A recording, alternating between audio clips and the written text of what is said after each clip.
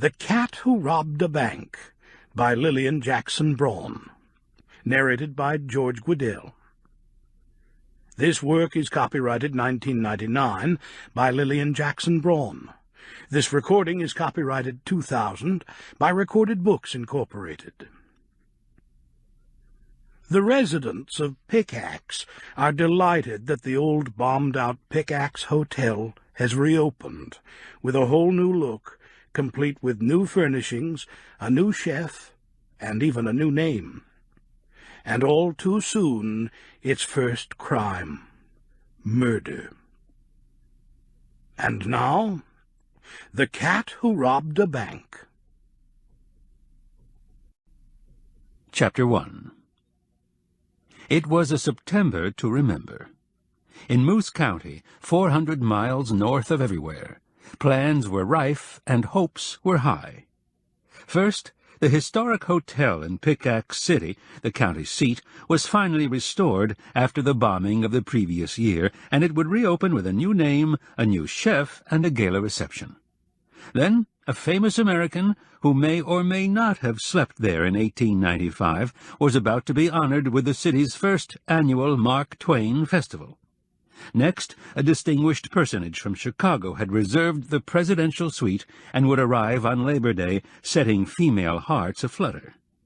To top it off, the Tri-County Scottish Gathering and Highland Games would be held at the fairgrounds. Bagpipes skirling, strong men in kilts tossing the caber, and pretty young women dancing the Highland fling on the balls of their feet. The one unexpected happening was the homicide on the Pickax police blotter, but that was a long story, starting 20-odd years before. As September approached, the good folk of Pickax, population 3,000, were quoting Mark Twain about the weather, suggesting ribald names for the hotel, and gossiping endlessly about a man named Delacamp. Few would ever meet him, but all had something to say about him. Jim Qwilleran, columnist for the Moose County Something, felt an air of anticipation when he made his rounds of downtown Pickax.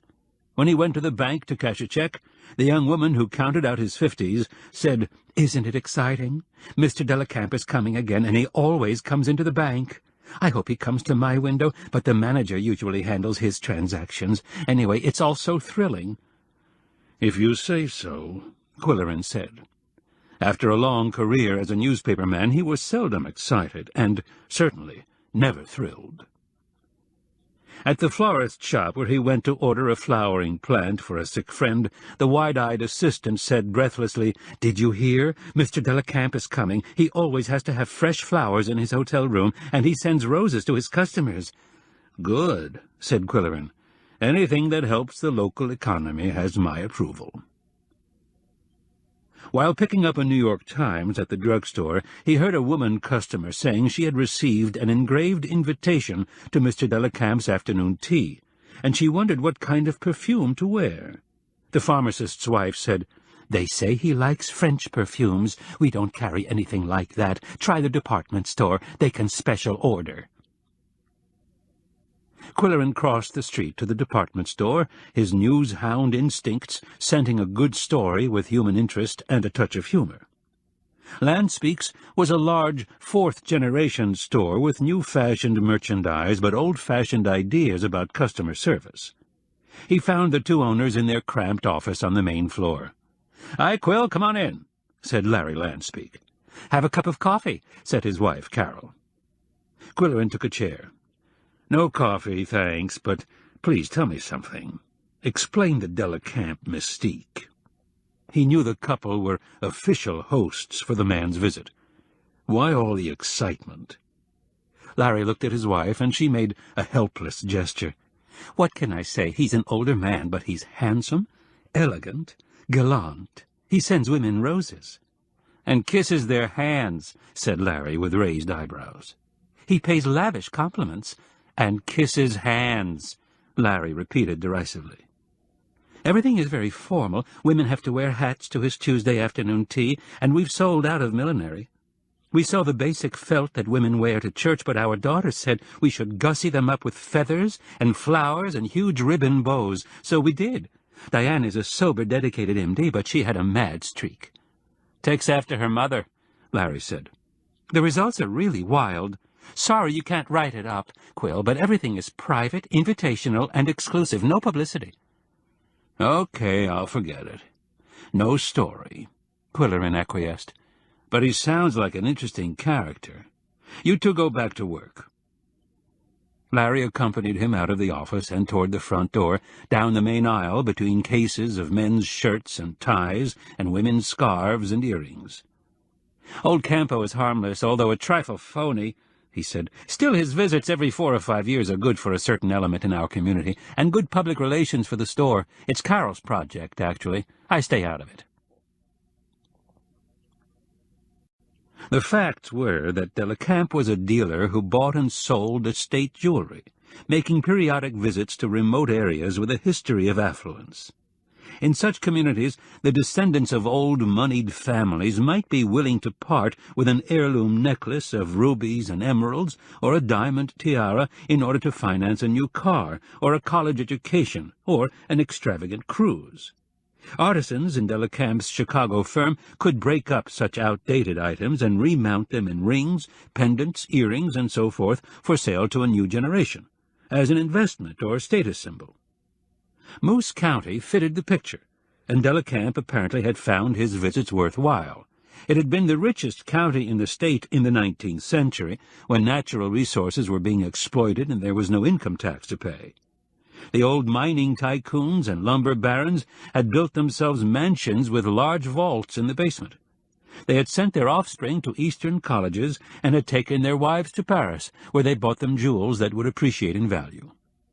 When the mines closed in the early 20th century, the economy collapsed and most families fled to the big cities. Others elected to stay and live quietly on their private means, going into business or the professions, or even bootlegging during Prohibition. All of this convinced Qwilleran that old Campo had a good thing going, and he enjoyed listening to gossip in the coffee shops. Blue-collar and white-collar opinions were freely expressed.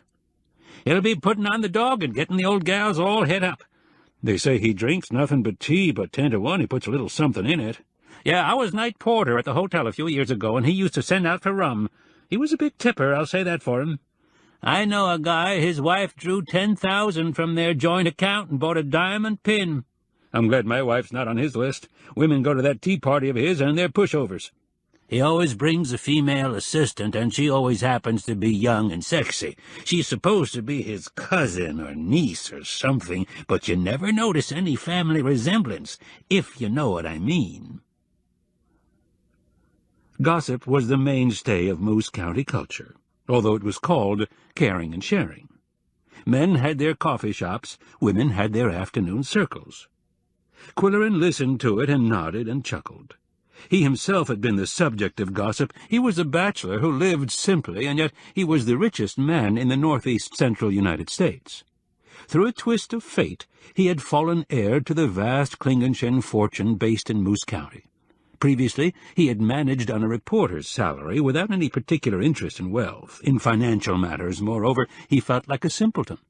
He handled the situation by establishing the Klingenschen Foundation with a mandate to give the money away judiciously to benefit the community. Needless to say, Mr. Q had become an icon in the North Country, not only because of his generosity. He wrote a twice-weekly column straight from the Quill pen that was the most popular feature in the newspaper. He had a genial disposition and a sense of humor, even though his brooding eyes gave him a look of melancholy. And he was his own man. Pioneer blood had made the natives into a race of determined individualists, as a glance at the map would confirm. There were places like Squunk Corners, Little Hope, Sawdust City, Chipmunk, and Ugly Gardens. Qwilleran belonged in this environment. He spelled his name with a QW, lived in a barn with 2 cats, sported an enormous pepper-and-salt mustache, and rode a recumbent bicycle which required him to pedal with feet elevated. There were other characteristics in his favor. Being tall and well-built, he had a distinct aura of authority. Being a journalist, he had trained himself to listen. Strangers felt they could confide in him, air their dreams, relate their woes. He always listened sympathetically. One of Qwilleran's quirks was his desire for privacy. He needed solitude for thinking, writing, and reading, and his converted barn was effectively secluded. Though within the city limits and not far from Main Street, it had acreage. It had once been a strip farm extending from Main Street to Trevelyan Road, which was a half-mile to the east. Paving was unknown in those days. Now Main Street divided into northbound and southbound traffic lanes called Park Circle. Around the rim were 2 churches, the courthouse, a majestic old public library, and the original Klingenschön mansion, now functioning as a small theater for stage productions. To the rear of the mansion was a 4-stall carriage house with servants' quarters upstairs. From there, a rustic wagon trail wound its way through evergreen woods, ending in a barnyard. The 100-year-old apple barn rose like an ancient castle, octagonal in design, 4 stories high, with a fieldstone foundation and siding of weathered shingles. Odd-shaped windows had been cut in the walls, reflecting the angled timbers that framed the interior.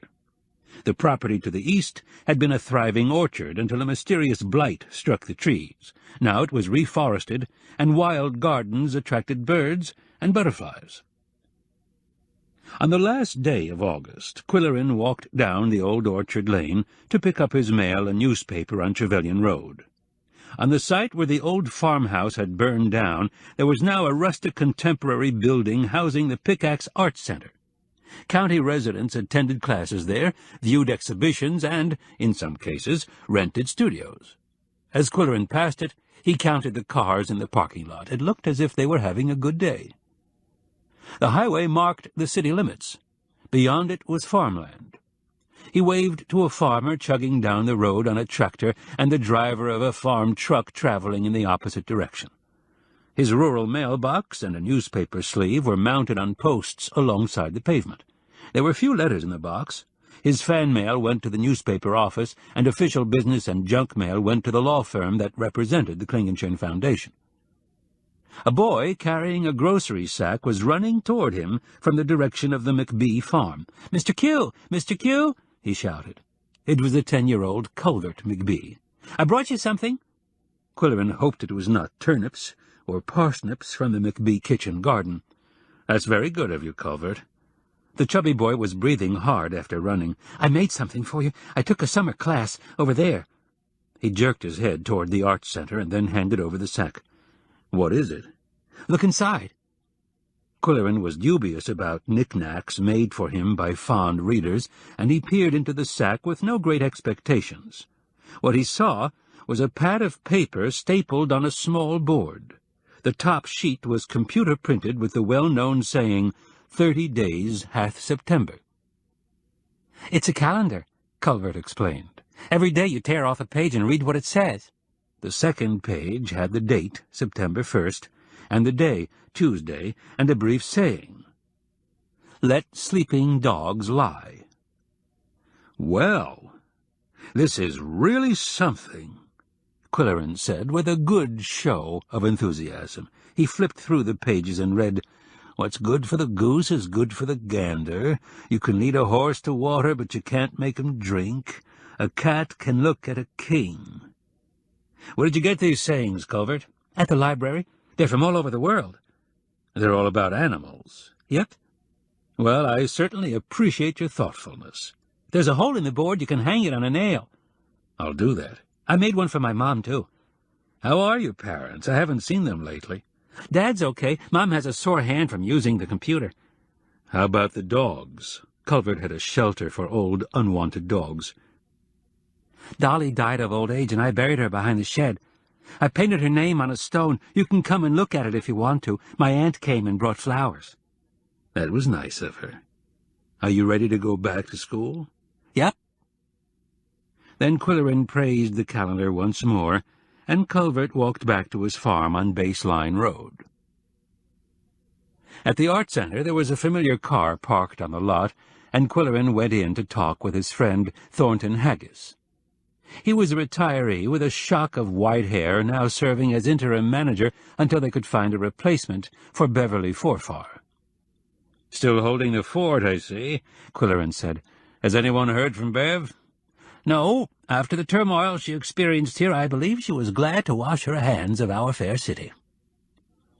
The former manager had written to Qwilleran, however, thanking him profusely for his farewell gift, little knowing it was something he had been trying to unload. She had written, "It was so wonderful of you to arrange for me to have the whiteness of white. It hangs in my apartment, where it is admired by everyone. You may be interested to know I have found a small job in Ann Arbor, Michigan, that could develop into something big." Qwilleran nodded. From what he knew of that city, it had the right climate for an esoteric intaglio. He had won it in a raffle at the Art Center simply because he was the only one who bought a chance. He bought several using the alias of Ronald Frobnitz. As the winner, he was trying to dispose of it discreetly without offending the artist who had donated it. Luckily, Beverly Forfar was leaving Pickax forever, and she was happy to acquire an artwork valued at $1,000. In a postscript to her letter, she had written, "If you are in touch with Professor Frobnitz in Japan, please thank him for his generosity. I'm sorry I didn't meet him while he was in Pickax. On the telephone he sounded positively charming." Qwilleran asked Thornton, "Any good prospects for Beverly's successor?" "They've interviewed a few applicants, but can't seem to make a decision." "You're doing too good a job, Thorne. Why hire a manager when good old Thorne will do the work free?" "Don't think that hasn't crossed my mind. After September 30th, I quit. Meanwhile, we're setting up the craft fair. Are you coming to the opening? I'll have a few of my own things on exhibit." "Are you doing something creative in tombstones?" Qwilleran asked lightly. Thornton was a retired stone-cutter who had studied art history at one time. "You can kid all you like," he retorted, "but I felt the need for a manual hobby. I bought a lathe, and now I'm doing wood-turning in my basement." "That I've got to see," Qwilleran said. "Then come to the craft fair," his friend said. "Bring money." When Qwilleran walked up the lane to the apple barn, he was approaching from the east. In its heyday, it had been a drive-through barn with huge doors east and west, large enough to admit a horse-drawn wagon loaded with apples. Now the huge openings had been filled in and equipped with human-sized doors. On the east side there were handsome double doors flanked by glass panels. These were the front doors, opening into the foyer, although they were on the back of the building. The back door was, of course, on the front, opening into the kitchen. This kind of anomaly was common in Moose County, where Pickax was referred to as Paradox. Twice the Pickax voters had vetoed a proposal to change the names of streets. Old East Street was west of New West Street, and there was confusion about North Street East and South Street West. Only strangers were befuddled, however, and befuddling strangers was a local pastime. As Qwilleran approached the double doors, two Siamese cats watched from the sidelights, standing on their hind legs with their forepaws on the low windowsill. Entering the foyer, he had to wade through weaving bodies and waving tails, circling him, doubling back, rubbing his ankles, and getting under his feet, all the while yowling in the operatic voices of Siamese. The tumultuous welcome would have been flattering if Qwilleran had not consulted his watch. It was feeding time at the zoo. "What have you guys been doing this afternoon?" he asked as he prepared their dinner. "Anything worthwhile? Solve any world problems? Who won the 50-yard dash?" The more you talk to cats, the smarter they become, he believed. The long, lean, lithe, muscular one was Koko, familiarly known as Koko.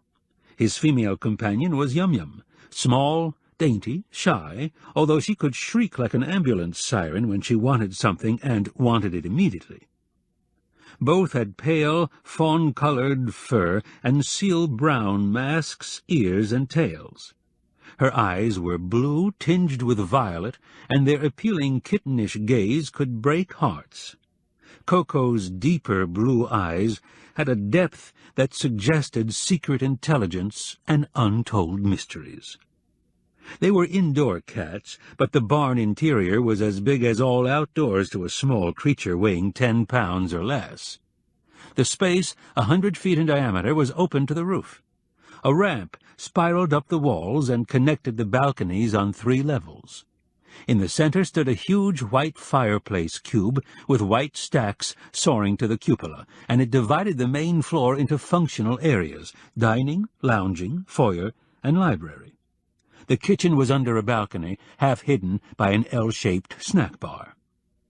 In the daytime, a flood of light came through triangles and rhomboids of glass. Pale colors prevailed in the bleached timbers, upholstered furniture, and Moroccan rugs. After dark, when a single switch activated indirect lights and artfully placed spotlights, the effect was nothing less than enchanting. Qwilleran's favorite haunt was the library area.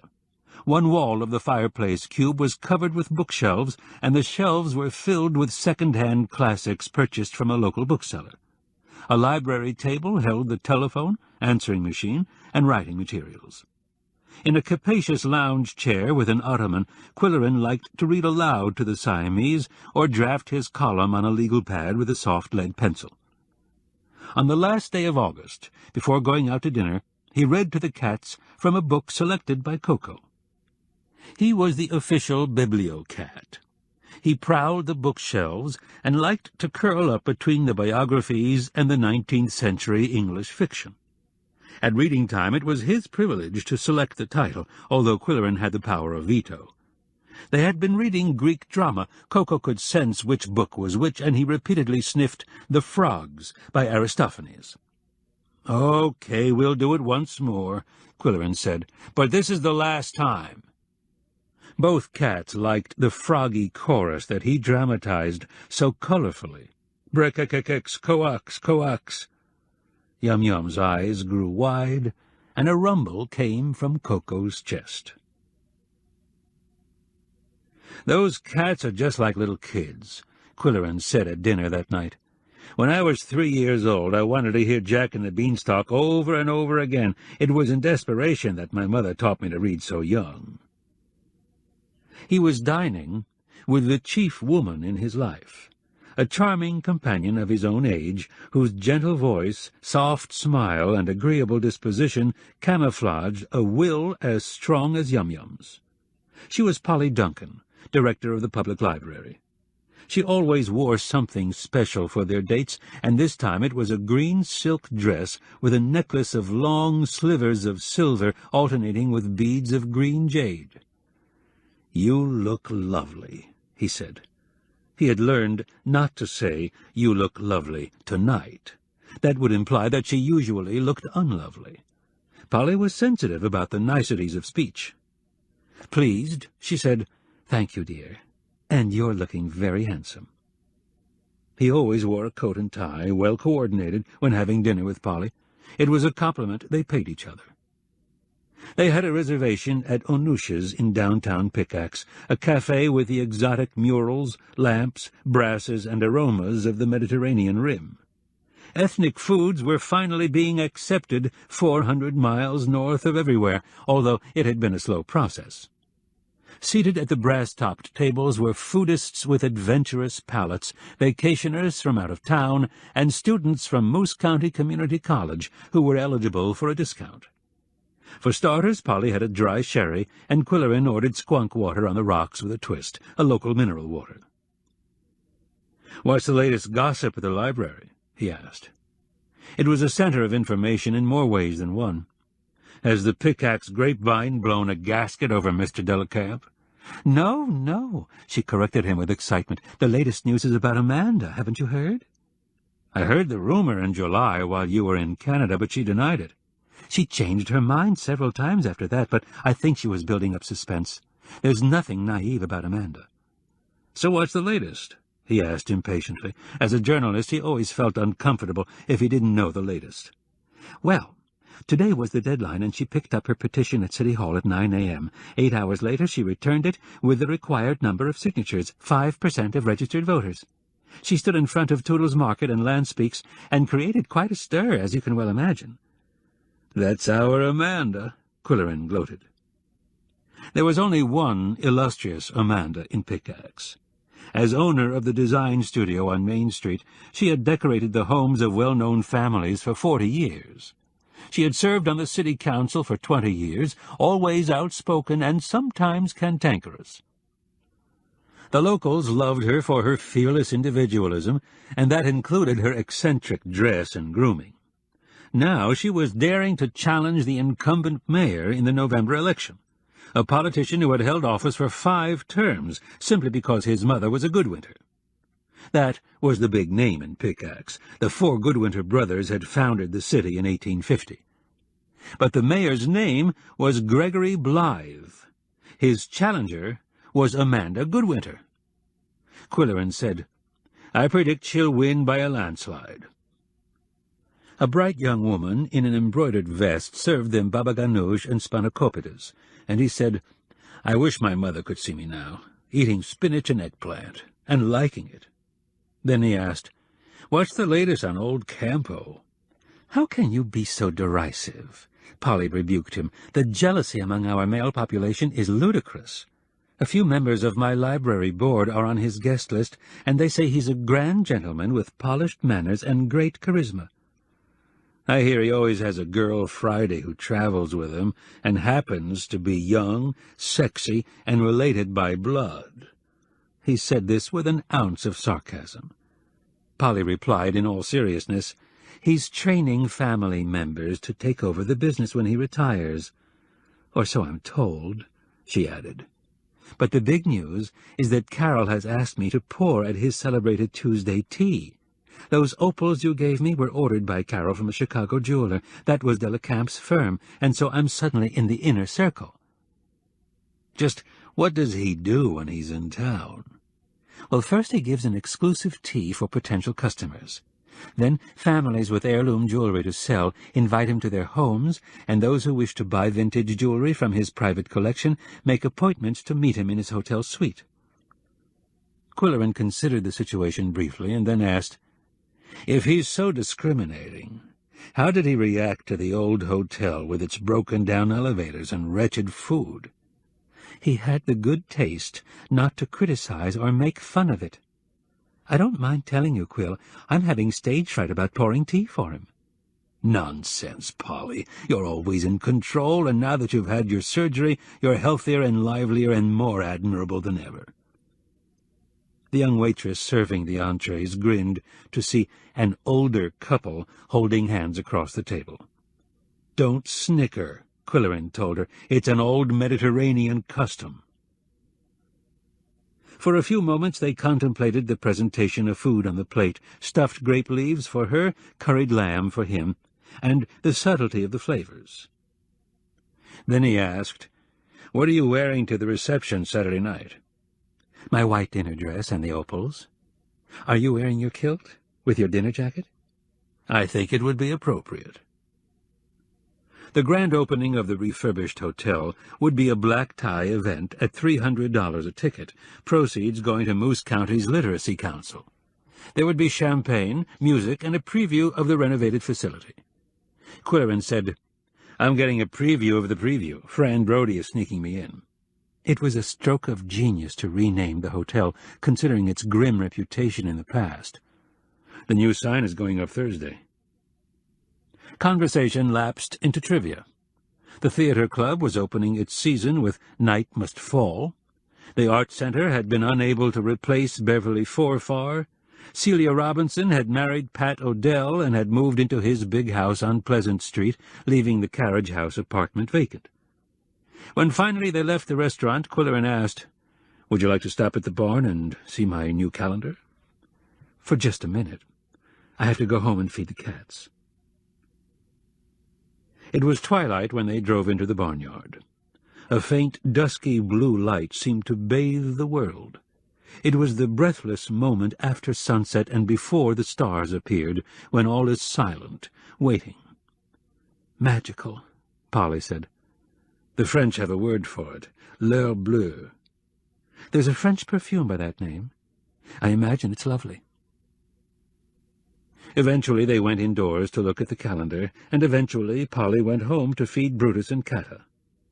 Qwilleran took the Siamese out to the screened gazebo, and the 3 of them sat in the dark. The cats liked the night-time. They heard inaudible sounds and saw invisible movement in the shadows. Suddenly Koko was alert. He ran to the rear of the gazebo and stared at the barn. In 2 or 3 minutes, the phone rang indoors. Qwilleran hurried back to the main building and grabbed the receiver after the 6th or 7th ring. The caller was Celia Robinson Odell, who had been his neighbor in the carriage-house apartment. "Hi, Chief," she said cheerfully, her voice sounding young for a woman of her advancing age. "How's everything at the barn? How are the kiddies?" "Celia, I've been trying to call you and extend felicitations on your marriage, but you're hard to reach." "We took a little honeymoon trip. We went to see Pat's married daughter in Green Bay. He has 3 grandchildren. "How do you like living on Pleasant Street?" "Oh, it's a wonderful big house with a big kitchen, which I need now that I'm going into the catering business seriously. But I enjoyed living in the carriage house and running over with goodies for you and the kiddies. I can still cook a few things for your freezer, you know, and Pat can deliver them when he does your yard work." "That'll be much appreciated by all 3 of us." "And if there are any little secret missions that I can handle for you—" "Well, we'll see how that works out. Give Pat my congratulations. He's a lucky guy." As Qwilleran hung up the phone, he stroked his mustache dubiously, fearing that his espionage stratagem was collapsing. He liked to snoop in matters that were none of his business, propelled by curiosity or suspicion, and he had relied on Celia to preserve his anonymity. She was an ideal undercover agent, being a respectable, trustworthy, grandmotherly type. And, as an avid reader of spy fiction, she enjoyed being assigned to covert missions. There had been briefings, cryptic phone calls, hidden tape recorders, and secret meetings in the produce department at Toodle's Market. Now, as a married woman, how long could she retain her cover? As for Qwilleran, there was nothing official about his investigations. He simply had an interest in crime, stemming from his years as a crime reporter for newspapers down below, as locals called the metropolitan areas to the south. In recent years he had uncovered plenty of intrigue in this small community, and in doing so he had won the trust and friendship of the Pickax police chief. It was an association that would continue with or without his secret agent. Chapter 2. Tuesday, September 1st. Let sleeping dogs lie. Qwilleran had written 1,000 words in praise of September for the Quill pen column, and he invited readers to compose poems about the 9th month. He wrote, "The best will be printed in the Quill pen and will win a Quill pencil stamped in gold." Everyone knew that his favorite writing tool was a fat yellow pencil with thick, soft lead. "Always figuring out ways to get the subscribers to do your work for you," the managing director bantered. "Reader participation is the name of the game. They love it." "Who's paying for all the pencils you're giving away?" "You can take it out of my meager salary." Wednesday, September 2nd. Don't count your chickens before they're hatched. The weekly luncheon of the Pickax Boosters Club was held at the Community Hall, with committees reporting on the progress of the Mark Twain Festival, scheduled for October. There would be a parade, a square dance, contests, lectures, and more. The so-called presidential suite in the hotel, 3rd floor front, would be renamed the Mark Twain Suite.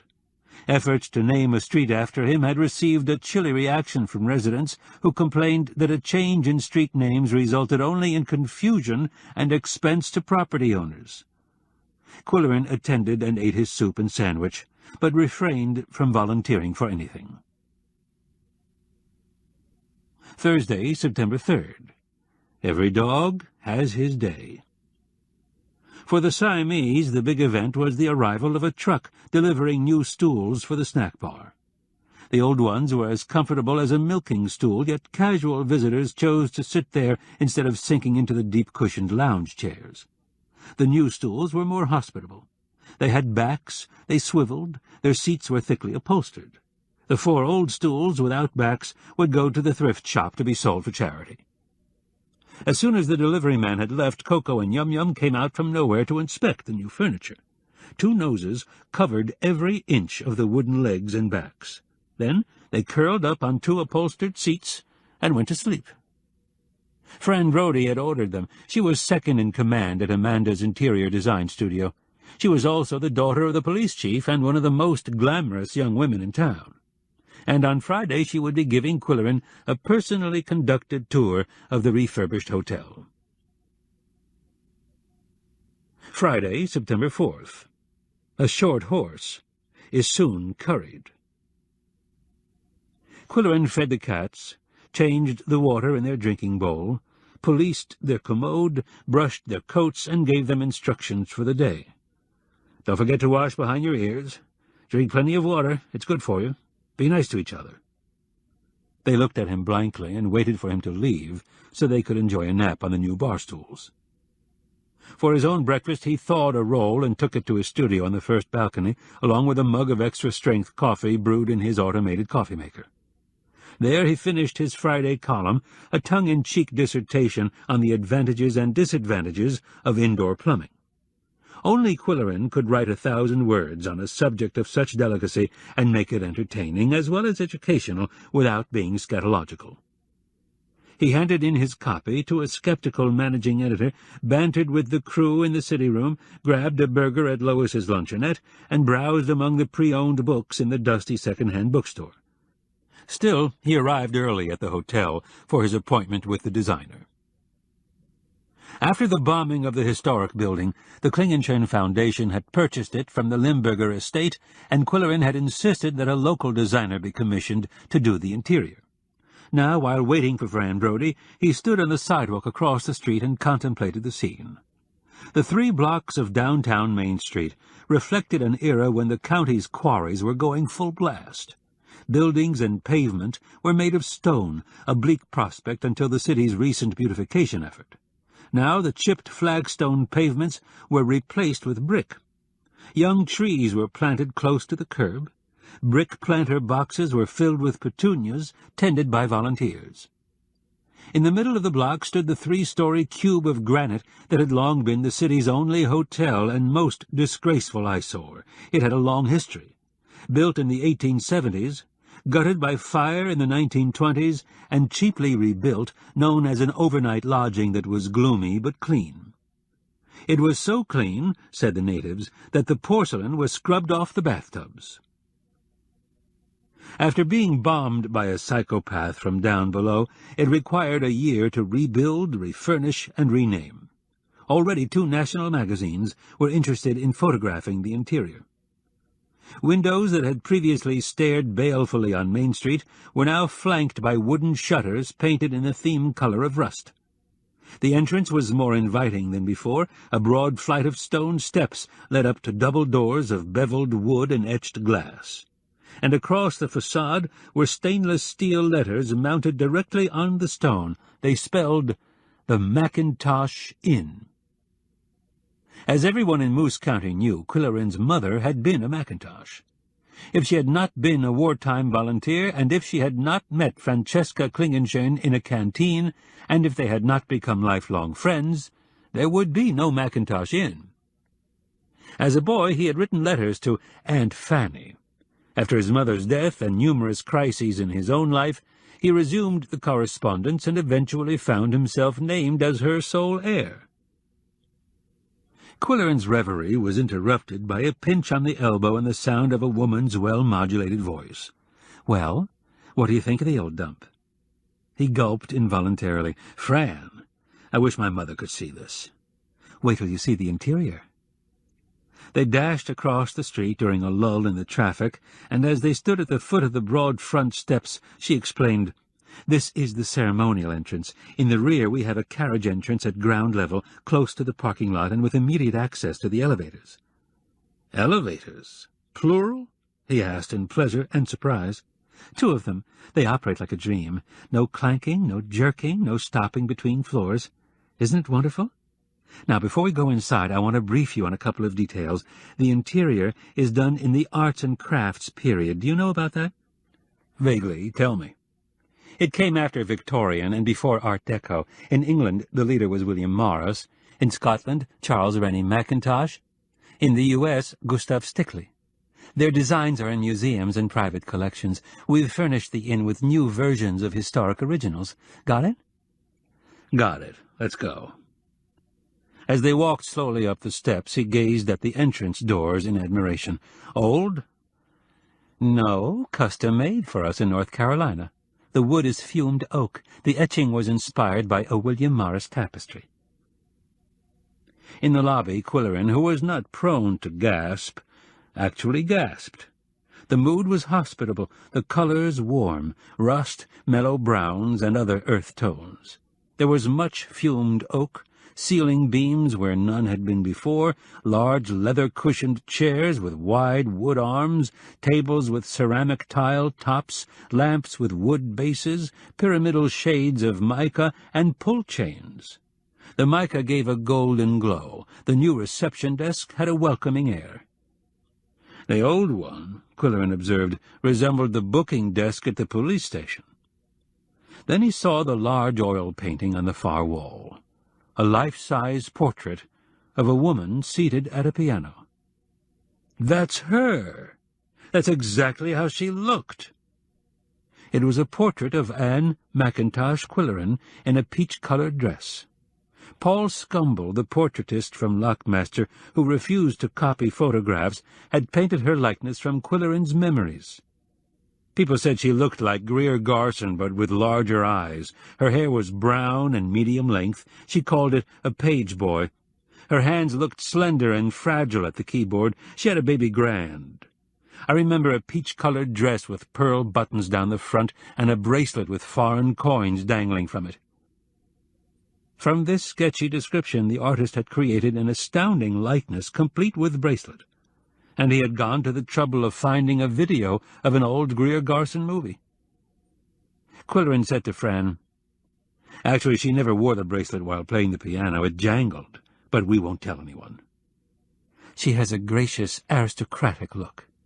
"True, but I didn't think of it in those terms when I was a kid. I just thought it was motherliness, a kind of calm, fond assurance that Mother knows best. I have to phone Paul and congratulate him." "Wait till tomorrow," she suggested. "He's coming to the reception." "In his usual ragged jeans and paint-spattered T-shirt?" "Please, I personally dragged him to Bruce's tuxedo rental and talked him into trimming his beard. Just a trifle, not enough to crush his personality. Are you ready to see the rest of the building?" The dining room was now the Mackintosh room, with white tablecloths and black lacquered stickly chairs. They had square spindled backs and upholstered seats covered in the Mackintosh tartan. That was red with a dark green stripe, and the carpet was dark green. The focal point on the back wall was a large Mackintosh crest in wrought iron set to come from a Scottish castle gate. It had a cat rampant and the clan motto, "Touch not the cat but a glove." The coffee shop was called Rennie's and was done in the style of a Glasgow tea-room designed by Charles Rennie Mackintosh. There was a ballroom on the lower level that would be the scene of the opening reception, Mr. Delacamp's Tuesday tea, and all future luncheon meetings of the Boosters Club. The guest rooms, furnished in stickly, were Fran's chief pride. She said, "I've traveled extensively and stayed in luxury hotels with lavish furnishings, but no place to put anything down. That's my pet peeve, and I designed these rooms to be functional as well as attractive." Qwilleran asked, "Where will Mr. Delacamp camp while he's here?" "In the presidential suite. No president ever stayed here, but there's still an adjoining room for the Secret Service, and it'll be used for his assistant." "I hope he likes cats." Qwilleran pointed to a building across the street. An upstairs apartment had 5 windows with a cat in each, sitting on the sill and watching the flow of traffic below. "Aren't they adorable?" Fran said. "They're watching pigeons on the roof of the inn." "Or making a traffic survey. Who lives there?" "Mrs. Sprinkle. The Sprinkle family owns the whole block. When her husband died, she sold their country house and moved downtown. She likes the action. He liked peace and quiet. Why does a man who can't stand noise marry a woman who can't stand silence?" "It's the Jack Sprat law." "She has unusual curtains. Is she a client of yours?" "No, Amanda has done her work for 40 years. It's all Victorian. You'd hate it, Quill. And now, would you like to meet the manager before you leave? He's from Chicago." The door to the manager's office on the second floor was standing open, and a clean-cut young man in suit and tie was working at the desk. Fran said, "Barry, would you like to meet Mr. Q?" Before she could make the introductions, he jumped up with hand extended. "I'm Barry Morgan, spelled with a G-H. "I'm Jim Qwilleran, spelled with a Q-W. Welcome to—" "Excuse me, you guys, I have to run along," Fran said. "See you both at the reception." "Have a chair, Mr. Qwilleran," said the manager. "Call me Quill. It's shorter, more forceful, and saves energy. I hear you're from Chicago, so am I. A Cubs fan from birth. What brings you to the backwoods?"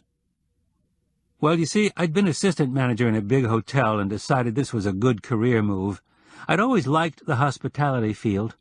My dad was a traveling man and sometimes took me along. I liked staying in different hotels, and my first ambition was to be a bellhop and wear one of those neat uniforms. I was pretty young then. Now I like the idea of being an innkeeper. I trained at Cornell." "Would you say the inn is getting off to a good start?" "Absolutely." Barry consulted a calendar.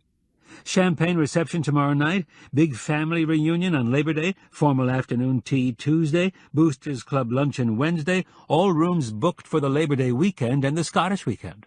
And dinner reservations are going fast for the Macintosh room. We have this great chef from Chicago, you know. Your paper has interviewed him for Thursday's food page. The whole staff is excited. All the hiring was done before I got here by Mr. Barter's office. It was his idea to hire MCCC students part-time. He's a great guy." G. Allen Barter was junior partner in the Pickax law firm of Hasselrich, Bennett & Barter, and he was Qwilleran's representative in all matters pertaining to the Klingenschein Foundation. Since the K Fund owned the inn, he was CEO. Qwilleran said, "I know Bart very well. He says you need a place to live. And there's a carriage house apartment on my property that's available. 4 rooms, furnished. It's only a few blocks from downtown." "Great. I'll take it," the manager said. "I've been sleeping here, but I've got a van full of personal belongings that I'd like to offload." "You'd better look at it first," Qwilleran said. "I'll show it to you any time." "How about right now?" Within minutes he was following Qwilleran's vehicle south on Main Street, around the Park Circle and into the parking lot of the K Theatre. They stopped at a fieldstone carriage house with carriage lanterns on all 4 corners.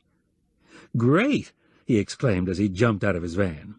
"I warn you, the stairs are narrow and steep. It was built in the 19th century when people had small feet and narrow shoulders. You'll be interested to know it's said to be haunted by a young woman whose name was Daisy." "Great. After you unpack, you can drive through the woods to my place and I'll offer you a drink." "Great." "By the way," Qwilleran said, "how do you feel about cats?" "Anything that walks on 4 legs and doesn't bite is a friend of mine." By the time Barry Morgan arrived at the barn, the Siamese had been fed and were curled up like shrimp on their respective bar stools, sound asleep. Qwilleran went to the barnyard to greet him. He enjoyed newcomers' expressions of disbelief and awe when the 100-year-old barn loomed before their eyes, and he was not disappointed by his tenant's reaction. "Great!" he said with fervor. The interior, with its ramps and balconies and giant white cube, sent him into further exclamations of astonishment. "What do you like to drink? I have a well-stocked bar," Qwilleran said. "I'm not much of a drinker. What are you going to have?" "Ginger ale." "Great. I'll have the same." Barry had changed into casual wear and walked around with his hands in his pants pockets making comments. "Are those your cats, or are they fur cushions on the bar stools? Have you read all those books? I see you have one of those bent bikes. Do you ride it?" There was a recumbent bicycle leaning against a stone wall near the foyer. "It was a gift," Qwilleran explained. "Now that I'm used to pedaling with my feet elevated, I like it." They lounged in the library area with their ginger ale, and his guest said, "Mind if I chew gum? I'm trying to stop smoking." "Go right ahead." "Is this a wastebasket?" He dropped the wrapper in a polished wooden receptacle with a carved top handle. "It's a wastebasket moonlighting as an antique Chinese water bucket, or vice versa. Do you know I haven't chewed gum since I gave up baseball? It was part of the game for me. Chomp gum, jerk cap, punch glove, hitch belt. Why did you give up baseball? I came out of the military with a bum knee. It plagued me till I moved to Moose County and then disappeared. The natives credited the drinking water. I think the biking cured it. Then the talk turned to the inn. How it had been dreary but clean, how everyone hated the food, how Fran Brody had worked wonders with the interior. "She's one of our civic treasures," Qwilleran said. "Yeah, she's a dynamo. Is she married?" "No, but they're standing in line. Take a number." "What's a good way to meet girls around here?" Barry asked. "Interesting ones, I mean." "It depends on your definition of interesting. There are numerous clubs you can join: theater, bridge, golf, bird-watching, biking, hiking, and so forth. You can take a class at the art center, go to church, attend boosters' club luncheons, and meet spirited young businesswomen. How about volunteering to teach adults how to read and write? It would look good on your resume," Qwilleran concluded. "Or in your obituary." "Yow!" came an aggressive comment from a bar stool where Koko was stretching and yawning. "That's Koko Kung, the brains of the family," Qwilleran said. "He reads minds, knows when the phone is going to ring, and tells time without looking at a clock. All skills denied to you and me. Yum-Yum is our glamour cat. She walks like a model on a runway, strikes photogenic poses, and melts hearts with her innocent gaze. But don't be fooled. She'll steal anything small and shiny." The newcomer, dubious about Qwilleran's seriousness, changed the subject. "This is my first experience in a small town. Do you have any advice for me? I mean it. I want to get off on the right foot." "The main thing," Qwilleran began, "is to remember that everyone knows everyone. Never speak ill of someone you may be talking to his cousin or son-in-law or fellow club member. Play it safe by keeping your eyes and ears open and your mouth closed." "Great.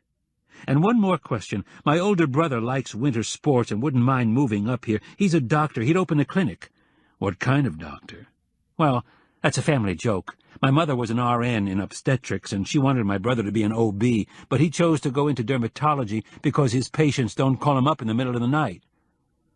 Qwilleran chuckled. "All kidding aside, we need your brother.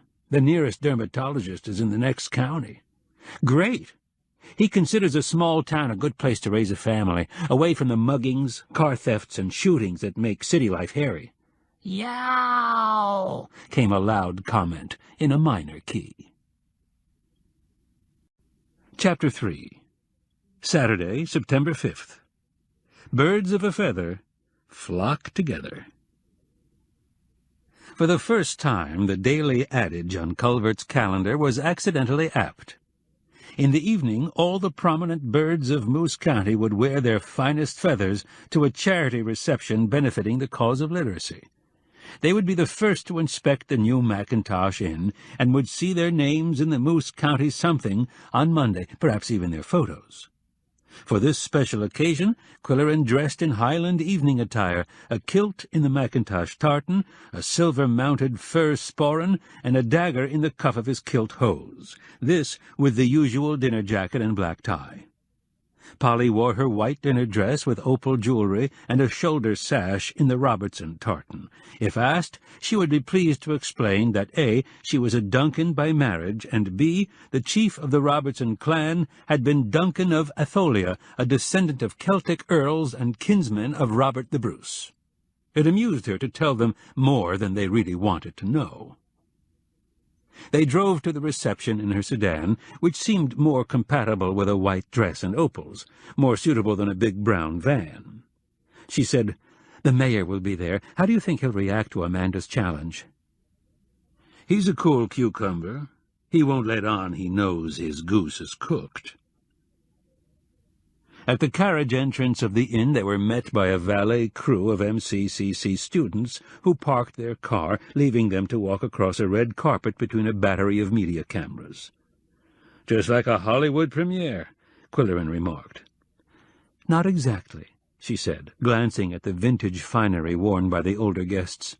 These last remaining descendants of the old moneyed families might be aged and infirm, but they always turned out in evening attire to support a good cause. The Old Guard, they were affectionately called. Local wags called them the Mothball Brigade. A faint aroma of PCB hovered around the paisley shawls, sable stoles, and outdated dinner jackets that came out of deep storage for the occasion. The carriage entrance opened into a ground-level lobby with a grand staircase. Half a flight up to the main lobby, half a flight down to the ballroom where the champagne was flowing. Like everyone else, Qwilleran and Polly took the descending flight, stopping part way to survey the subterranean hall. It was a scene of glowing chandeliers, huge bouquets of flowers, and hors d'oeuvre tables lighted by candles. Guests stood in clusters holding champagne glasses. A string trio was playing Viennese waltzes. Servers circulated with trays of champagne and white grape juice. There were hot and cold hors d'oeuvre tables, and Arch and Mildred Riker were standing at the former, critiquing the bite-sized morsels. She was food editor of the Something, her husband was publisher of the paper. Both had the appearance of being happily well-fed. Qwilleran said to Arch, "I knew I'd find you feeding at the trough." They were lifelong friends, with a license to banter. "Don't worry, I've left a few scraps for you."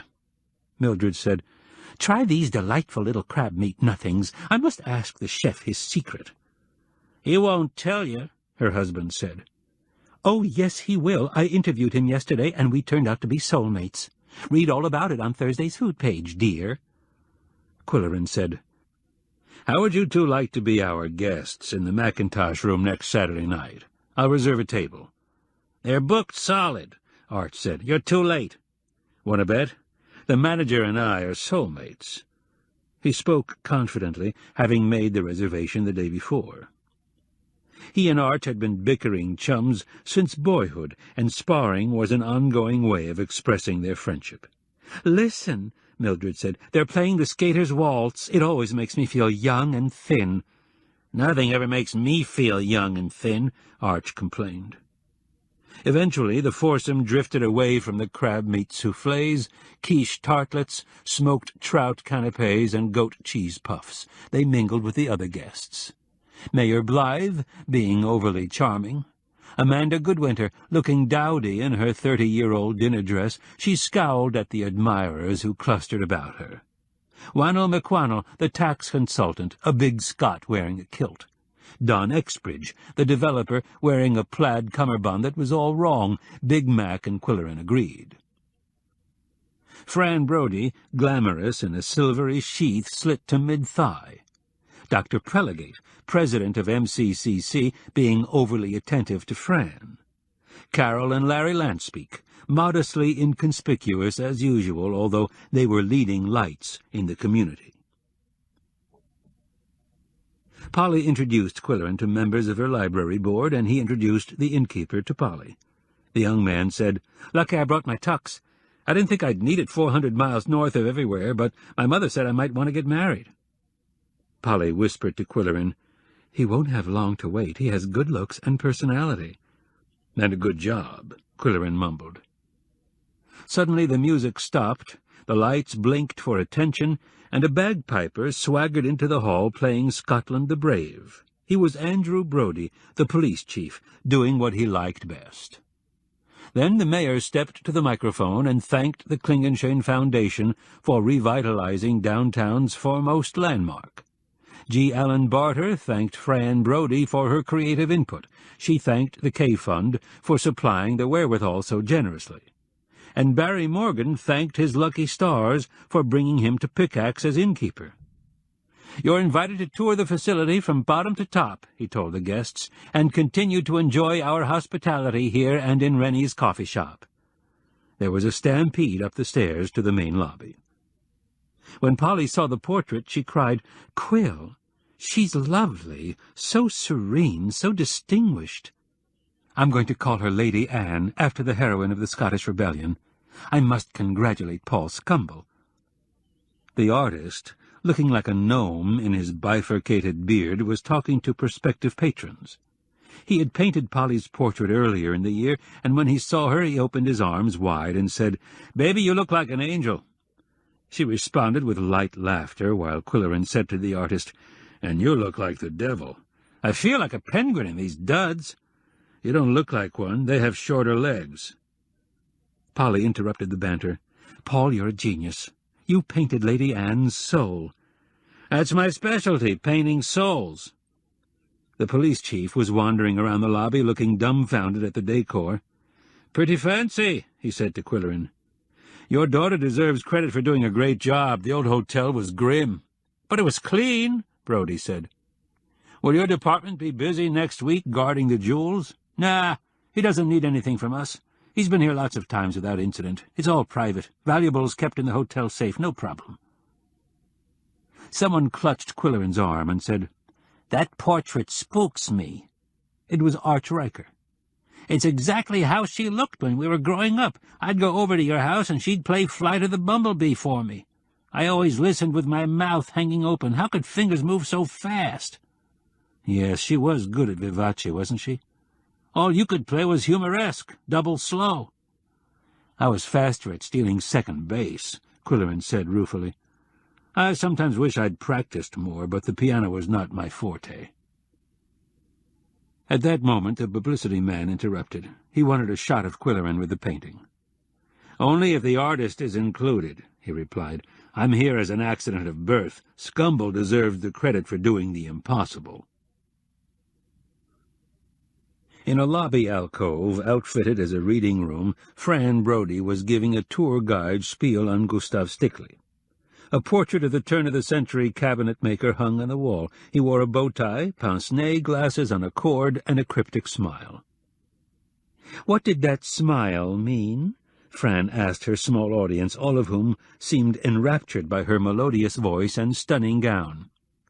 He was a writer, philosopher, and cabinet-maker, and yet he came from humble beginnings on a Wisconsin farm, the eldest of 11 children.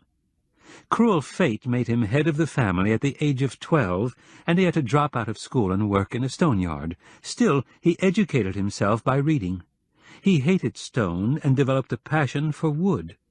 His furniture designs, with plain, honest structural lines and a reverence for wood, were made from 1901 to 1915 and had many imitators. The framed pictures grouped over the trestle tables are enlargements of the cozy cottage drawings in Stickley's magazine, The Craftsman. Another center of attention in the lobby was the new reception desk with its front panel of iridescent ceramic tiles typical of the period. Behind it stood 4 young persons in black blazers with the Macintosh crest. One of them was Lenny Inchpot, who had been on the desk when the bomb went off and a chandelier fell in the lobby. He still had a slight scar on his forehead. Now he was captain of the desk clerks, who worked in 4 6-hour shifts. He himself worked evenings. All were MCCC students. Viella, a vibrant young woman who worked afternoons, said, "I love meeting people. This is an exciting place to work." Marietta, on mornings, was intensely serious. She hoped to learn a lot on the job. Bose, on duty midnight to 6, was a big fellow with bland smile.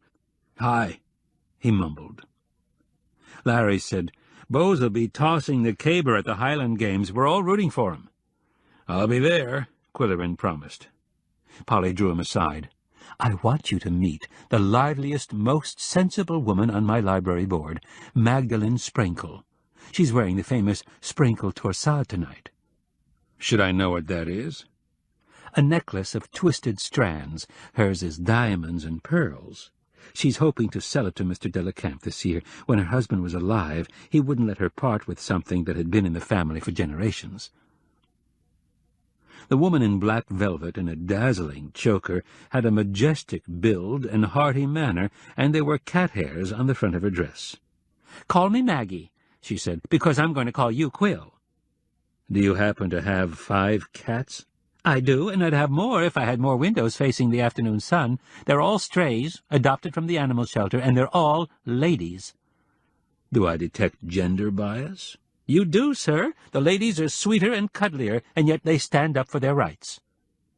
He nodded as if in agreement. Actually, he was thinking about Yum-Yum with her sweet, ingratiating ways and her shrieks of indignation if she didn't get what she wanted when she wanted it. "What are their names?" he asked, knowing that cat fanciers liked to be asked. "They're all named after famous women in history. Sarah, Charlotte, Carrie, Flora, and Louisa May."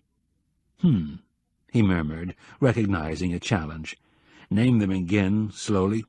"Sarah, Bernhardt. Charlotte, Bronte, of course.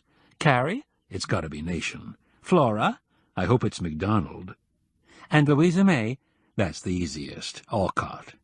"You clever man, I'm going to give you a big hug." She did, and several cat hairs were transferred from her black velvet to his dinner jacket. "You must come and meet my ladies-in-waiting, but no publicity, please." Polly said, "But how about telling him your great-grandmother's story, Maggie? He's collecting legends of Moose County for a book. Its title will be Short and Tall Tales." "When?" Maggie asked with her usual decisiveness. Friday? He was never one to waste words. The date was made. "Now I have to go and say hello to the mayor and give him a big hug," she said. "I'm a political hypocrite." Qwilleran and Polly watched her cross the lobby and deposit some cat hairs on his honor's dinner jacket.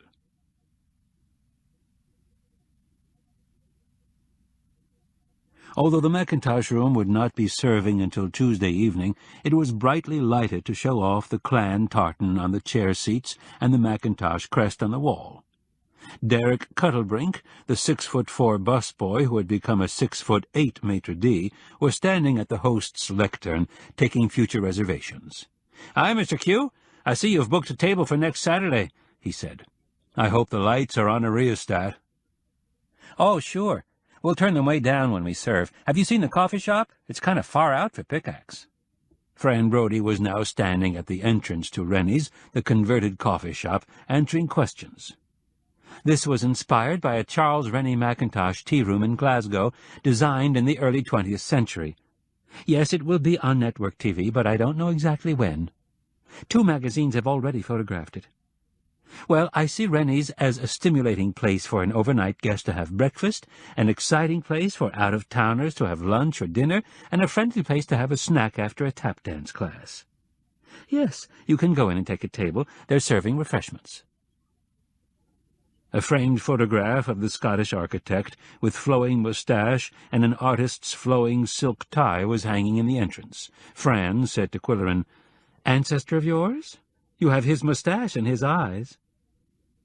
The distinguishing feature of Rennie's was the high-backed Mackintosh chair, about 4 feet tall and tapered upward.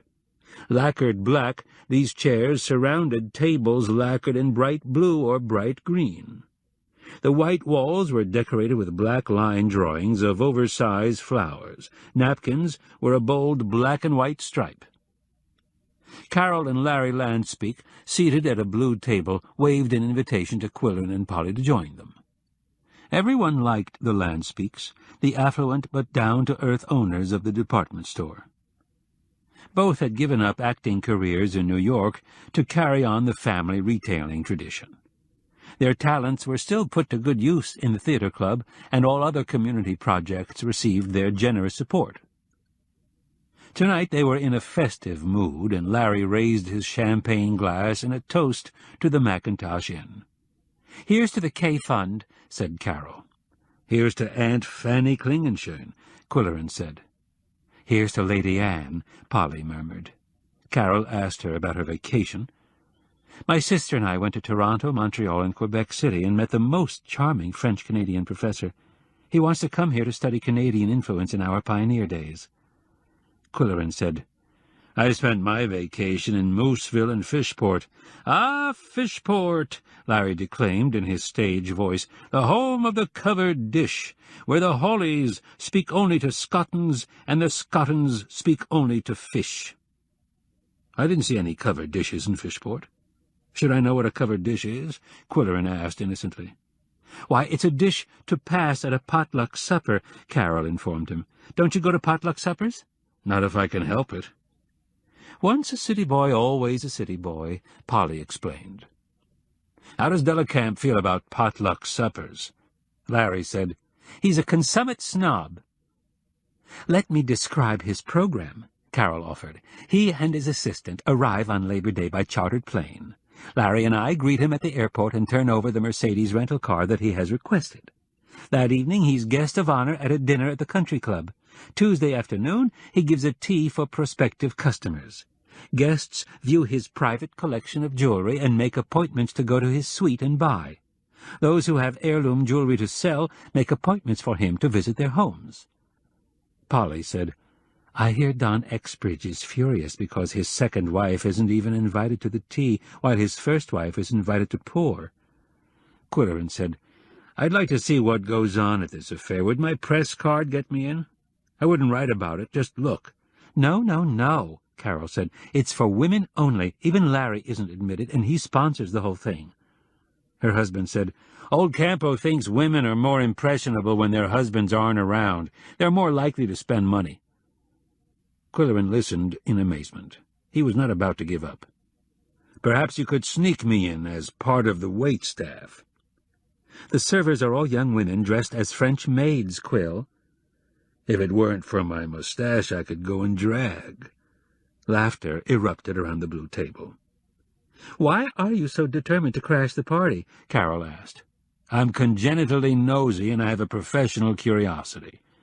Polly said, "Hell hath no fury like a journalist denied access." "You say the jewels are on display at the tea. What do they do about security?" "Nothing. No one has any fears about a robbery, if that's what you're thinking." "And no one had any fears about bombing last year. Times are changing. No doubt Delacamp has the stuff insured, but in the case of a theft, would the inn be liable? Would Delacamp's insurance company sue the inn's insurance company? I think I should go as a security guard, so that the inn is covered." There was a ripple of laughter around the table. "I'm serious." Then Larry said with a grin, "Why not?" He himself had played practical jokes, masquerading as a stony-faced butler to enliven a stuffy dinner party, playing the role of a drunken citizen to stir up a dreary city council meeting. "Yes, why not?" Carol echoed. They looked at each other with conspiratorial merriment. "We could find him a uniform in the costume department. The cap should be a couple of sizes too large. Dark glasses. His mustache and hair should be darkened. He'd need a sidearm and a holster. There's a wooden gun in the prop room. How about a German shepherd?" Suddenly the image of the county's richest citizen in a guard's uniform with dark glasses and a wooden gun struck them all as hilariously comic. Then Polly, with her usual common sense, asked, "How will you explain this caper to Mr. Delacamp?" Qwilleran was skilled at fabricating fiction on the spur of the moment. "Well, it's a new inn, with new owners and new insurance policy. The terms require the inn to have a security guard on the premises when valuables are on exhibit." "Sounds good to me," Larry said. "I'll explain it to Barter," Qwilleran said. "He'll go along. He has a sense of humor." Chapter 4. Sunday, September 6th. Without a shepherd, sheep are not a flock. It was the second day of the craft fair. In the afternoon, Qwilleran and Polly walked down the lane to the art center. She had a long list and expected to do most of her Christmas shopping. It was Qwilleran's custom to give edibles and potables for the holidays, but he hoped to find a good-looking pencil holder for the library table. They saw hand-thrown pots, hand-woven placemats, hand-painted tiles, hand-wrought iron trivets, hand-screened scarves, hand-carved wood salad servers, hand-printed note cards, and hand-stitched wall hangings. Then Qwilleran saw Thornton's wood-turnings, bowls, plates, candlesticks, vases, and such, laved to a satin smoothness and decorated with nature's own markings. There were captivating streaks, swirls, wisps, splotches, and squiggles in tints of brown on the pale waxed wood. "I use spalted wood," Thornton explained. "Irregularities caused by fungus, worms, faulty growth, or woodpeckers produce these abstract patterns when turned on a lathe." Qwilleran pointed to a foot-tall container of classical shape with a marbleized veining. "I like that. Do you call it a vase, urn, jar, or what?" "A vessel. The shape was used in ancient Egyptian times for transporting water or olive oil. It's turned from a chunk of spalted elm. The small round bowl with a lid is spalted maple. I'll take both of them. The small one sold. There was a red sticker on the bottom of it with the initials M.R. Qwilleran huffed into his mustache in frustration, then said, "How do you produce one of these vessels?" "First, find a good burl." "Should I know what that is?" "It's an unnatural growth on a tree. You rough out your design, wax it, dry it for a few months, chuck it into place on your lathe, turn it, shape it with gouging tools, sand it, finish it with wax or oil." "It obviously takes skill." "And patience, and some intelligence, if you'll pardon my lack of modesty. You learn a lot about trees." "Where did you learn how to do this craft?" Qwilleran asked. "I took lessons from a master wood-turner in Lockmaster, one-on-one. Believe me, I regret I'm getting such a late start. Wood-turning could be a lifetime study." To transport Polly's numerous purchases and his own spalted elm vessel back to the barn, Qwilleran ran back up the lane and fetched his van. "Where are you going to put the vessel?" she asked. "In the center of the coffee table." It was a low contemporary table, large and square, surrounded by upholstered seating. "I think it's an absolutely stunning piece," she said when she saw it. "You should have seen the one that got away," Qwilleran said. "It was smaller but spectacular, about the size of a grapefruit, a bowl with a domed cover and a small knob on top, turned in one with the cover. Amazing, but it was already sold." He had forgotten to look for a pencil holder. His fat yellow pencils were stuck in a brown coffee mug inscribed, "As he brews, so shall he drink." He offered anyone $1 who could identify the author. So far, only Polly had collected. Labor Day, September 7th. When the cat's away, the mice will play. Qwilleran and Polly celebrated by driving out of town for a backyard barbecue.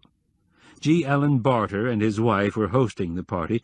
They had invited the new innkeeper from Chicago and some young men and women of his own age, mostly paralegals from the office of Hasselrich, Bennett and Barter. The route from Pickax passed several abandoned mines from Moose County's distant past. The Big B mine, the Buckshot, scene of a recent cave-in, and the Old Glory. The sites were fenced with chain link and posted as dangerous, and each had a weathered wood shaft house towering above the barren scene. These ghostly monuments had a haunting fascination for locals and visitors alike. The Barter house was surrounded by working farms, and cocktails were served on a terrace with a view of a neighbor's grazing sheep, while chickens turned on a spit and corn roasted in the coals. Someone asked the new innkeeper the inevitable question, "How do you like it up here?" "Will someone please explain something?" he inquired. "What are those old wooden towers out in the middle of nowhere?" The other young people looked at their boss, and Barter replied, "They're the shaft houses of mines that were highly productive in the 19th century but failed in the early 20th. There are 10 of them in the county." "They should tear them down and fill in the mine shafts," said the brash newcomer from down below. "Then they could graze more sheep." "Smile when you say that, chum," Qwilleran advised. "Those shaft houses are near and dear to the hearts of local folks, and tourists, too. In the souvenir shops, the best-selling postcards have views of shaft houses, and there's a fine artist here who paints watercolors of shaft houses and can't turn them out fast enough to fill the demand." "Somebody should write a book about all this," said Barry. "Somebody has," several of the guests said in unison. "It's in the library if you're interested," Polly told him. Then she amused everyone by describing the computer war in which library subscribers picketed the building and burned their library cards on the front steps, all in protest against automation. Qwilleran said, "The people here, you have to understand, Barry, are descended from pioneers who were rugged individualists." Everyone seemed to have a good time. Not a boisterous good time, but a civilized good time. When it was over, Qwilleran told Barter about the security guard stunt. The attorney laughed and called it a harmless joke. Then they confided in Barry, who said, "Great." Tuesday, September 8th. Better a living dog than a dead lion. In the early afternoon, Qwilleran left the barn for guard duty, saying goodbye to the sleeping cats on the bar stools and adding, "Wish me well, and I'll bring you a cucumber sandwich." 2 pairs of ears twitched. Carol Lanspeak and the wardrobe mistress were waiting for him at the K Theatre. The building was a giant cube of fieldstone, once upon a time the most magnificent residence in town. There the Klingenschein family had lived in private splendor, spurned by the mining and lumbering magnates. Ironically, it was the K fortune that had recently doubled and trebled the quality of life in Moose County. As for the venerable building itself, it had barely survived disaster and now served as a theatre seating 200. When Qwilleran arrived, Carol ushered him into the backstage area, saying, "Isn't this a lark? With a little dye, dark glasses, and a visored cap, you'll never be recognized." The Lanspeaks amazed Qwilleran. Nothing in their appearance or manners suggested that they had been on the stage, yet Carol could play a queen or a harlot convincingly, and Larry could play the role of scoundrel, old man, or dashing hero. Both had the inner energy that distinguished an outstanding performer. Now Carol was saying, "It's the kind of dye that will wash right out when you get home, so you don't have to worry about that. The cats won't recognize you, though. Koko will, but Yum-Yum will hiss at me." "You trimmed your moustache a little, that's good." "I always trim it for weddings and undercover assignments," he said. "First choose your uniform, then Alice can make alterations if necessary while I work on makeup." Alice Toddwhistle was standing by with a tape measure around her neck and a thimble on her finger. Qwilleran chose a dark blue outfit with an emblem on the sleeve and a cap that looked official if not examined too closely. When he tried it on and appeared in the fitting room, the 2 women screamed at the sight. The trousers too short, the sleeves too long, the cap 3 sizes too large. "Do you have a Neanderthal in the club?" he asked.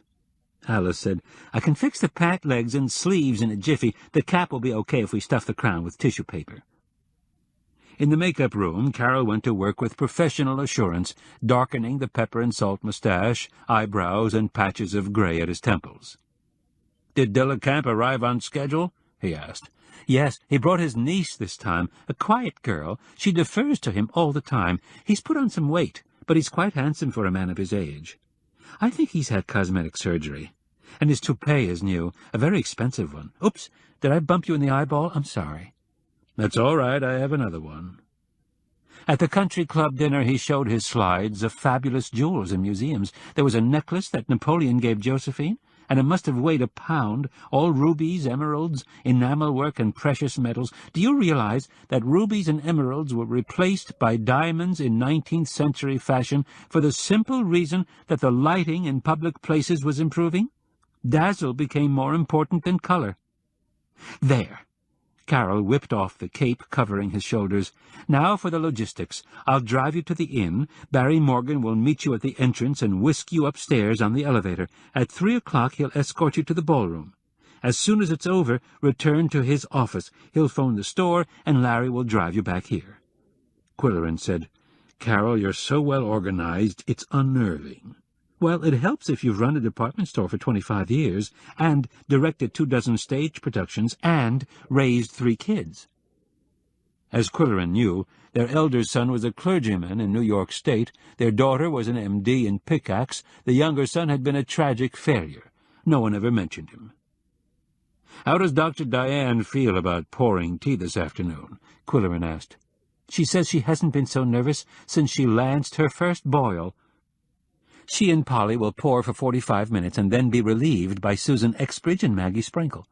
It's Maggie's Belgian lace banquet cloth that we're using, and Susan is lending 2 silver tea services and a 6-branch silver candelabrum." Then the uniform was ready. Qwilleran assembled his disguise and looked in the mirror. "Well?"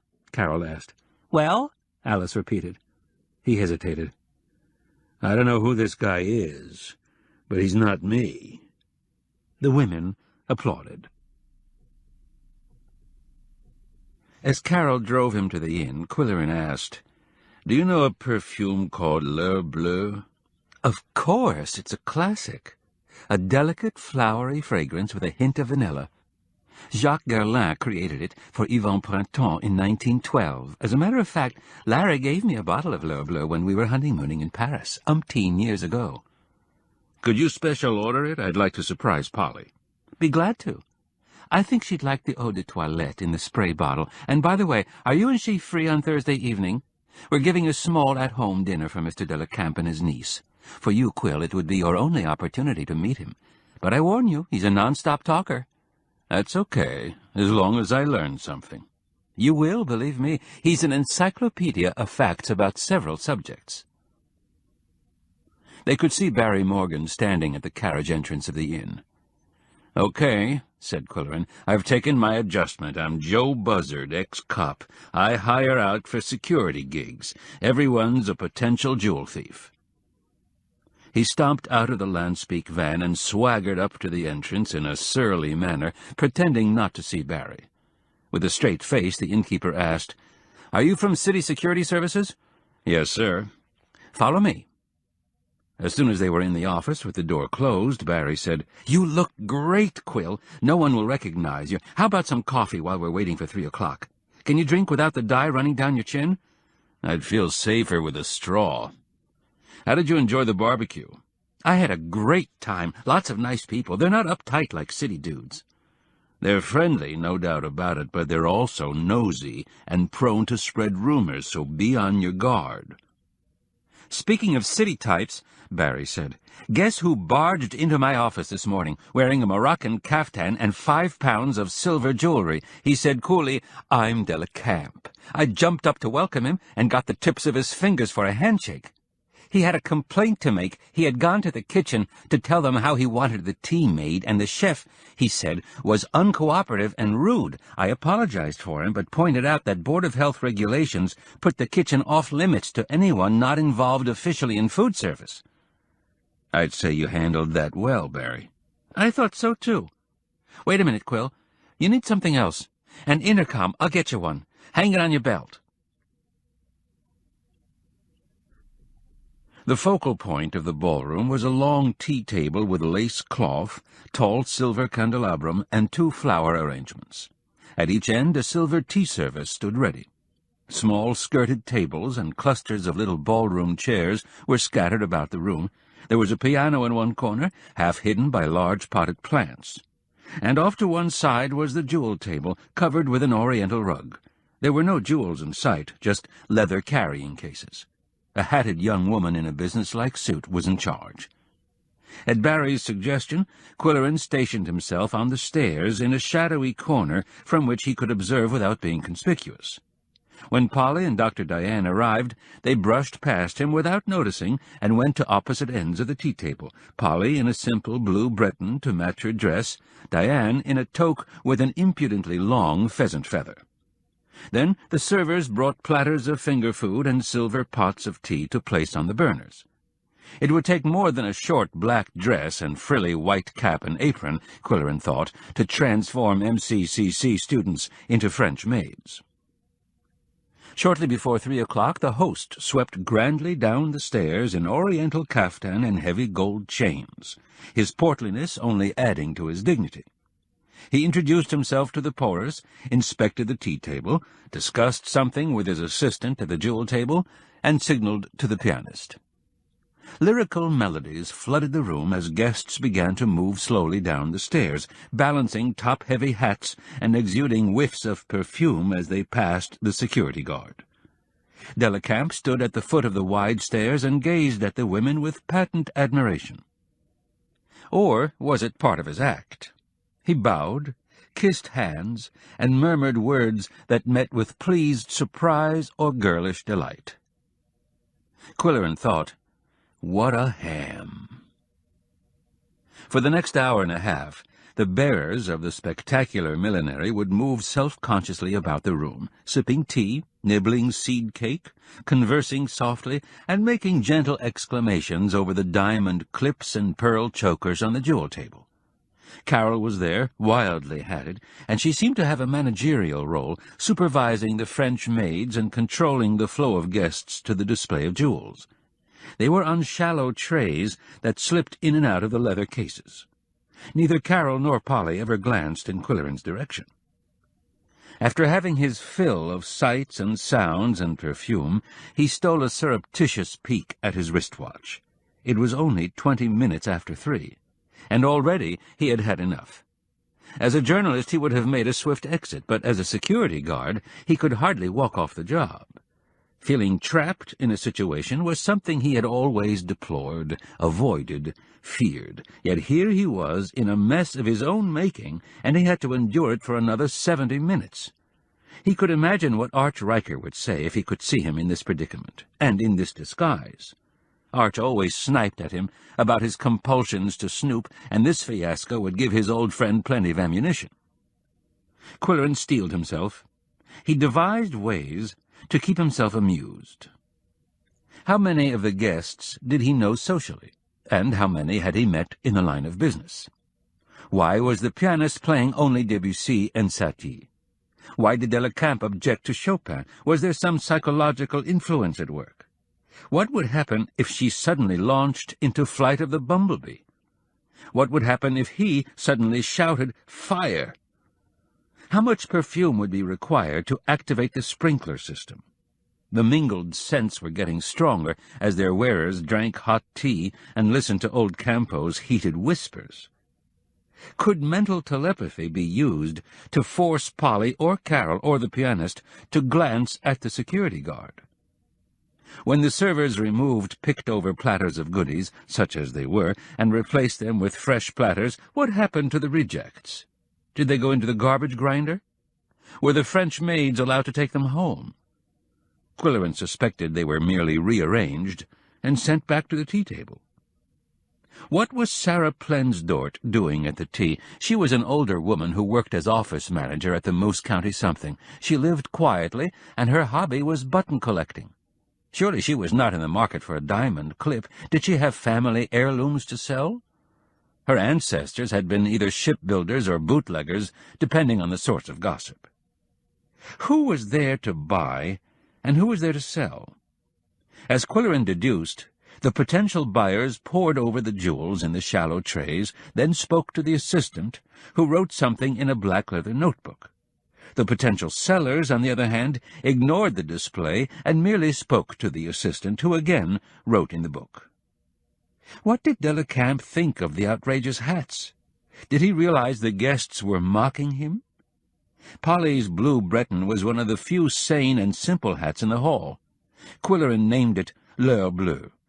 Others he named Swan Lake, Fruit Salad Plate, Yes, We Have No Bananas, or Wreck of the Hesperus. It killed time. At that point, male footsteps came tripping down the stairs behind him and stopped just behind his right shoulder. A hushed voice asked, "How's everything?" "Boring," Qwilleran muttered without turning his head. "Anything I can do?" the innkeeper asked. "Yes. Turn on the sprinkling system." "It's stuffy in here. I'll check the ventilators. At 4:30, make your getaway and come to my office. Use the stairway." Then Qwilleran was alone again. According to his watch, he had another half-hour to spend as Joe Buzzard of City Security Services. He tried rising on his toes, stretching his spine, flexing his muscles discreetly, blinking his eyes behind his dark glasses. Polly had finished her duty at the tea-table and was now circulating and chatting with other guests. She knew everyone. Gradually she made her way to the jewel table. He had told her to select something nice. It would be her Christmas present. She protested. She had her pearls and her opals, and she had no taste for diamonds. He had insisted, however, and now he saw her approach the leather cases reluctantly, explain to the assistant, look at shallow trays of baubles, and shake her head, then show sudden interest, even enthusiasm. The assistant wrote something in her book, and Polly had another cup of tea. "Now what?" Qwilleran consulted his watch. 20 minutes more. He began to wish for a minor jewel heist, and he fantasized a scenario. French maid drops a platter of cucumber sandwiches to divert attention, grabs an empty teapot and bashes jeweler's assistant, scoops handfuls of diamonds into her apron, dashes to the service exit, pursued by a security guard waving a wooden gun and shouting, "Stop, thief!" This exercise amused Qwilleran for 5 minutes. 15 minutes more. Now what? He could search for fodder for the quill pen. Could he write 1,000 words on cucumber sandwiches? Or the forgotten art of hand-kissing? Or hats? Yes. There were cowboy hats, baseball caps, bike helmets, construction workers' hard hats, a bagpiper's bonnet, gob hats, a bishop's mitre. Hats were important.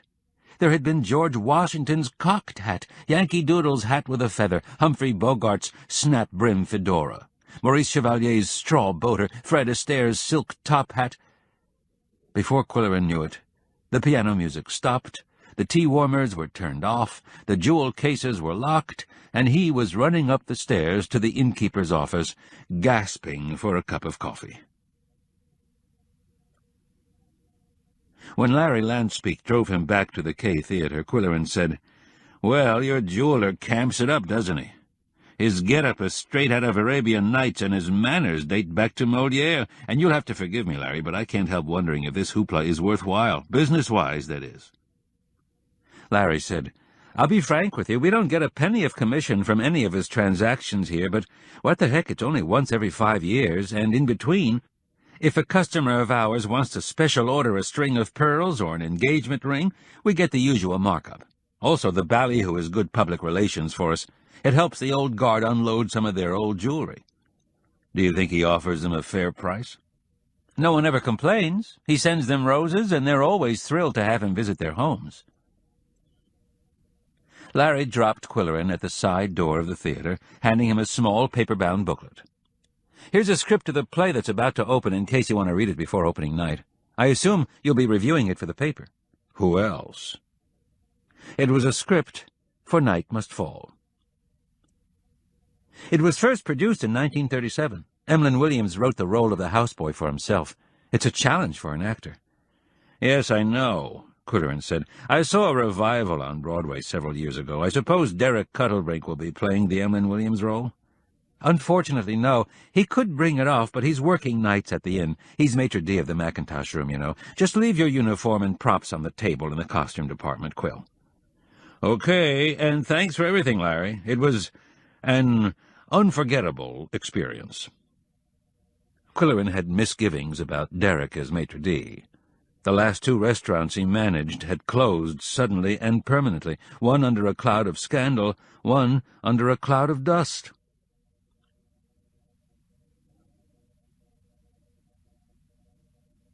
In the late evening, when Qwilleran phoned Polly to report, Koko came running and hopped on the library table. Did he feel obliged to chaperone the conversation? Did he know there was a Siamese male named Brutus at the other end of the line, or was he still trying to figure out how the mystifying instrument worked? Her first words were, "Well, was the experience worth your while?" "Not really," he said. "What did you think of the hats?" "They were just teasing Mr. Delacamp. He pretended to think they were fabulous." "What did you think of his private collection?" "He had some spectacular things, such as a vintage pin paced with 13 carats of diamonds, and signed. He was asking $35,000. "It won't sell in Moose County." "Don't be too sure. Signed pieces are collectible, and there are persons of means around here who buy for investment, but never advertise the fact. I saw a solid gold Tiffany tea strainer for $1,800 that was already sold. It won't be used to strain tea." "Did you find something you like?" "Yes, I did," she said with enthusiasm. "A cameo ring." "A cameo?" His tone indicated a distaste for cameos. "Not the commercial quality that's sold to tourists, Quill. Antique cameos with incredibly fine carving are making a comeback. I saw a pin depicting Venus and Cupid in a forest, and the carving was so detailed I could count the leaves on the trees. The ring, though, is something I can see myself wearing.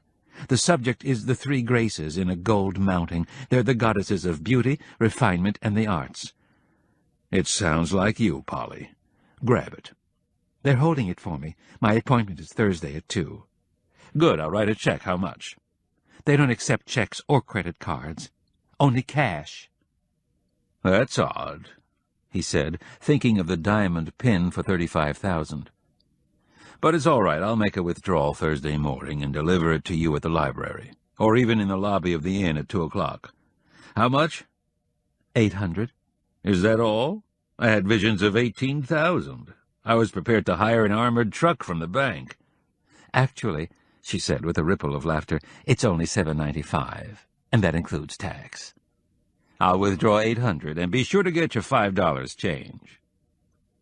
Qwilleran replaced the receiver thoughtfully as he questioned the terms of sale. Cash only. No tax. "What do you think of that gambit?" he asked Koko, who was sitting near the phone. The cat jumped to the floor and walked slowly and with deliberation to the kitchen cabinet where the kibibbles were stored, while Yum-Yum shrieked from the top of the refrigerator, hitting a high C that would curdle one's blood.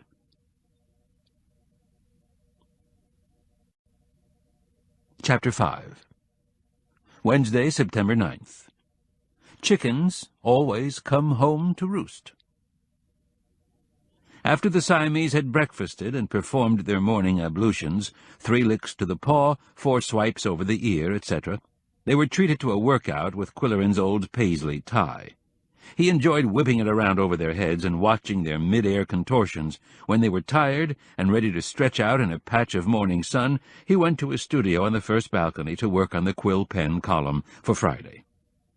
Halfway through a sentence, he was interrupted by urgent yowling on the main floor, and he took the shortcut to the kitchen down the spiral staircase. Koko was standing on the kitchen counter staring out the window. Qwilleran made a quick check. There were no vehicles in the barnyard, no prowlers on the grounds. "False alarm," he said to the cat. "You can get arrested for that." Just then, a small red car came bouncing through the wooded area and pulled up to the kitchen door. Koko knew it was coming, certainly knew who was driving, and probably knew what she was bringing. "My apologies, old boy," Qwilleran said. Going out to greet the visitor, he exclaimed, "Celia, what a pleasant surprise! Look in the back seat, Chief. There's some stuff for your freezer. I was going to sneak in and leave it in the pirate chest." A weathered seat chest stood at the back door for package deliveries. "No one sneaks in when the Inspector General is on duty." Celia laughed happily. She always laughed at the mildest quip from the Chief. She explained, "I've brought you 2 meals of macaroni and cheese and a 2-pound meatloaf. It's sliced so you can thaw some for a sandwich. I didn't put much onion in it because you might like to give some to the kiddies, and I know they're particular. Oh, you have new bar stools," she squealed when she went indoors. "We're so busy I had to hire a helper. We're catering a wedding reception Saturday." "Will you have time left for volunteer work? You were a real asset." "Only one thing, teaching adults to read. My first student is a 40-year-old woman who's tickled to be able to read recipe books. In fact, she's the one I hired as my helper. Have you rented my old apartment yet?" "To the new manager of the Macintosh Inn. He says he has a strange feeling that some wonderful person lived there before him." "Oh, Chief, you're a big kidder." In mid-afternoon, Qwilleran walked downtown to Lois's luncheonette for a slice of her famous apple pie. Lois Inchpot was a loud, bossy, good-hearted woman who had been feeding downtown shoppers and workers for decades in a dingy back-street lunchroom. The shabbier it became with the years, the more the customers cherished it. They felt comfortable there. When Qwilleran arrived, the place was empty, and Lois was in the kitchen working on dinner. "What do you want?" came a demanding voice through the pass-through window. "Apple pie and a cuppa," he shouted back. "Apple's all gone. You can have cherry." He walked to the pass-through and said, "I'm not enthusiastic about cherry pie." "How come? You un-American or something?" "I did my patriotic bit when I helped choose the Queen for the Cherry Festival." Lois shoved a mug of coffee across the shelf and then banged a plate of cherry pie beside it, chanting, "Cherries every day, keep the gout away." "Is that propaganda for the cherry growers, or are you practicing medicine without a license?" "Eat it," she ordered. "You'll love it." He had to admit the pie was good. Not too tart, Not too sweet, not too gelatinous, not too soupy. Obviously, it had never been in a freezer or a microwave oven. "Not bad," he declared as he returned his empty plate. "Keep practicing, and someday you'll get it right." "Oh, pish-posh," she said grouchily, but with a half-smile. She liked Qwilleran. "Where's Lenny?" Her voice softened. "He has classes most all day on Wednesday, and I don't allow nothing to interfere with that boy's education. He'll finish school if I have to scrub floors. Did you know he's working part-time at the hotel, the inn, 6 to midnight, and he's captain of the desk clerks," she said proudly. "Someday he'll be chief innkeeper," Qwilleran predicted, knowing that was what she wanted to hear. "Lanny says old Mr. Muckety-Muck is here again, registered in the fancy suite on the 3rd floor. You seen him?" "To whom are you referring?" Qwilleran asked, to tease her. "Don't get la-di-da with me. You know who I mean." "No, I haven't seen him. I thought I might catch a glimpse of him here, eating cherry pie." "Ha!" she huffed with contempt, banging the lid on a soup kettle for emphasis. Just then her son burst into the restaurant and threw his textbooks on a table in the rear booth. "Got any pie, Mom?" He helped himself to a mug of coffee. "Hi, Mr. Q. Going to the games this weekend? The inn's booked solid for Friday and Saturday nights." "Do you participate in the athletic events, Lenny?" "Only the foot races. I leave the hammer throw and all that to the big guys, but our night clerk tosses the caber. He has the strength for it. I introduced him to you at the party Saturday night. We call him Bose, short for Bozo." Lenny moved his coffee mug to Qwilleran's table. "I'm sort of his manager. He needs somebody to prod him, make his decisions, keep him on track, you know." "How long have you known him?" "Since high school. I was managing the football team, and Bose was a great tackle. Not much of a student, though, and he wanted to drop out, so my mom and I took him on as a private crusade. I tutored him, and she fed him and read the riot act. She's good at both of those. And he managed to squeak by with a diploma." "What were his parents doing all this time?" "He's an orphan. Grew up in different foster homes. After graduation, he got a job as woodsman with a forestry company, and I worked at the old hotel until it was bombed." "What brought Bose out of the woods?" Qwilleran asked. "A soft job at the hotel, a small scholarship to MCCC, and a berth on the Moose County team for the Highland Games. Bose can toss the caber like nothing you ever saw. It's not just brute strength, you know. It's tricky, and he's mastered the knack." "Should I know what a caber is?" "It's a pole, a tree trunk, about 20 feet long and weighing about 200 pounds. Bose tosses it like a toothpick and tumbles it end over end, the way you're supposed to. If we can beat those Bixby bums Saturday, it'll give the whole county a big charge. Are you going to be there?" "I've never attended a Scottish gathering, but I'll be there rooting for you guys. Altogether, it's quite a lively week in the sleepy town of Pickax. Have you met the distinguished guest?" "No, he checked in while Viella was on the desk. She says he comes on pretty strong, but his niece is kind of mousy. Not after 11 o'clock when I'm on the desk, though. I guess her uncle's gone to bed and she comes down to the lobby in false eyelashes, short skirts, and lots of lipstick. She likes to hang around the desk and talk about rock bands. I couldn't care less. I go for country western. Besides, I have a lot of studying to do, and I can use some quiet time on the desk, so I follow Mr. Morgan's rule. Act friendly, but don't get friendly." "Lenny," his mother shouted from the kitchen, "if you're going to gab instead of studying your books, get off your rusty-dusty and help me with dinner." Lenny jumped up and grinned. "Gotta go." Thursday, September 10th. The early bird gets the worm. At 6 o'clock, Qwilleran picked up Polly in Indian Village for the drive to West Middle Hummock, where the Landspeaks had their country estate. His first words were, "Did you get the ring?" "It's breathtaking. I can't believe that it's mine, or will be after December 25th. "Nonsense. Start wearing it now. Where is it?" "I went directly to the bank and put it in my lockbox, but I can't wait for you to see it." "How was the appointment with old Campo?" "All business. No hand-kissing or compliments. I declined a cup of tea and kept looking at my watch. They showed me the ring, and I handed over the cash." "Did they count it?" "The assistant took it into the other room. I'm sure she counted it." Qwilleran said, "Both you and I must avoid any slip of the tongue that would reveal my presence at the tea." West Middle Hummock was an exclusive enclave of country estates, and the landscape was a panorama of woods and meadows, winding roads bordered with wildflowers, and rustic bridges over gurgling streams. "Isn't it lovely?" Polly murmured. "Would you like to live here?" "No, but I like to visit once in a while. Carol is preparing dinner. It's her cook's night off." The Lanspeaks lived in an unpretentious farmhouse, furnished with country antiques that looked like museum quality. When their children were young, they had kept a family cow, riding horses, and a few chickens and ducks. Now Carol and Larry were alone, except for the couple who took care of the housekeeping and grounds, and they concentrated on running the department store and participating in the theater club, historical society, genealogy club, and gourmet group.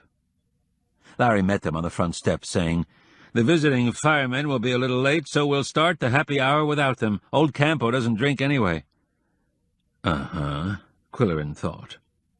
Carol came out of the kitchen, where she was preparing her famous breast of duck with prosciutto and mushroom duxelles. Qwilleran asked, "Has this year's Camp expedition been a success so far?"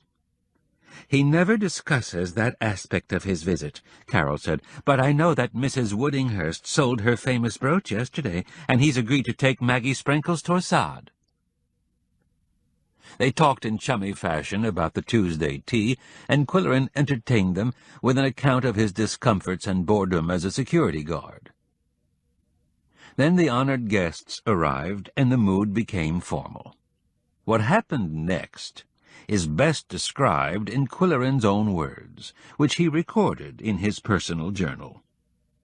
"This guy Camp has been coming up here for more than 20 years and is not on first-name terms with anyone, even Carol and Larry. His niece was introduced as Ms. North.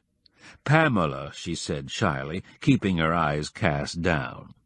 Could this be the chick who pestered Lenny Inchbutt at the reception desk in the late hours? She was wearing her tailored suit, and her uncle wore a blazer obviously tailored to flatter his expanding girth.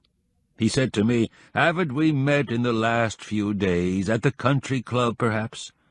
I professed regret at not having had the pleasure, but I began to wonder if my disguise had been less effective than Carol insisted. Quickly she said, 'Mr. Qwilleran writes a column for the newspaper, and his picture appears at the head of it. That's the answer.' Unconvinced, old Campo continued to throw glances in my direction all evening. He asked for a cup of tea when Larry was ready to serve a second round of drinks, leading me to challenge him. 'As a journalist and a confirmed coffee drinker, may I ask why you prefer tea?' 'Tea is the thinking man's coffee,' he began. 'For 5,000 years in China it has been known as a revitalizing beverage, increasing concentration and alertness. Later the Japanese promoted harmony and tranquility with the tea ceremony. Dutch and Portuguese traders introduced tea to England and Russia. Caravans of 200 or 300 camels used to bring chests of tea to the Russian border. Clipper ships raced each other from China to London.' His niece was yawning. She spoke only when spoken to, but paid deferential attention to old Campo. At one point she whispered to him, and he said, 'Now I know where I've seen you. In my suite there's a portrait of Mark Twain. You could be brothers.' During Carol's excellent dinner he discussed the 3,000 kinds of tea in the world, and then the 7 grades of tea. The latter sounded like a comic routine, and I was glad I had my miniature tape recorder in my pocket when he recited them. Pico, orange pico, flowery orange pico, golden flowery orange pico, tippy golden flowery orange pico, finest tippy golden flowery orange pico, and special finest tippy golden flowery orange pico. The after-dinner tea was Darjeeling, the champagne of teas, we were told. Grown in India in the Himalayan foothills, sometimes on a 45-degree slope. The special guests left shortly after that, and the rest of us had some good strong coffee while we recapped the evening and had a few laughs. At one point Polly excused herself and returned with a look of wonderment. "Carol, you've done over the powder room. It's spectacular." Naturally, nosy me had to investigate. They had made one entire wall into a lighted niche with glass shelves for a collection of French perfume bottles. "Larry gives me perfume on every anniversary," she said, "and I save the bottles. Shalimar, Champs-Élysées, L'Heure Bleue, all the Guerlain classics. The bottles are works of art. Every time we go to Paris, I haunt the antique shops and flea markets for vintage bottles. Some are priced as high as 5,000 francs, and more if they're Baccarat. Little did Polly know I had special ordered a bottle of L'Heure Bleue for her.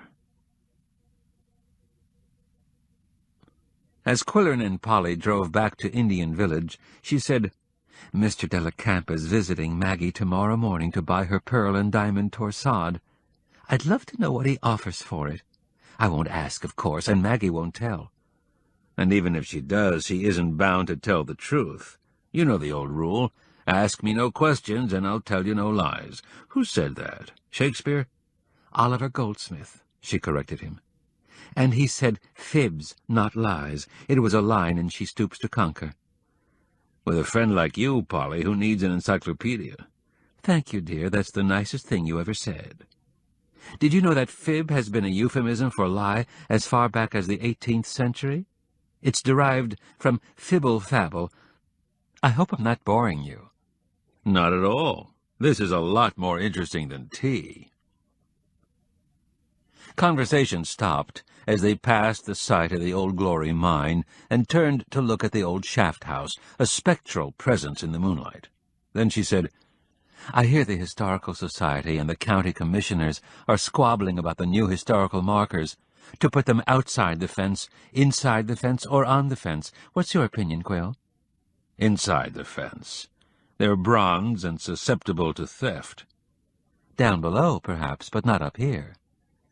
"There are vacationers from down below who might like to take home a bronze souvenir. I still say it's safest to post it inside the fence." A quarter-mile rolled by, and he said, "Tomorrow afternoon I visit Maggie to tape her great-grandmother's story."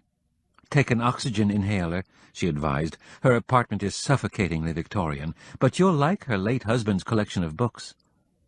"Eddington Smith sold me a fine old copy of Oedipus Rex this week. Handsome binding, but poor translation." "In Canada this summer I saw a wonderful production of the play, complete with grotesque masks and exaggerated buskins." They turned into Itabidiwasi Road. He asked, "How did you like Carol's breast of duck?" "It was a little rich for my taste." "But the blackberry cobbler was good." When they reached Indian Village, Polly asked, "Would you like to come in and say good-night to Brutus and Cata?" "For a few minutes." It was late when Qwilleran returned to the barn that night, and the internal clocks of the Siamese told them their bedtime snack was long overdue. Yum-Yum prowled aimlessly. Koko sat on his haunches, his tail slapping the floor impatiently. They gave the impression they were too weak from hunger to protest. That was one of their subtle strategies, designed to make him feel guilty. "Sorry about this, but you know how it is," he apologized while measuring a serving of kibibbles on each plate. "We had breast of duck. I had hoped to bring you a taste, but there was none left." After that they were ready to sleep. He escorted them up to their lodgings on the top balcony and said good-night, leaving their door open. They never prowled in the night like feral cats. They had adapted to the human sleep schedule, but they often liked to rise at dawn and watch the early birds getting their worms. On the main floor there were windows with excellent views and accommodatingly wide sills. During the night, an unnatural sound disturbed Qwilleran's sleep. He was dreaming about the Wild West and a coyote howling on a distant peak. He always dreamed graphically, and a coyote was an appropriate part of the scenario. Yet the howl grew louder and closer and more urgent. He sat up in bed and took a moment to adjust to reality. Barn, pickaxe, cats. Koko was howling outside his bedroom door. Was it an alarm, a warning? Qwilleran threw the master switch that illuminated the premises, indoor and out, and went to investigate. He found nothing wrong, no prowlers, not even a waddling raccoon. As for the cat, he had returned to his quarters and was asleep in his basket. Perhaps he had been dreaming, too, Qwilleran thought.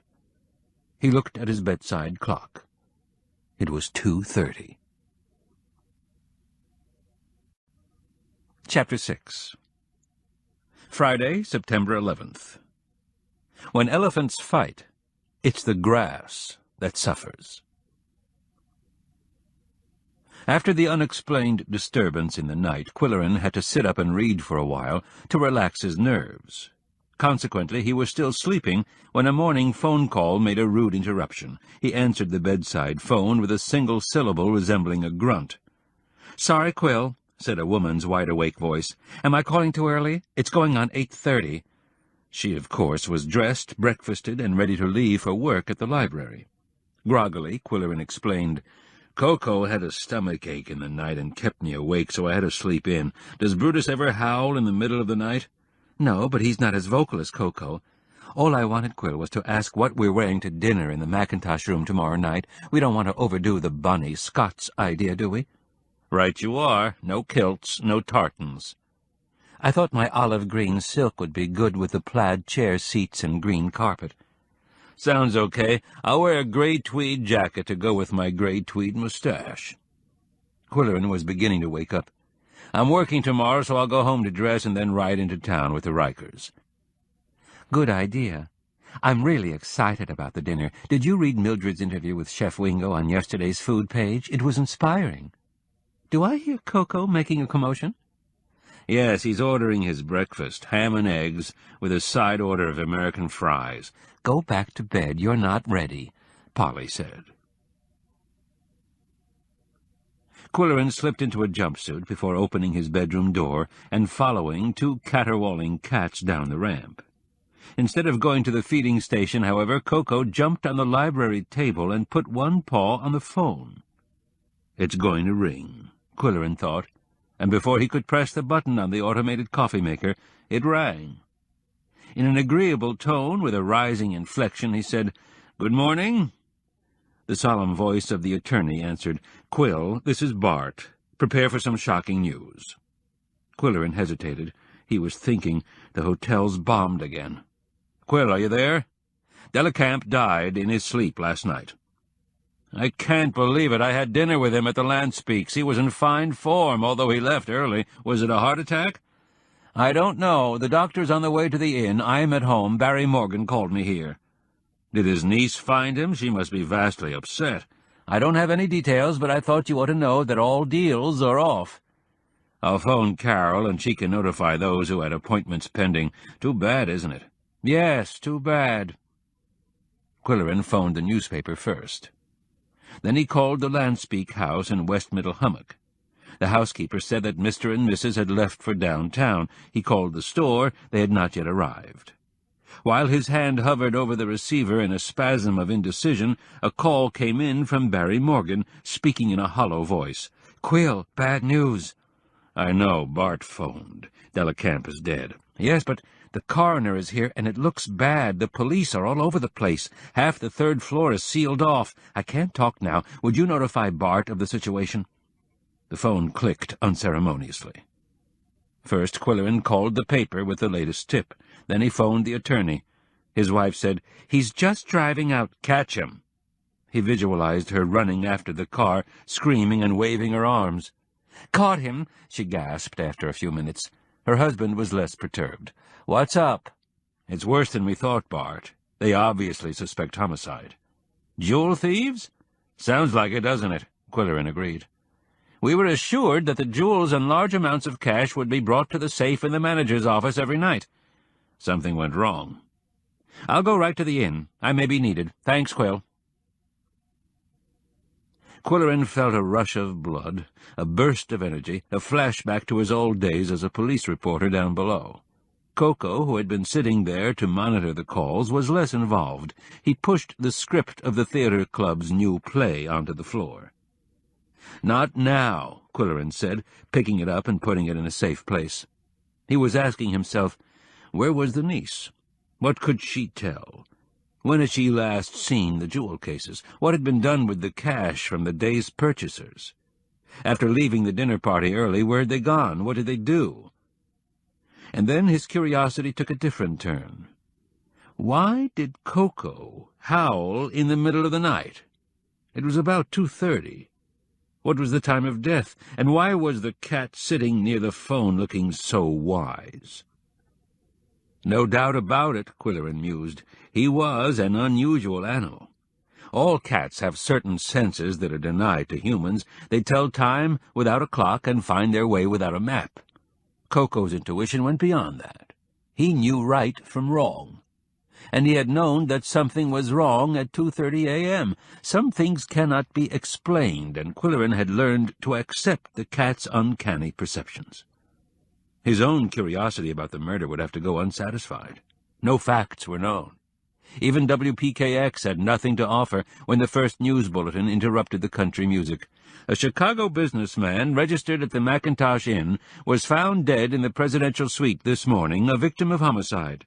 No further details have been released, and the victim's name is withheld until the notification of relatives. Local and state police are investigating.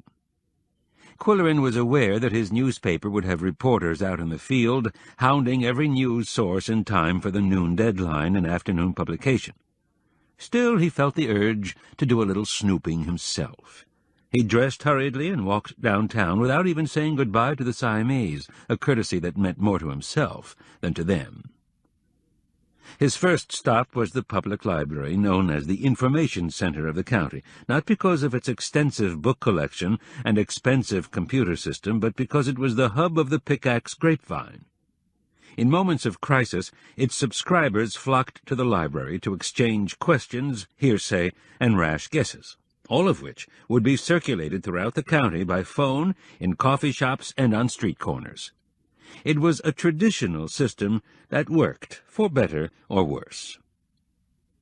Qwilleran walked slowly up the broad steps to the library, wondering what information and misinformation would be circulating at this early hour. He found the young clerks behind the desk in a huddle, speaking in hushed voices. Volunteers had their heads together in the stacks. Subscribers stood about in clusters, their solemn faces indicating they were not critiquing a bestseller. Only Mac and Katie, the two feline mascots, were unperturbed, being engaged in social grooming. Qwilleran spoke to them, and they looked up at him briefly with extended tongues. Then he bounded up the stairs to the mezzanine where Polly could be seen in her glass-enclosed cubicle. She was hanging up the phone as he entered. "Well," she said vehemently, "have you heard the news?" "Off-putting, isn't it?" he remarked. "You and I and the Landspeaks must have been the last outside contacts he had. How did you hear about it?" "One of our volunteers has a son who's a day porter at the inn. She knew I'd met Mr. Delicamp." "Did her son have any particulars?" "Only that the assistant hadn't been around, probably upstairs being interrogated. It sounds ominous, doesn't it? What's your mission this morning?" "I'm on my way to see the Landspeaks at the store." "Carol will be flabbergasted." At the department store he went directly to the office under the main staircase, standing outside until she had finished a phone call. She beckoned to him to come in, but all she could say was, "I'm flabbergasted." He sat down without waiting to be invited. "How did you hear about it?" "From Viella, the morning clerk at the inn. She's in my Sunday school class and was one of the French maids at the tea. She knew I'd be flabbergasted." "Aren't we all?" "Do you have any inside information?" "Only that the police are there and half the third floor is cordoned off." "Viella says they're questioning the staff and the guests and cautioning everyone not to talk about the case." "How did she contact you?" "She wrote a note, and the day porter brought it to me." "What's Larry's reaction to the news?" "He doesn't know. I drove him to the airport this morning, and he boarded the 8 o'clock shuttle to Minneapolis. There's a merchandising show there, and he won't be back until tomorrow night. I'll phone him, of course. Wait till he hears. He has always had a jealous husband theory, you know." She stifled a slight giggle. "At least we know it wasn't Mr. Woodinghurst. He died 20 years ago." Qwilleran said, "Just because it happened here, it doesn't follow that the perpetrator was a local." "You're so right, Quill. I'd prefer to think it's an outside job." "What effect will it have on his customers?" "Those who wanted to buy tomorrow will be disappointed, of course, but I'm concerned about the old guard who were expecting to sell to him today. Some of them really need the money. They're old-timers who thought they were financially set for life. Then along came inflation and dishonest relatives and bad investment advice. It's sad. They should be notified in case they don't hear it on the radio. But his niece has the schedule. The poor girl must be terribly upset." Qwilleran next went to Lois's luncheonette for the mid-morning coffee clutch, where caffeine addicts and assorted loafers met to exchange opinions and rumors about current events. Everyone had a connection to the grapevine, a son-in-law or neighbor or fellow worker who knew the inside story. Lois, whose son was captain of the inn's desk clerks, had a direct line to the facts. "They called him a Chicago businessman on the air," she announced while bustling around with the coffee server, "but everybody knows he was a jeweler with $1 million worth of stuff in his luggage." "They didn't say nothing about his girl. Where's his girl?" "Probably took off with the killer and the loot."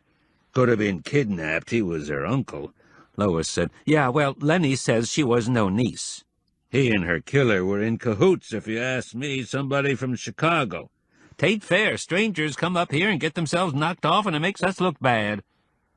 Why'd it happen just when we got a nice new hotel and some good publicity? Makes me madder than a wet hen. 11 o'clock, turn on the news. Lois switched on the radio that occupied a shelf above the cash register, and her customers heard one additional scrap of news. The State Bureau of Investigation has been called in to assist local police in the investigation of a homicide. A Chicago businessman... Qwilleran paid for his coffee and went home, taking time to walk through the inn's parking lot. Delacamp's Mercedes rental car was still there. When Qwilleran turned the key in the back door lock, he heard the welcoming chorus indoors and realized once more how much he appreciated his housemates. He had lived alone for most of his adult life. Before adopting Koko and Yum-Yum, they were companionable, handsome, entertaining, and admirably independent. Sometimes exasperatingly so. One of the pleasures they shared was reading aloud. He had a good voice, having trained to be an actor before switching to journalism. When he read aloud from the vintage books that filled his shelves, he dramatized the prose in a way that excited his listeners. Currently they were reading the play script of Night Must Fall, the smarmy lines of the houseboy, the petulant fussiness of Mrs. Bramson, and the country dialects of the kitchen help. They had reached scene 4. Yum-Yum was curled contentedly on Qwilleran's lap. Koko perched on the back of his chair, looking over his shoulder as if following the printed words, purring in his ear or tickling his neck with twitching whiskers. Mrs. Bramson was worrying about her jewel box. Danny was being overly attentive. Suddenly he picked up a cushion and smothered his rich employer. "Yow!" came a piercing howl in Qwilleran's ear. "Please," the man protested, putting a hand to his ear, "don't do that." But then he felt a sensation on his upper lip, and he tamped his mustache. It was always the source of his hunches. Now he knew, or thought he knew, more about the murder than the investigators had revealed. The Friday edition of the Moose County Something would have the latest at 2 o'clock. At 1:30, Qwilleran had an appointment with Maggie Sprinkle. The Sprinkle building across Main Street from the Macintosh Inn was a stone structure like all the others downtown, and its history dated back to the days when merchants always lived over the store. Now the storefronts on the ground floor had been updated into offices for an insurance agency and a realty firm. At one side, a door led up to Maggie's palace on the 2nd and 3rd floors. Qwilleran rang the bell, waited for the buzzer to unlock the door, and found himself in a steep, narrow stairwell. It seemed narrower and steeper because of the thick stair carpet in a pattern of roses and the velvety rose-pink walls hung with dozens of old engravings. Maggie was waiting at the top. "Hang on to the handrail," she cautioned. "The stairs are murder. Most of my guests come in the back where there's an elevator." "That's all right," he called up the stairs. "I prefer the dramatic approach." He made it safely to the top, and she welcomed him with a bear hug. He found himself in a 2-story foyer with a skylight and another staircase leading to the upper level. This reception area also functioned as a library, its shelves glowing with the polished calf bindings of fine old books. "Do you have any Mark Twain?" he asked, thinking to introduce an earthy note. "Yes, indeed," she replied in her usual hearty manner. "My grandfather-in-law entertained Mr. Clemens when he lectured here. Come into the parlor. The ladies are waiting to meet you." For a moment he expected the ladies of the library's board of directors, forgetting Sarah, Charlotte, Carrie, Flora, and Louisa May. They sat in the 5 windows, a tiger with white boots and bib, a calico, an orange marmalade, a black and white, and a snowy white with blue eyes. Each had her own windowsill and sat under a canopy of lace curtain, cut away at the bottom for easy access. "Good afternoon, ladies," he said. All but the white one turned away from their pigeon-watching and gave him an inquisitive glance. "Charlotte is deaf," Maggie explained, "but she's an adorable little creature." "Unusual curtains," he remarked. "Amanda Goodwinter had them custom-made in Belgium. She's done all my decorating for 40 years. Wonderful woman. And now she's going to run for mayor, and we must all support her. Do sit down, and I'll bring the tea tray." "I'd rather walk around and ogle your collection," he said. "It's a museum." The rosy velvet walls of the parlor were hung floor to ceiling with old oil paintings in ornate frames. Furniture crowded the room, heavy carved tables with marble tops, button-tufted chairs, and settees heaped with needlepoint pillows, lamps with hand-painted globes, and everywhere a clutter of crystal and porcelain bric-a-brac. When Maggie returned with the tea, she said, "Did you know that Florence Nightingale had 60 cats? Not all at once, of course, and she named them after famous personalities, Disraeli, Mr. Gladstone, and so forth. All my ladies have come from the animal shelter where I work as a volunteer." They sat in carved side chairs at a carved table, and tea was poured into small porcelain cups with finger-trap handles, but for Qwilleran a plate of chocolate brownies made it all worthwhile. "Polly said they're your favorite sweet," Maggie said. "She's such a wonderful woman, and I'm so glad she has you for a friend." "It's my good fortune," he murmured.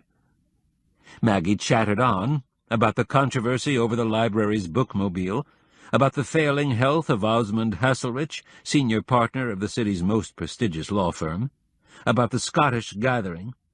"Polly tells me that you and she are going on Sunday." "Yes, Polly likes the piping and dancing. I'll attend the athletic events with Wannell McWannell on Saturday." "Wonderful man," she said. "He handles my tax work."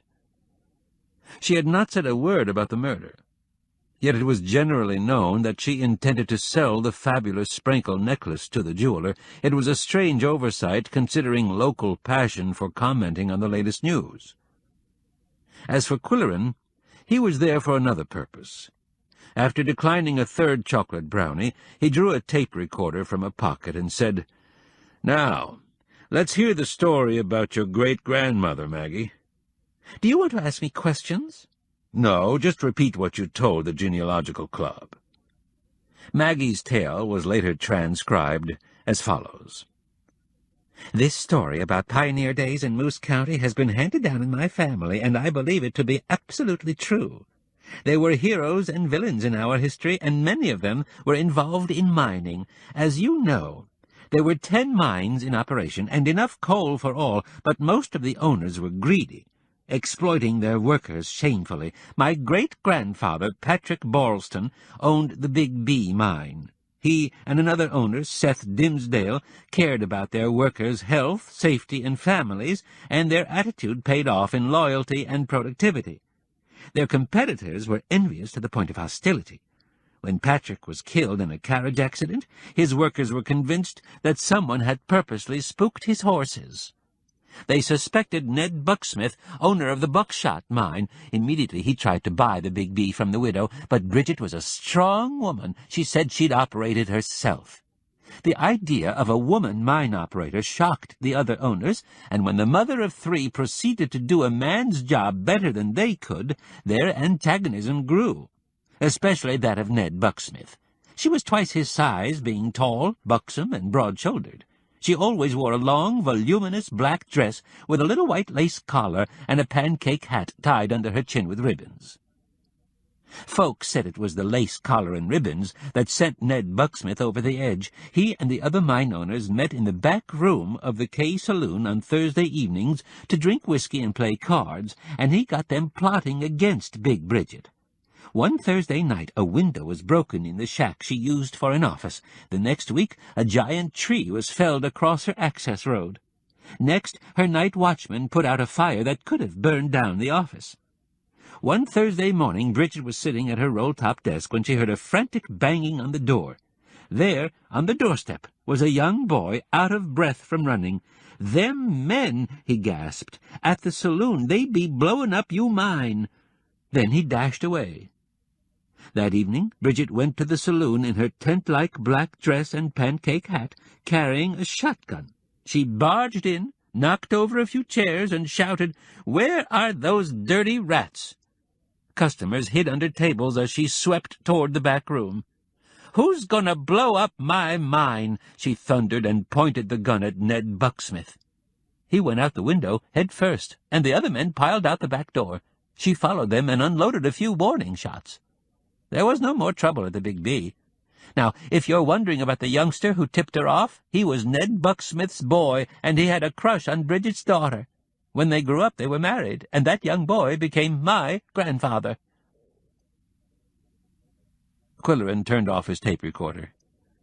"You tell the story well, Maggie." "That's how I told it at the genealogy club. One man came up afterward and said his ancestors knew Bridget. They worked for her." "It must be gratifying to know who your forebears are. I never knew my grandparents. How do you know details like the lace collar and pancake hat?"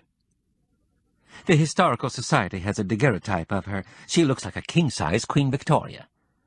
"You've inherited some of her fine qualities, Maggie." "And some of Bucksmith's bad ones. That was my maiden name, and I was glad to get rid of it when I married Mr. Sprinkle. He was a gentleman and a gentle man. He grew prize roses. Do you like the roses in this carpet? They remind me of him. Have another brownie, Quill." "You talked me into it. By the way, I think the Big B shaft house is the most dramatic." "They say it has a subterranean lake at the bottom of the shaft." Qwilleran walked to the window to say goodbye to the ladies and look at the windows of the inn. He said, "There was a murder in that room on the 3rd floor early this morning." "I know. Poor Mr. Delacamp. He was kind of silly, but we liked him. He was supposed to make me an offer for the Sprinkle Torsade today." She shrugged. "Perhaps I'll have it made into 5 collars for my ladies. Incidentally, Quill, I saw something last night, and I'm wondering if I should report it to the police." "It depends what it was." "Well, Carrie was unwell, and I was sitting up with her just to make her feel cared for and loved. We sat in the dark. It was late, and there were no lights in any of the guest rooms across the street. The windows have those narrow slat blinds, you know, and suddenly I saw streaks of light behind the blinds in 2 of the windows on the 3rd floor, like the beams of a flashlight moving around." "How long did the light show last?" "Only a minute or 2. "It wouldn't hurt to report it," Qwilleran said. "You never know if some small observation will develop into a clue. Do you know what time it was?" "Well, the bars close at 2, and there's a brief rush of traffic, and then it's quiet. About 2:30, I'd say." "Do you know anyone at the police department?" "Andrew Brodie. I know him very well. He played the bagpipe at Mr. Sprinkle's funeral." When Qwilleran left the Sprinkle building, he crossed the street to pick up Friday's paper in the lobby of the inn, and he was disappointed to find that the something knew of no more about the murder than did WPKX. He did, however, see Roger McGillivray in the parking lot. "Are you on the Delacamp story?" Qwilleran asked him. "I was, but they're not releasing any more details. I'm on my way to cover a meeting of the Interact Club at the school." Knowing that reporters always know more than they're at liberty to write, he asked, "Any off-the-record dope on the girl?" "She's gone, but her clothes and things are still in her room, and the rental car is still here on the lot. And here's the twist. The jewel cases are still in the manager's safe. Figure that." "Why are the authorities being so cagey?" "The PPD is waiting for the SBI to release information." "Do you know the time and cause of death?" "Oh, sure. Suffocation, probably with a bed pillow, between 2 and 3 a.m. Chapter 7. Saturday, September 12th. To a man with a rifle, everything looks like a squirrel. As Qwilleran watched the Siamese gobble their breakfast and then groom themselves in the age-old style practiced by felines around the world, He shook his head in wonder. Here were two cats doing what cats do, and yet one of them had yowled officiously when a character in the play was suffocated with a pillow. Something had clicked in his little brain, connecting the drama with the real-life incident at the inn. There was no doubt about it. Koko was gifted with a rare intellect. Sitting in the kitchen, observing the grooming ritual, Qwilleran asked himself, "What does Koko have that other cats do not?" The answer was 60 whiskers, eyebrows included, and counting both sides of his noble head. His reverie was interrupted by the telephone, which seemed to be ringing more urgently than usual. Polly was on the line, speaking with the breathlessness of one who was late for work. "Any news about the murder?" "Only rumors," he mumbled, still lost in his own profound thoughts about Koko. "Well, I have something to report. Didn't have time to call you last night. Bird Club, you know. Exciting meeting." "I'll bet," he thought. "What's your news?" "The police came to the library yesterday to talk to me." Qwilleran snapped to attention. "About what?" "About the purchase of my ring. They had the appointment book with a list of prospective purchasers. They knew I was interested in a ring for $7.95. They wanted to know if I'd bought it with credit card, personal check, or bank check. When I said the jeweler required cash, the officer's Adam's apple wobbled." "Mine wobbled, too," Qwilleran admitted. "When I first heard about the cash-only policy, was he embezzling from his firm or defrauding the government?" "I must hang up now and go to the library. See you tonight. Enjoy the games." Wannell McWannell called for Qwilleran at the barn, and they drove to the fairgrounds in the accountant's car. Both men were in Highland dress, kilts, sporrans, knee-hose, garters with flashes, brogues, white sports shirts, and Glengarry caps tilted rakishly over the right eyebrow. And it must be said that both men had the commanding stature and swagger to carry it off. Big Mac's first words were predictable. "I can't believe it. I can't believe the new inn opened with a murder. I never met Delacamp, but I was always aware of the social and economic waves he made during his visits. But why now, and why here?" "Times are changing, even in Pickax," Qwilleran muttered. "Jewel thieves are the prime suspects, I suppose," said the accountant with a chuckle. "But I have a client who would qualify for the honor. 5 years ago his wife drew $10,000 from their joint bank account and bought some earrings." "I suppose you know purchasers have to pay in hard currency." Big Mac chuckled again. "Can't you picture the local ladies lined up at the teller's window with suitcases and shopping bags to fill with 20s? Plenty of folks in the North Country don't recognize anything larger than a 20 as negotiable."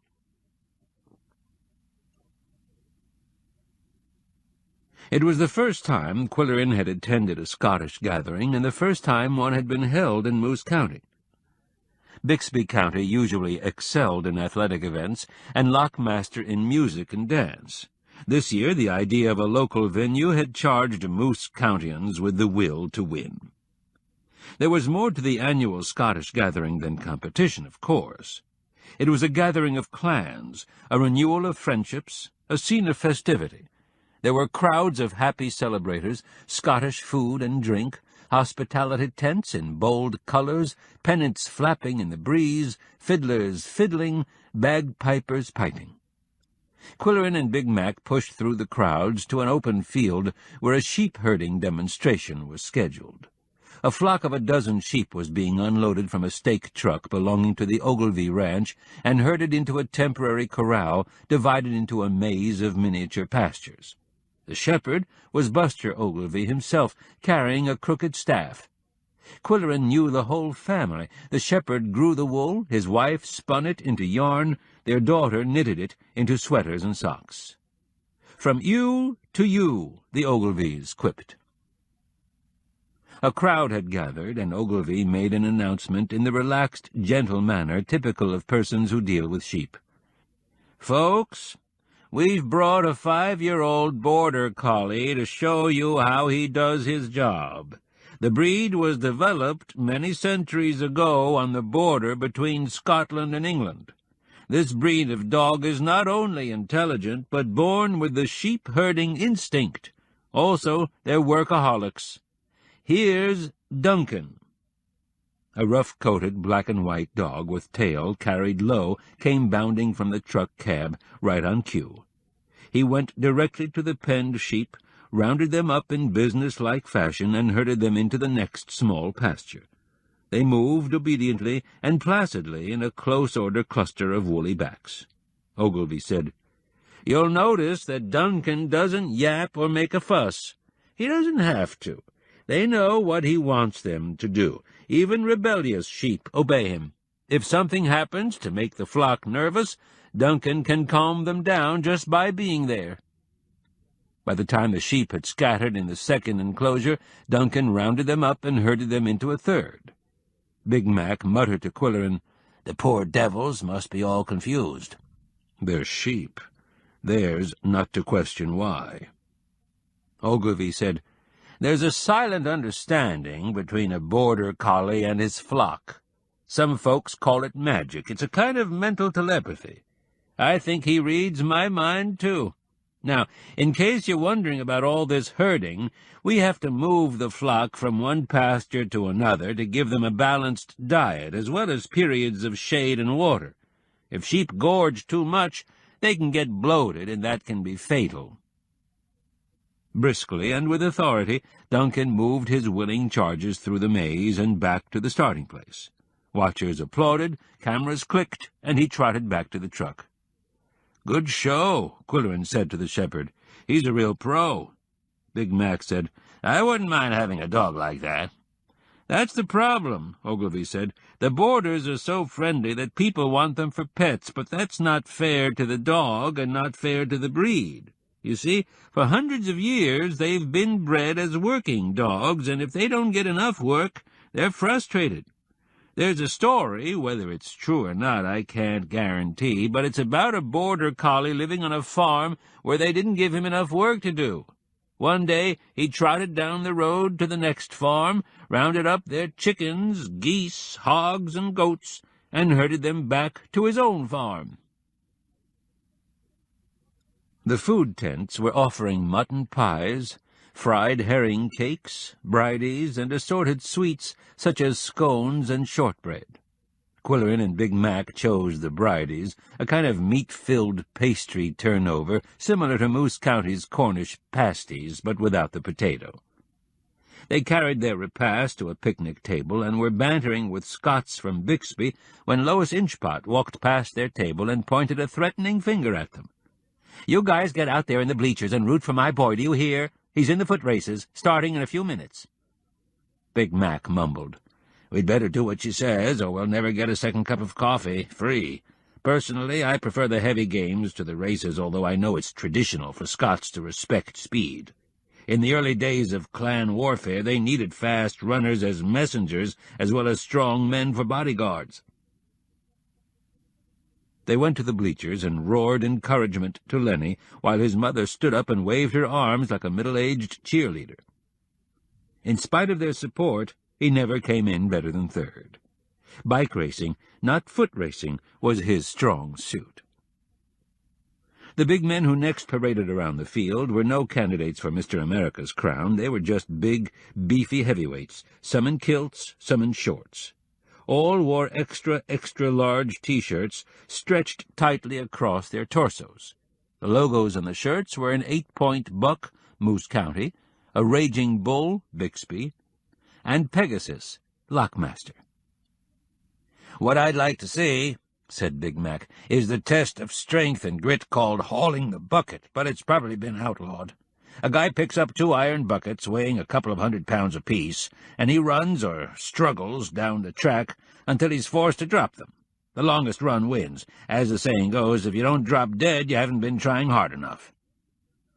"What I want to see is called tossing the caber," Qwilleran said. "Lenny says there's quite a trick to it, and there's a desk clerk at the inn who's mastered the trick."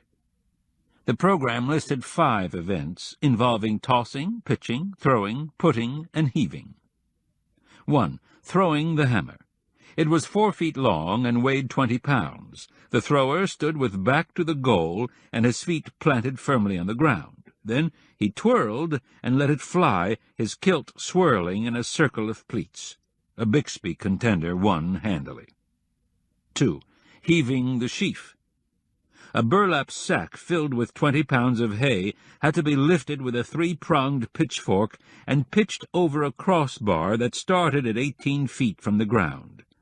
It was another win for the Raging Bulls. 3. Putting the stone. The contestant had to balance a 16-pound stone ball with one hand at shoulder height, then heave it. Another win for Bixby. 4. Throwing the box. A 56-pound box weight with ring attached had to be flung over a bar. Moose County won, but only by default when the leading Bixby contender ran afoul of the rules. 5. Tossing the caber. This feat was performed with a 20-foot cedar log weighing more than 100 pounds, and it required skill as well as strength. A number of big men took the field for the caber toss, but Moose County's Bose Campbell was the most formidable. "He's the desk clerk," Qwilleran told Big Mac, "a woodsman by trade, a latter-day Paul Bunyan from what I hear." One by one the contenders tossed the pole in the air, hoping it would land at 12 o'clock. If it soared and then fell flat, the crowd would groan, "Aww!" It was supposed to flip end over end in mid-air. That was the art. Each man had 3 tries. To Qwilleran there was something suspenseful about the caber toss. He had his camera ready, and he snapped pictures of the entire ritual. Bose swaggering onto the field, Lenny saying something in his ear, Bose taking a confident stance at the small end of the pole that lay on the ground. An official stood at the other end, facing Bose, and waiting. Then he picked up his end and walked it, hand over hand, to an upright position. Bose was squatting with feet wide apart as the pole was leaned against his shoulder. He concentrated. With fingers interlocked, he hoisted it to vertical. The crowd was silent as it balanced precariously. Then Bose ran awkwardly forward a few paces before tossing the caber. It soared. It flipped end over end. It landed as close to 12 o'clock as could be imagined. 3 times Bose accomplished the incredible feat, and the crowd surged onto the field, cheering and whooping, and Bose's teammates lifted him to their shoulders. Photographers from all 3 county newspapers scurried about. The hero wore a bland smile. "Historic event," said Big Mac. "Front page news," said Qwilleran. "Let's get out of here before the Bixby crowd riots." "They won't. The sheriff's dog is here, and his mere presence keeps the rowdies under control." He had to go home and dress for dinner. Big Mac had to attend a business meeting of the curling club, of which he was treasurer. "Are you interested in curling, Quill?" "You mean that sport where they slide big stones around a rink and sweep the ice furiously with little brooms?" "Something of that sort. It's an old man's game." "Not anymore. It's for all ages, male and female. It has Olympic status, requiring skill, and it's a social sport." "How social can you be in temperatures below freezing?" "We play on an indoor rink." "Well, I might be available," Qwilleran said, "if you need a broom keeper." A delegation of 3 from Indian Village, Polly and the Rikers, arrived at the barn at 6:30 and trooped through the back door into the kitchen with the nonchalance of frequent visitors. Qwilleran asked, "Shall we have a libation before we go to the inn? Our reservation is for 7:30. "I'll have the usual," said Arch. "The usual," Mildred said. "The usual," Polly echoed. While the drinks were being prepared, Polly filled the nut bowls, and the Rikers strolled about with nosy familiarity. "You've got some new bar stools. What did you do with the old ones? Where are the kiddies? Koko's on top of the fireplace looking at us suspiciously. There's Yum-Yum on a bar stool with her dainty paws crossed. She's adorable." Arch spotted the newly acquired wastebasket. "It's a Chinese water bucket. Not terribly old, probably 18th century. He hefted it by the carved wooden handle. "It weighs a ton." "That's so Yum-Yum can't tip it over," Qwilleran said, "when she fishes in the wastebasket for treasures." He passed a tray with 1 dry sherry, 1 Scotch, 1 Dubonnet, 1 ginger ale. Arch was always quick with the toast. Here's to old friends who know you well but still like you." He helped himself to a handful from the nut bowl. "Brazil nuts. Quill's going first class." "Honey, go easy on the Brazil nuts," his wife said. "They're loaded with calories." "That's what makes them good." Polly complimented Mildred on her interview with Chef Wingo. "If he's so good," Arch asked, "why did he leave Chicago for a hick town like this?" "Why did you come up here?" Qwilleran retorted. The two men had known each other since kindergarten in Chicago. "Because I'm big-hearted and you needed me to run the paper."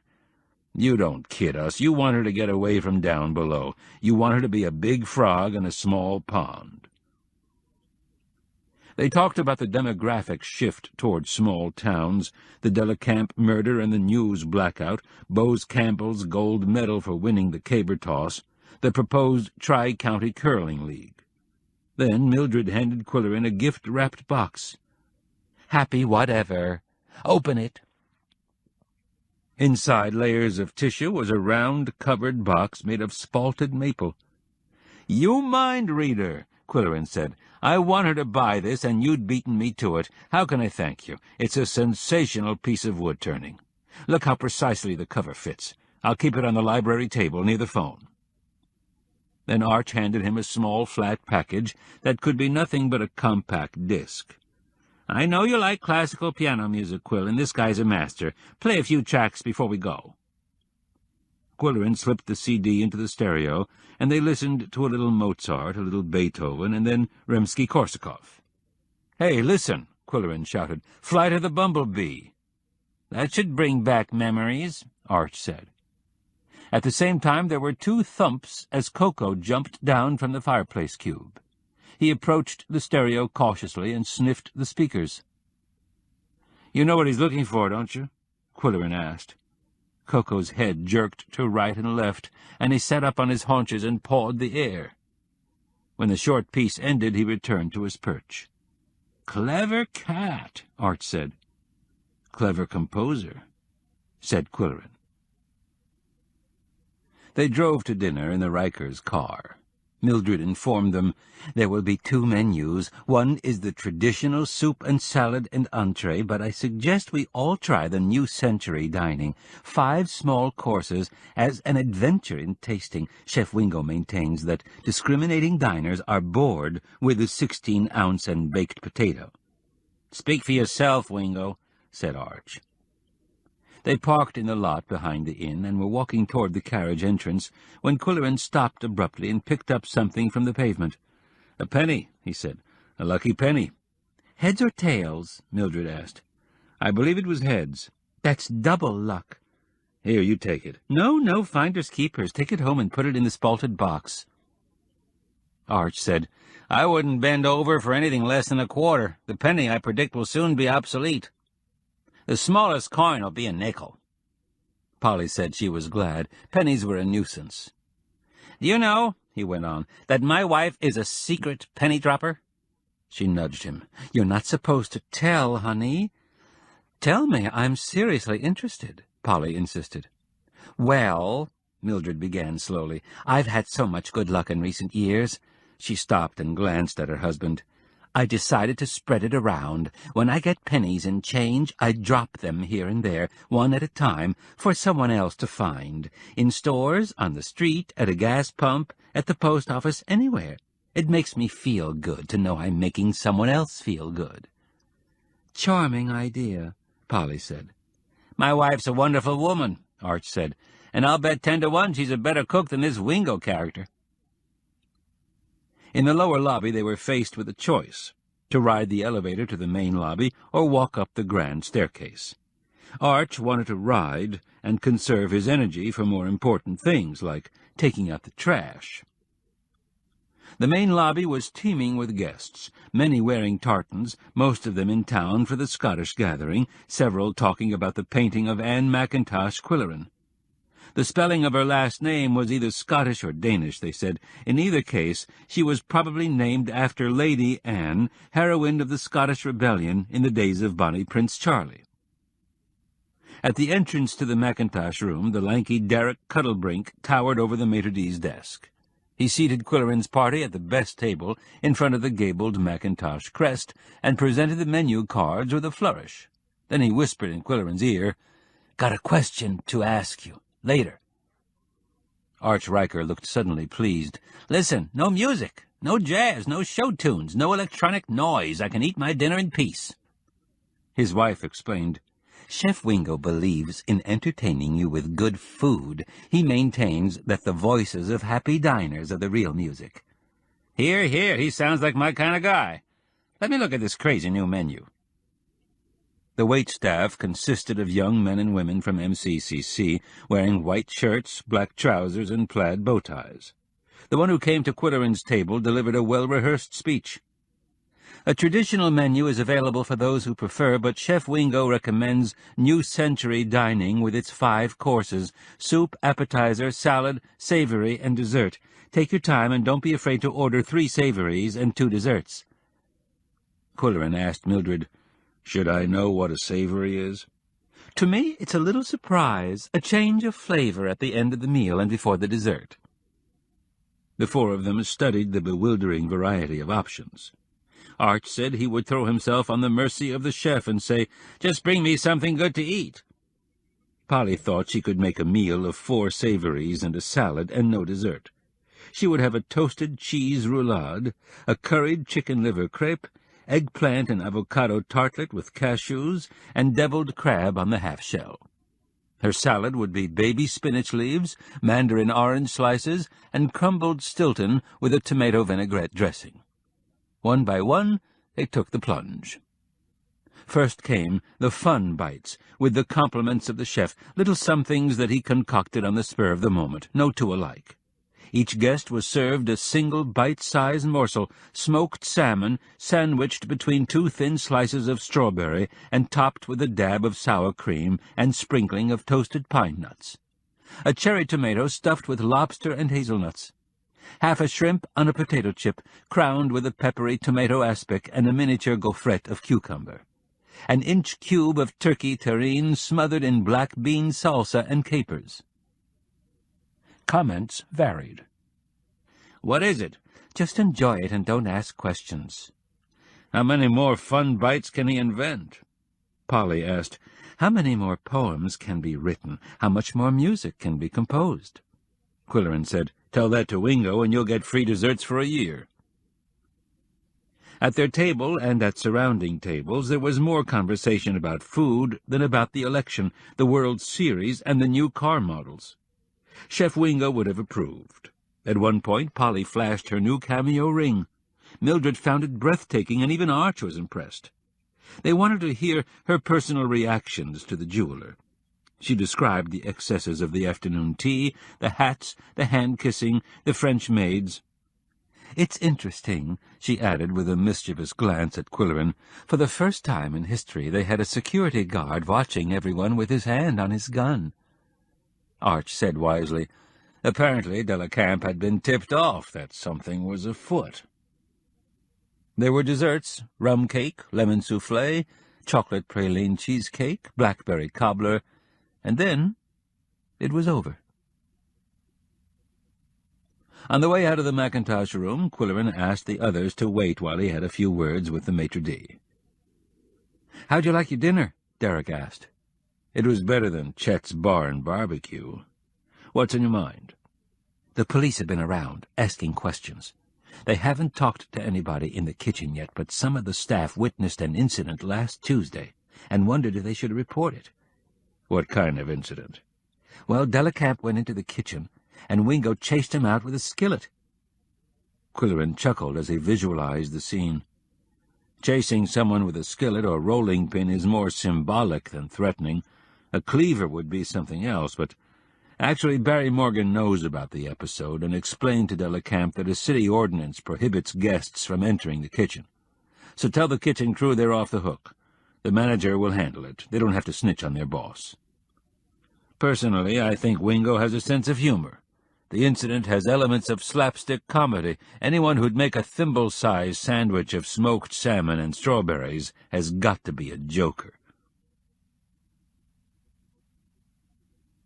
Qwilleran invited them back to the barn for a nightcap, and when they drove into the barnyard, he jumped out of the car and unlocked the back door, throwing the switch that illuminated exterior and interior.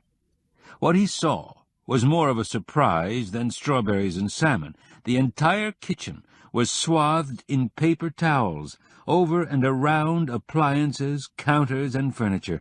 2 rolls of towels from the kitchen sink and the snack bar had provided 50 or 60 yards of toweling. "You cats!" he shouted, all mixed with annoyance. Somewhat in shock, he walked out to meet his guests. "Brace yourselves," he told them. "The cats have prepared a little surprise for you." Polly gasped. "Well, it's a fitting end to an unusual evening." Art said, "Ye gods!" Mildred called it conceptual art, and marveled at the skill and diligence required to carry out the idea. Koko, on the refrigerator, looked down on his masterwork. It was obviously his doing. Yum-Yum was hiding somewhere, feeling guilty. She had a conscience. Koko squeezed his eyes as if accepting the compliments. The guests, instead of having a nightcap, pitched in to unwrap the kitchen, then said good night. Anything else, they insisted, would be an anticlimax. After they had gone, Qwilleran called out, "Where's our little sweetheart?" And she came wriggling out from under the sofa. He picked her up and walked around the main floor for a while, massaging her ears and listening to her purr. And all the while he was asking himself, what was the purpose of that remarkable demonstration? Koko never did anything without a reason.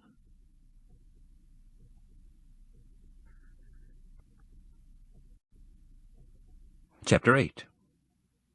Sunday, September 13th. Better to be the head of a cat than the tail of a lion. Before he was fully awake, Qwilleran had a flashback to his early boyhood. Walking home from first grade with his friend Archie, both watching the sidewalk to avoid stepping on cracks, both spotting a lucky penny and grabbing for it, fighting about the penny until Archie's mother told them about joint ownership, after which they took turns carrying the penny in a pocket. In a few seconds, the film of memory had faded, and he was wide awake. Why, he asked himself, had this fragment of ancient history raced through his mind? Then he remembered the penny he had found on the parking lot and had put in his pocket simply to please Mildred. Where was it now? When Qwilleran went down the ramp to start the coffee-maker, Koko was sitting on the library table, not waiting for the phone to ring, but guarding the spalted maple box. Of course, that was where he had put the penny the night before. Did Koko know he was wondering about it? Was he mind-reading again? "You rascal," Qwilleran said. "I wish you'd learn to speak English." Then he remembered the cat's tour de force with the paper towels. "What was that all about, young man?" Koko scampered to the feeding station in the kitchen and waited confidently for his plate to be filled. Later in the day, Qwilleran drove to Indian Village to pick up Polly for the Scottish gathering. In this rustic residential complex, the trees were turning gold, making a striking background for the stained cedar buildings. There were fourplex apartments, a clubhouse, and clusters of condos along the Iribidiwasi River. 4 in a cluster, they were named the Birches, the Oaks, and so forth. Polly had a unit in the Willows, and so did Qwilleran, although he occupied it only in winter, when the barn's cavernous spaces were hard to heat, and its half-mile of driveway was blocked with snowdrifts. Indian Village might be in the country, but the county kept the roads clear, because many influential persons lived there. Another occupant of the Willows was Weatherby Good, the WPKX meteorologist. The Cavendish sisters had recently moved to Iribidiwasi Estates, and their unit, adjacent to Polly's, was vacant, causing her concern. The walls of the condos were thin, and noisy neighbors could be a problem. Polly was waiting. She and Qwilleran exchanged pleasantries with the cats, and then set off for the fairgrounds, both wearing their kilts, white shirts, and the Glengarry cap that had become unisex headgear. "Lovely evening last night," she said. "Very enjoyable." Any idea why Koko rampaged with the paper towels? He was expressing himself. Carol Anspeak called yesterday, but I didn't have a chance to tell you last night. It's about her lovely collection of French perfume bottles in the powder room.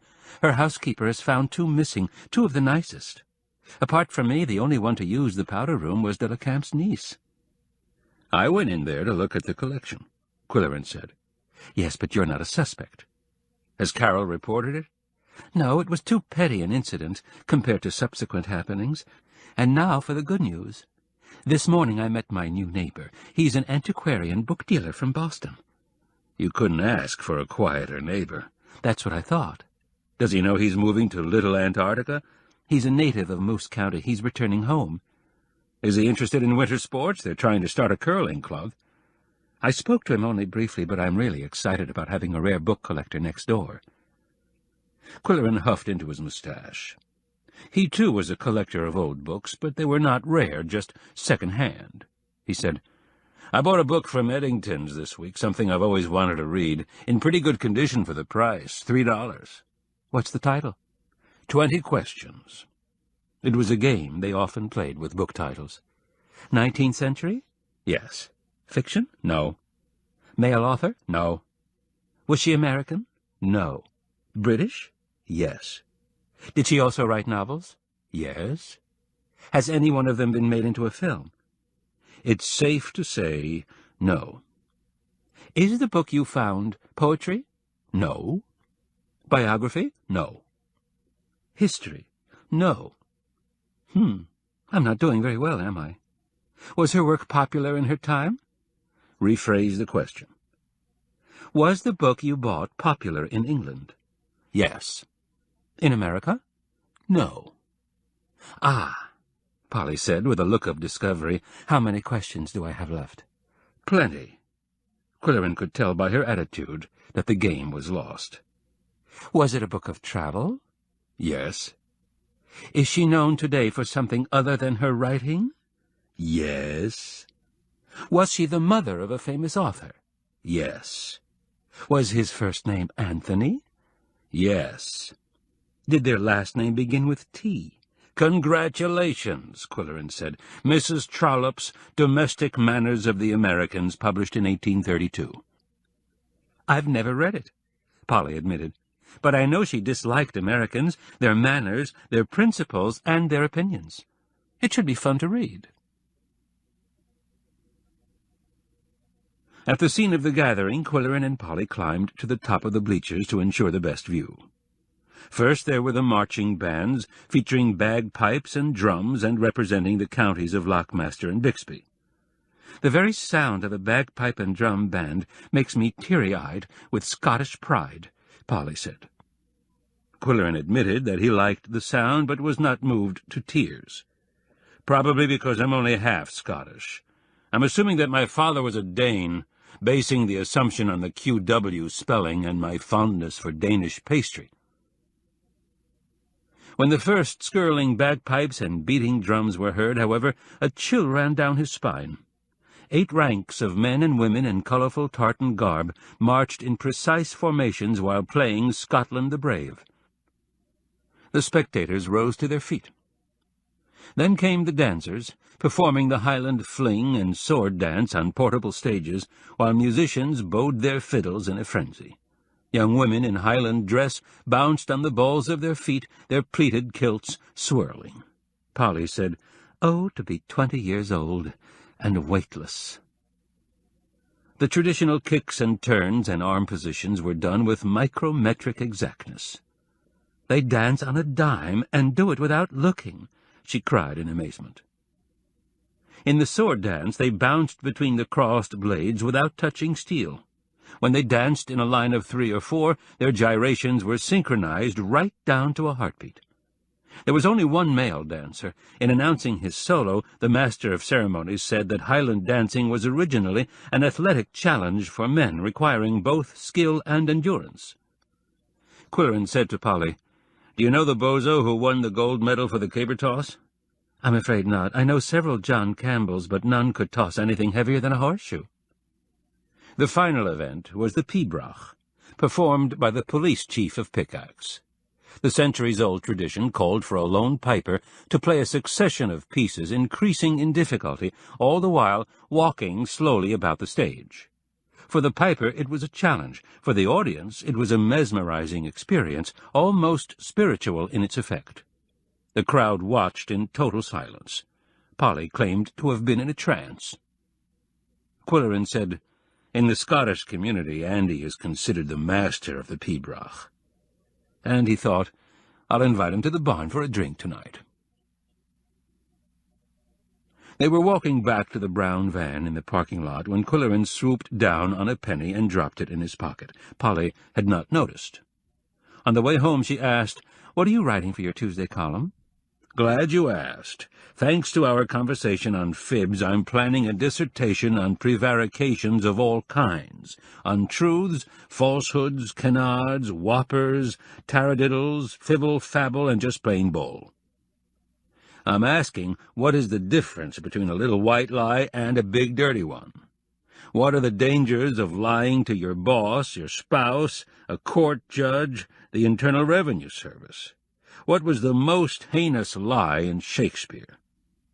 "In Othello," she replied without hesitation. "Iago maliciously lies about Desdemona's handkerchief, and it leads to her murder." "Good. Go to the head of the class. And how about Mark Twain? Did he have anything to say about lies?" "He had something to say about everything." She reflected briefly. "He said the difference between a cat and a lie was that a cat has only 9 lives. That brought up the subject of the Mark Twain Festival.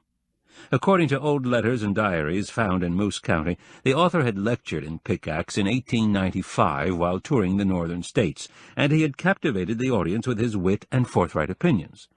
There was no documented evidence that he had slept at the Pickax Hotel. On the other hand, there was no proof that he had not. And the Mackintosh Inn had decided to rename the presidential suite the Mark Twain Suite. Already his portrait hung above the bed where Delacamp had been murdered. Qwilleran told Polly, "The murder in the presidential suite has caused the festival promoters to postpone it until October." "Is that a good month?" she asked. "It could be cold." "There's a meeting Wednesday to discuss the pros and cons." Qwilleran dropped Polly at her condo for her Sunday ritual of getting herself together for the work week. What it entailed he had no idea, and he would never ask. He himself went home to feed the cats and talk to them. "You guys missed a good show this weekend. Next year we'll have a feline gathering. Koko can toss the caber, and Yum Yum can dance the Highland fling on the balls of her paws." Whether he talked nonsense or recited the Declaration of Independence, their reaction was the same, purring, looking wide-eyed, and twitching their tails. As he discovered, Koko had done a little caber tossing of his own. The floor of the library area was littered with the fat yellow pencils that Qwilleran kept in his ceramic pencil holder. There were fang marks in the soft wood. "That cat," he said aloud as he gathered them off the rug. "One day it's paper towels, the next day it's pencils." "Yargle," came a response from the kitchen, as Koko tried to yowl and swallow at the same time. For his own Sunday night supper, Qwilleran went to Rennie's at the inn. It was quiet. Weekend guests had checked out, and the week's business travelers had not yet registered. After having a Reuben sandwich, he stopped at the reception desk to chat with Lenny Inchpot. "How'd you like the games?" the clerk asked. "My mom saw you there with Mr. McWhinell and said you two had the best-looking knees at the whole gathering." "That sounds just like your mother."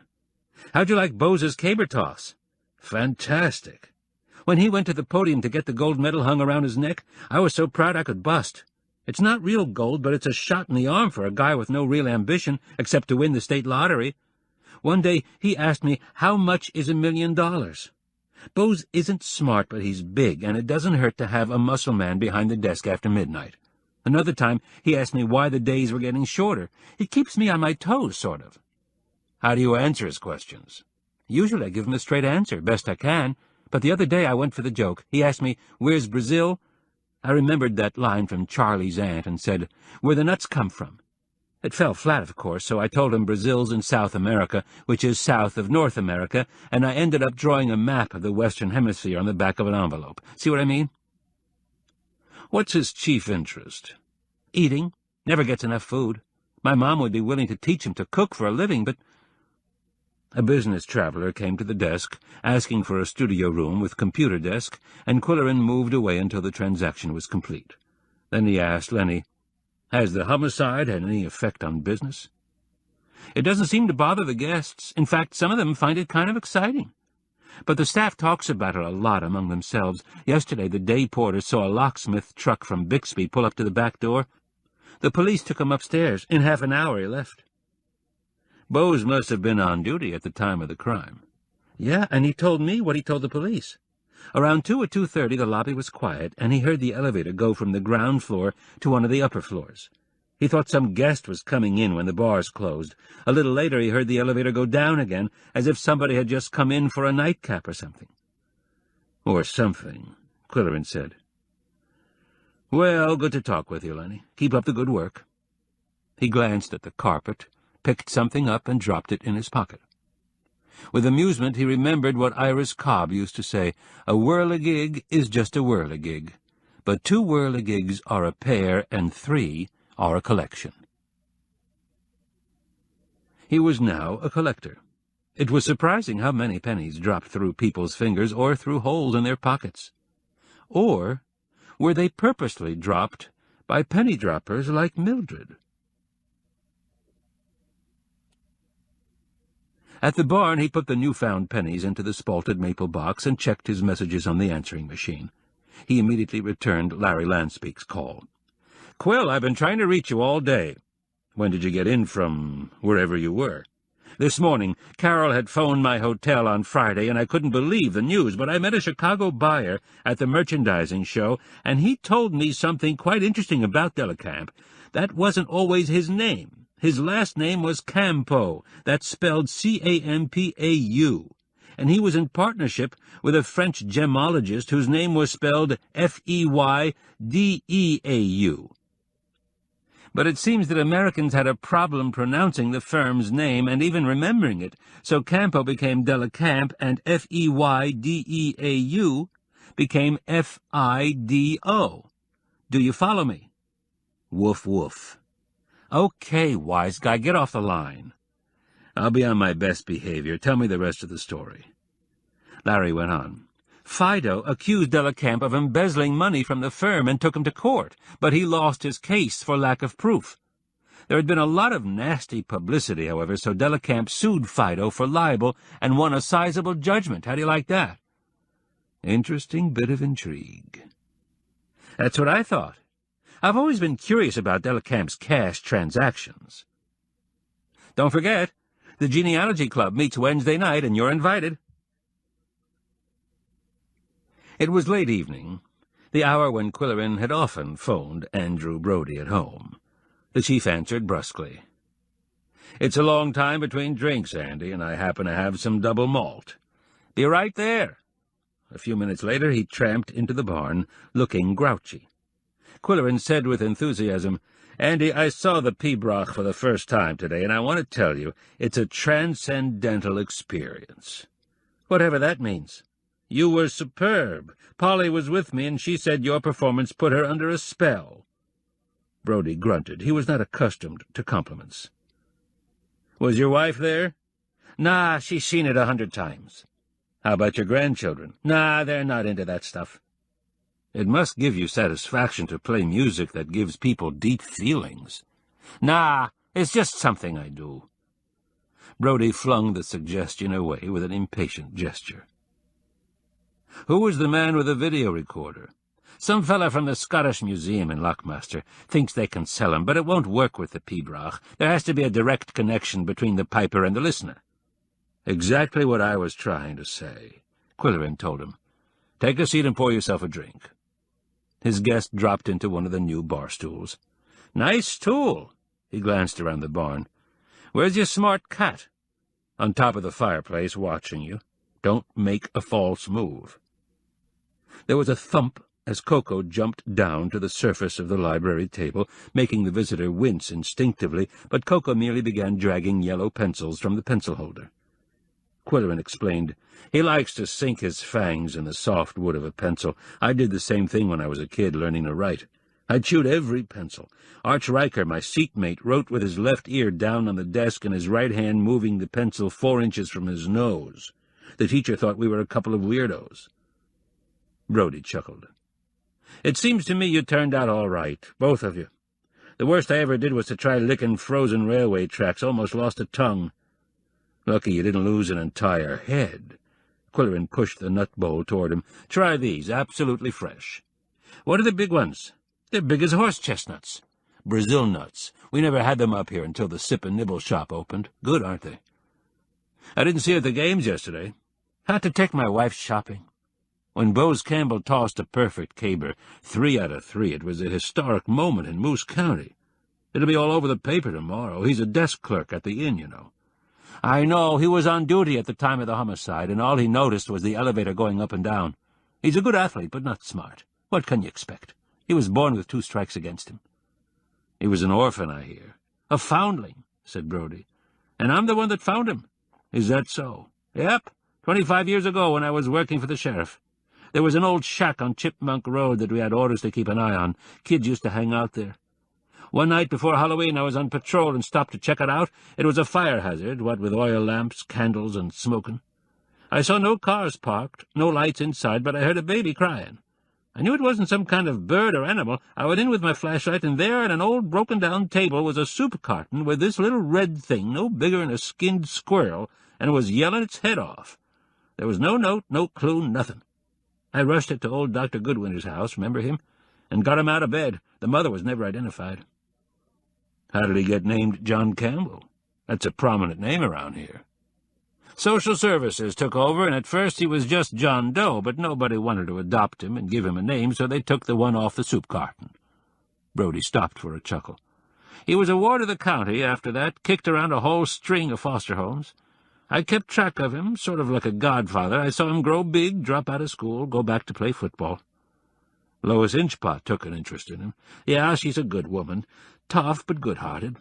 When Bo started classes at MCCC and working the desk at the inn, you could have knocked me over with a feather. That fellow has the strength and skill of a backwoodsman."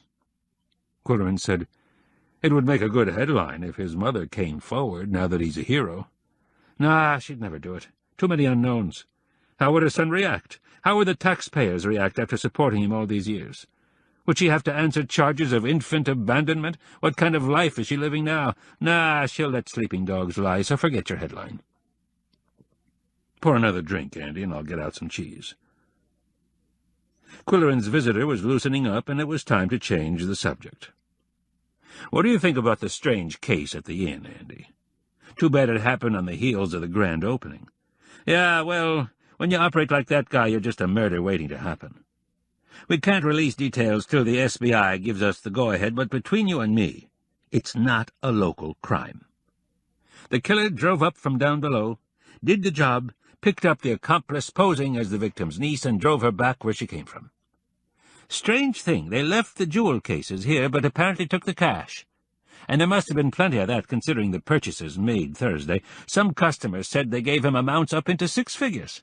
Doesn't take many of those to make $1 million. "Why would they leave the jewels?" Qwilleran asked. "They're a lot harder to fence if you don't have the right connection. We haven't been able to open the cases yet. They're tricky. Have you seen them?" No. The local locksmith said he couldn't open them without an axe. The Bixby guy didn't have any more success, so they're flying up an expert from down below." "There was a rumor the girl was kidnapped. Her clothes were still in the room, and the rental car was in the lot." "All part of the scam. The strange thing, though, was the towels." "Towels?" Qwilleran smoothed his moustache. "Yep, all the towels were gone from both bathrooms. Bath towels, face towels, everything. Instead of jewel thieves, we've got towel thieves." Archly, Qwilleran remarked that Moose County liked to be different. "Yow!" came a comment from the top of the fireplace cube where Koko had returned after his game with the pencils. "I see your smart cat has to put in his 2 cents worth," Brodie observed. "My smart cat, as you call him, unrolled 2 full rolls of paper toweling last night and draped it around the kitchen as if he was trying to tell me something. Brodie, not known for hearty laughing, laughed until he almost choked. Qwilleran handed him a glass of water. "It would help," the chief said, "if old Gumshoe here would tell us something we don't know already." "Such as?" Qwilleran asked lightly. "Who's the girl? She registered at the inn as Pamela North, an alias, of course. She probably has several, now that IDs are a dime a dozen." He lowered his voice. "This is strictly off the record, of course, but the SBI has found a pattern in her M.O. "You speak as if she's the brain of the operation, and yet she was meek as milk when I met her at the dinner party." "Did your smart cat meet her?" "No, he never had the pleasure. But I'll tell you one thing he did, Andy. He howled in the middle of the night at the precise time of Delacamp's death." Brodie grunted. "Dogs do that. But only when it's someone they know. I'll show you something else dogs don't do. I'm going to play a piano recording of Flight of the Bumblebee. Watch Koko." He slipped the disc into the stereo, setting it for track 3. The pianist's fingers started to fly. From his lofty perch, Koko looked down on the men and the machine. They waited. The cat did nothing. "I don't get it," Brodie said. "What's he doing?"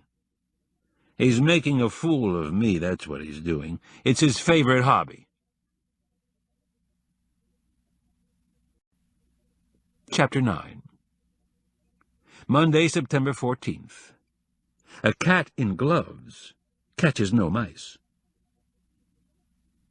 While brushing the cat's coats that morning, Qwilleran kept up a running patter to relax them. He said, "Culvert's calendar tells us it's Monday, but what do you care? All days are alike to you guys.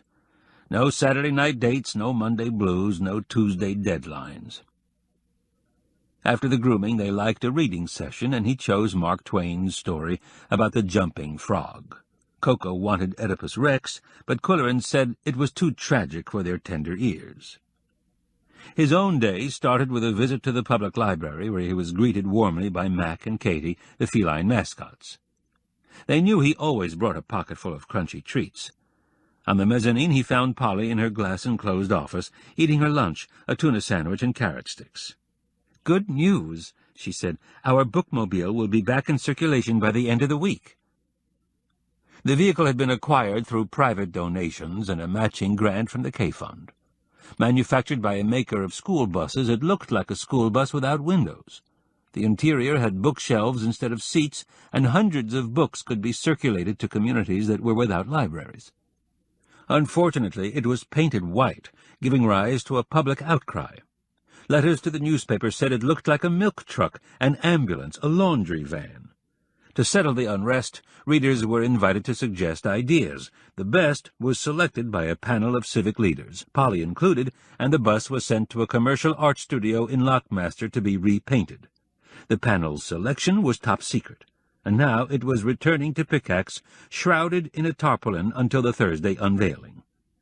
Qwilleran said to Polly, "How about telling me, off the record, what the new design is?" "My lips are sealed," she said smugly. "Could I sneak a peek under the tarp, or do you have armed guards?" "You declined an invitation to serve on the panel, so you'll have to wait, along with the other citizens. Have some carrot sticks." "No, thanks. They're good for you." "I know, that's why I don't want any." Qwilleran's next stop was the newspaper office, where he handed in his copy to Junior Goodwinter, the young managing editor. "Is something wrong?" asked the editor. "You're a day early." Usually the Quill pen met its deadline with only minutes to spare. Then Junior said, "Wait till you see today's edition. On page 1, the Highland Games are the banner story, with some great shots of the caber cavorting in mid-air and Campbell getting his gold medal, plus a sidebar on Brodie and the pibroch. On the picture page we have the dancers, fiddlers, pipe and drum bands, and a candid of a couple of stalwart Scots in kilts eating bridies. On page 2 we congratulate Homer Tibbet on his 98th birthday, and on the editorial page we have some interesting letters to the editor." "Interesting good or interesting bad?" "Wait and see. By the way, Junior, do you know anything about an old shack on Chipmunk Road near the Bib B mine site? It's said to be a hangout for kids. Oh, that. It was torn down during the roadside beautification campaign, but there was so much public sentiment attached to it, the county salvaged the boards and auctioned them off. There are plenty of stories about that dump. Do you have time for lunch? I'll treat at Rennie's. Can't. Arch has called an emergency meeting during the lunch hour.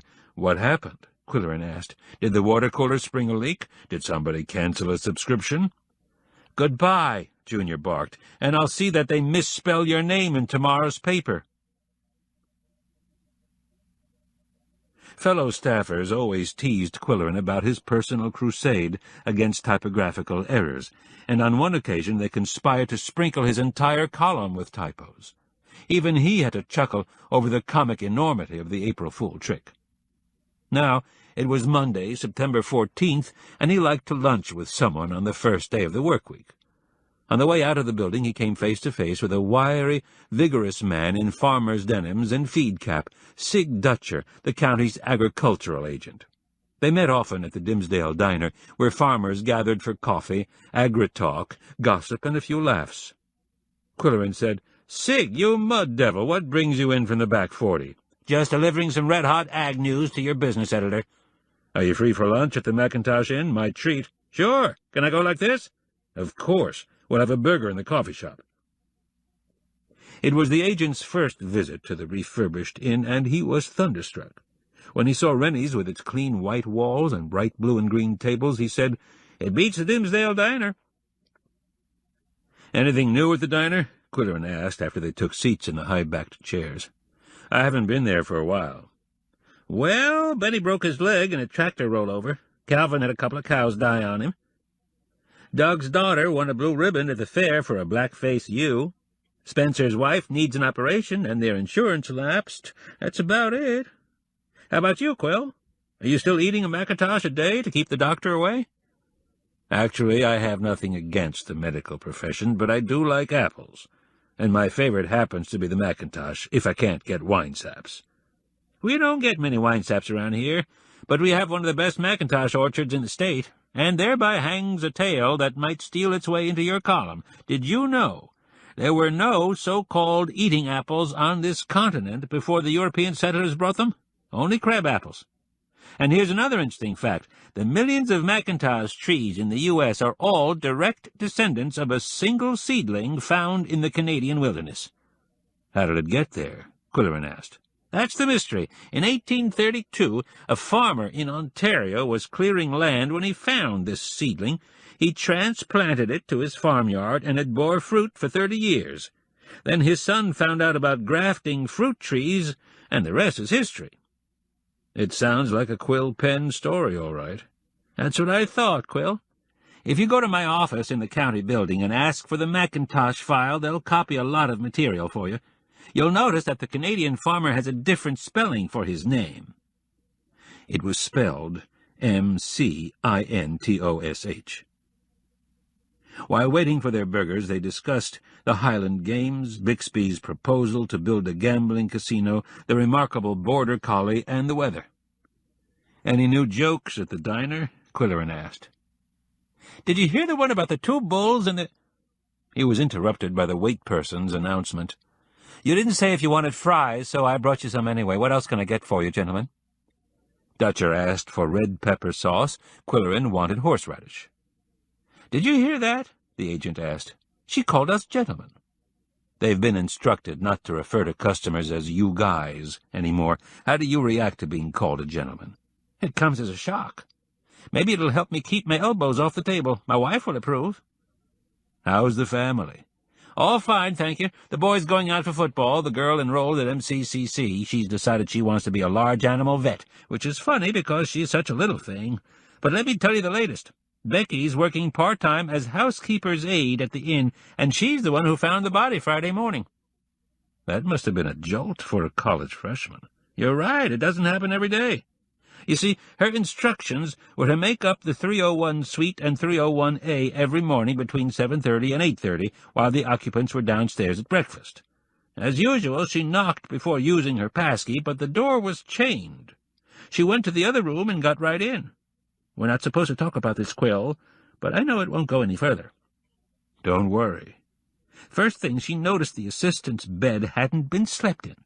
She opened the connecting door, and there he was, lying in bed with a pillow over his head. She backed out, reported to the housekeeper, told the police everything they wanted to know, and kept her cool. But then she went to pieces and had to be driven home. Good for Becky, she performed like a Trojan. Who do you think did it, Quill? I believe all the suspicion points to someone from down below.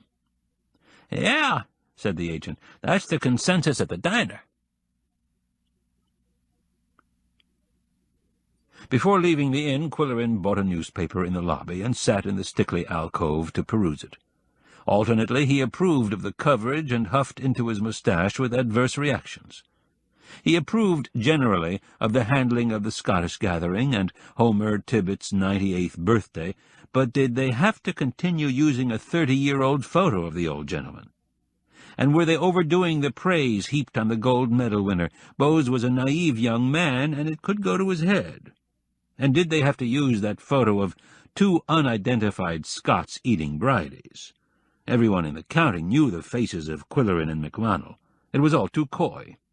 They should have given more space to Andrew Brodie and the Pibroch. And why was the lone male dancer overlooked? Even the editorial was too soppy, in Qwilleran's opinion, about the youth who lacked family advantages, but had persevered to finish school, hone his athletic skills, enroll in college, and take a responsible part-time job. Still, it was not a columnist's privilege to edit the paper. Qwilleran went on to read the letters to the editor. To the editor. Come November, another election, with voters staying home as usual. Do you know why? Because they're used to being served refreshments in public places, at meetings and exhibits, in banks and stores, at church and funerals. To get a good turnout on election day, just advertise, Vote Tuesday, refreshments served. All you need is a few cookies and some weak punch. Herbert Watts. To the editor. Bixby County wants to build a gaming casino to bolster its economy and create jobs. Is that a euphemism for gambling, or is it true that Bixbyites can't spell? Whatever, they plan to build it half a block from the county line. Since gambling establishments are prohibited in Moose County, our good folk will beat a path to the gaming casino, and it will be Moose County money that bolsters the Bixby economy. Smart thinking, guys. Mitch Campbell. To the editor. I am a woman of 40 years old. I have just learned to read and write. It gives me a wonderful feeling. I hope I will get better jobs now. I always tried to hide my secret. I was afraid to get married because my husband would find out. I want to thank my tutor for being so kind and helpful. Name withheld. Qwilleran's last scheduled stop for Monday was Iribidiwasi Estates, where he would pay his annual birthday visit to the county's most prominent nonagenarian. The development was nowhere near the picturesque river after which it was named. It occupied a ridge between Chipmunk Road and Bloody Creek, neither of which would make an appealing name for a retirement community. The main building was a large 4-story structure with a steeply pitched roof that gave the impression of a resort hotel in Switzerland or the Rockies. Homer Tibbitt and his wife, Rhoda, had moved there in order to have assisted care when and if necessary. Qwilleran found them on the top floor. Rhoda, a sweet-faced, white-haired octogenarian with a hearing aid, greeted him warmly. "It wouldn't be a birthday without a visit from you, Quill. Homer is waiting for you in his lair." A sneeze came from an adjoining room. "Come into my library," came a reedy, high-pitched voice, "if you're not allergic to dust." Scrawny and angular, Homer sat like a potentate in a pile of soft pillows cushioning his bony frame. His face had the furrows and wrinkles of his age, but his spirit was still lively. Now official historian for Moose County, he had been a high school principal and a lifelong bachelor when he retired. Not too long ago he had married a retired teacher 10 years his junior. "He married me because I still had a driver's license," she said sweetly. "She married me because she thought I had a future," said Homer. "She was a wild thing at 82. I tamed her." "Shall we have tea?" she asked with her gentle smile. When she left the room, Qwilleran set up his tape recorder on the tea-table. "Well, Homer, do you have any profound thoughts to share on the occasion of your natal day? Anything fit to print?" The old man cleared his throat at great length before saying, "Glad you asked. It so happens I came upon my childhood bank book a few days ago, and it loosed a flood of memories. I was born in the town of Little Hope, but I had the grand hope of becoming rich and having my own horse and saddle.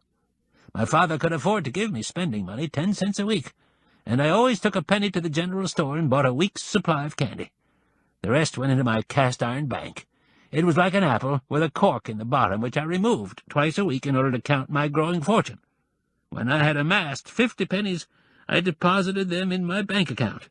The teller would write the total in the right-hand column, so I could always see my net worth at a glance. Sometimes the bank added a few pennies interest. I was always amazed and overjoyed to get something for nothing." "Did you ever save up enough to buy your horse?" Qwilleran asked. "No, but I bought a 2-wheeled bike, $1 down and $1 a month. I couldn't believe it when they said I could take it home and ride it before it was paid for. It seemed like incredible largesse on the part of the general store." Rhoda had poured the tea and handed him a cup, saying, "Stop talking and drink it while it's hot." "She's a tyrant about hot tea, wants me to scald my gums." She murmured to Qwilleran, "He forgets to drink it and then complains because it's cold. I didn't know about his quaint foibles when I married him." "Bosh, you knew everything. You'd been chasing me for years. You didn't run very fast, dear." Qwilleran interrupted the comedy routine that the happy couple repeated on every visit. "I suppose there was no income tax in those days?" "Not until I had my first teaching assignment. It was in a one-room schoolhouse with a pot-bellied stove. I didn't earn much money, and at the end of the year the government took $4 away from me. For income tax, they said. I thought I'd been robbed. Now all you hear from Washington is 70 million, 12 billion, 6 trillion. Sounds like the old Kingfish character on the radio. You don't remember him, you're too young." Qwilleran said, "Homer, you should start writing your autobiography." "There's plenty of time for that," the old man said testily. "I intend to live until that villain in the mayor's office is thrown out on his ear." "Then you'll live forever, dear," said Rhoda, explaining to Qwilleran, "Mr. Blythe is automatically re-elected every term because his mother was a goodwinter." Between sips of tea, she was snipping a scrap of black paper with tiny scissors. "May I ask what you're doing?" Qwilleran asked. "Cutting a silhouette of you. My grandmother taught me how. It was a popular art in Victorian days. She had a silhouette signed by Eduarte that would be quite valuable today, and she promised to leave it to me, but my cousin in Ohio got it." "Rhoda and her rascally relatives," Homer complained. "They're driving me to an early grave." Qwilleran said, "I have no relatives at all, and I'd gladly settle for a couple of rascals." "Take some of Rhoda's, Quill. Take her 2 cousins in Ohio," she said. "But the Aunt Fanny you inherited from—" "She was my mother's best friend, not my real aunt." "And how is dear Polly? I haven't seen her since we moved out here. I used to drive Homer to the library every day, and I always had a little chat with Polly." "Do you find it stimulating enough, living out here?" "Oh, yes, we have book clubs and discussion groups and lectures. Last week we had a speaker from the Literacy Council. Do you know it's easier to teach adults how to read than to teach children? Adults have developed certain skills and talents and are more realistic." Homer was showing signs of drowsiness, and Qwilleran thought it was time to leave. Rhoda gave him his silhouette in an envelope, saying, "Put this in a little frame and give it to Polly. She'll want to put it on her desk at the library. Your head has very good lines." As soon as he reached the parking lot, he opened the envelope. The silhouette was hardly larger than a postage stamp, yet it was a recognizable likeness. The moustache protruded more than he thought it should. Perhaps it needed trimming. The head was a little flat on top, but generally he agreed that the lines of his head were good. On the way home he stopped at Lanspeak's and bought a small frame in the gift shop. In the early evening, as Qwilleran was preparing the cat's dinner, Koko muttered a small growl and jumped to the counter to peer out the window. In a minute or two a small red car came out of the woods, Celia Robinson's car. Yet he always welcomed her with anticipation, not growls. Going out to meet the vehicle, Qwilleran saw a strange woman at the wheel. She rolled the driver's window down and said, "Mr. Qwilleran, Celia Robinson wanted me to deliver some things. She's very busy." She handed over the 3 cartons that were on the passenger seat. "That was thoughtful of her. Are you her new assistant?" "Yes, sir." He summed her up as healthy-looking but plain, with glasses and with hair drawn tightly back. "And what is your name?" he asked pleasantly. "Nora, sir." "Thank you, Nora. Follow the driveway around the big tree, and you'll be headed back to Main Street." "Yes, sir. Thank you, sir." As soon as the cartons were in the refrigerator, Qwilleran phoned Celia and told her how much he appreciated the food delivery. "I'm working on a big luncheon for tomorrow, and thought you wouldn't mind if I sent Nora. What did you think of her?" "What can I say? She seems to be neat and clean and polite." "Yes, she has nice manners," Celia said. "She worked for the Sprinkles for years as a housemaid, and also helped the cook. She's the student I tutored." "Is she the one whose letter ran in today's paper?" "Did they print it? She'll be thrilled." "Did you help her with it, Celia?" "Only with punctuation and the spelling of a couple of words. Did you open the cartons? The tuna salad is for sandwiches. The bread pudding is laced with chocolate sauce, and I made you a lovely ham loaf." "What's the difference between a lovely ham loaf and an unlovely one?" Her shrill laugh pierced his left ear, and he scowled at the receiver. "Go back to your chicken a la king," he said. When she went back to her kitchen and he went to stock the refrigerator, his mind was not on ham loaf or bread pudding. He was thinking, how did that cat know it was not Celia driving Celia's car? Chapter 10. Tuesday, September 15th. A carriage without a horse goes nowhere. For the morning reading session, Koko selected Oedipus Rex again, and his choice was vetoed for the 3rd time. Qwilleran thought, it's more than fish glue in the old binding that attracts him. There might be $100 bill leafed between the pages, or a love letter, or the deed to a gold mine. A brief gold rush had been part of Moose County's history. Riffling through the pages, he found nothing, not even a coffee stain or smear of chocolate, confirming his guess that the book had never been read. So the Sophocles volume went back on the shelf, and Qwilleran read from Mark Twain's autobiography, the part about the 2 tomcats fighting on the roof. Later he went downtown to buy supplies for the evening's cocktail party. He was inviting Barry Morgan to meet some of the town's movers and shakers. Barry had met Polly on Labor Day. Now he would meet Hicksy Rice, promotion director for the Something, Dwight Summers, local public relations counsel, and Maggie Sprinkle, who had connections with all the old moneyed families. After cocktails, the guests would be taken to dinner at the Old Stone Mill, the best restaurant in the county, until the Mackintosh Room opened.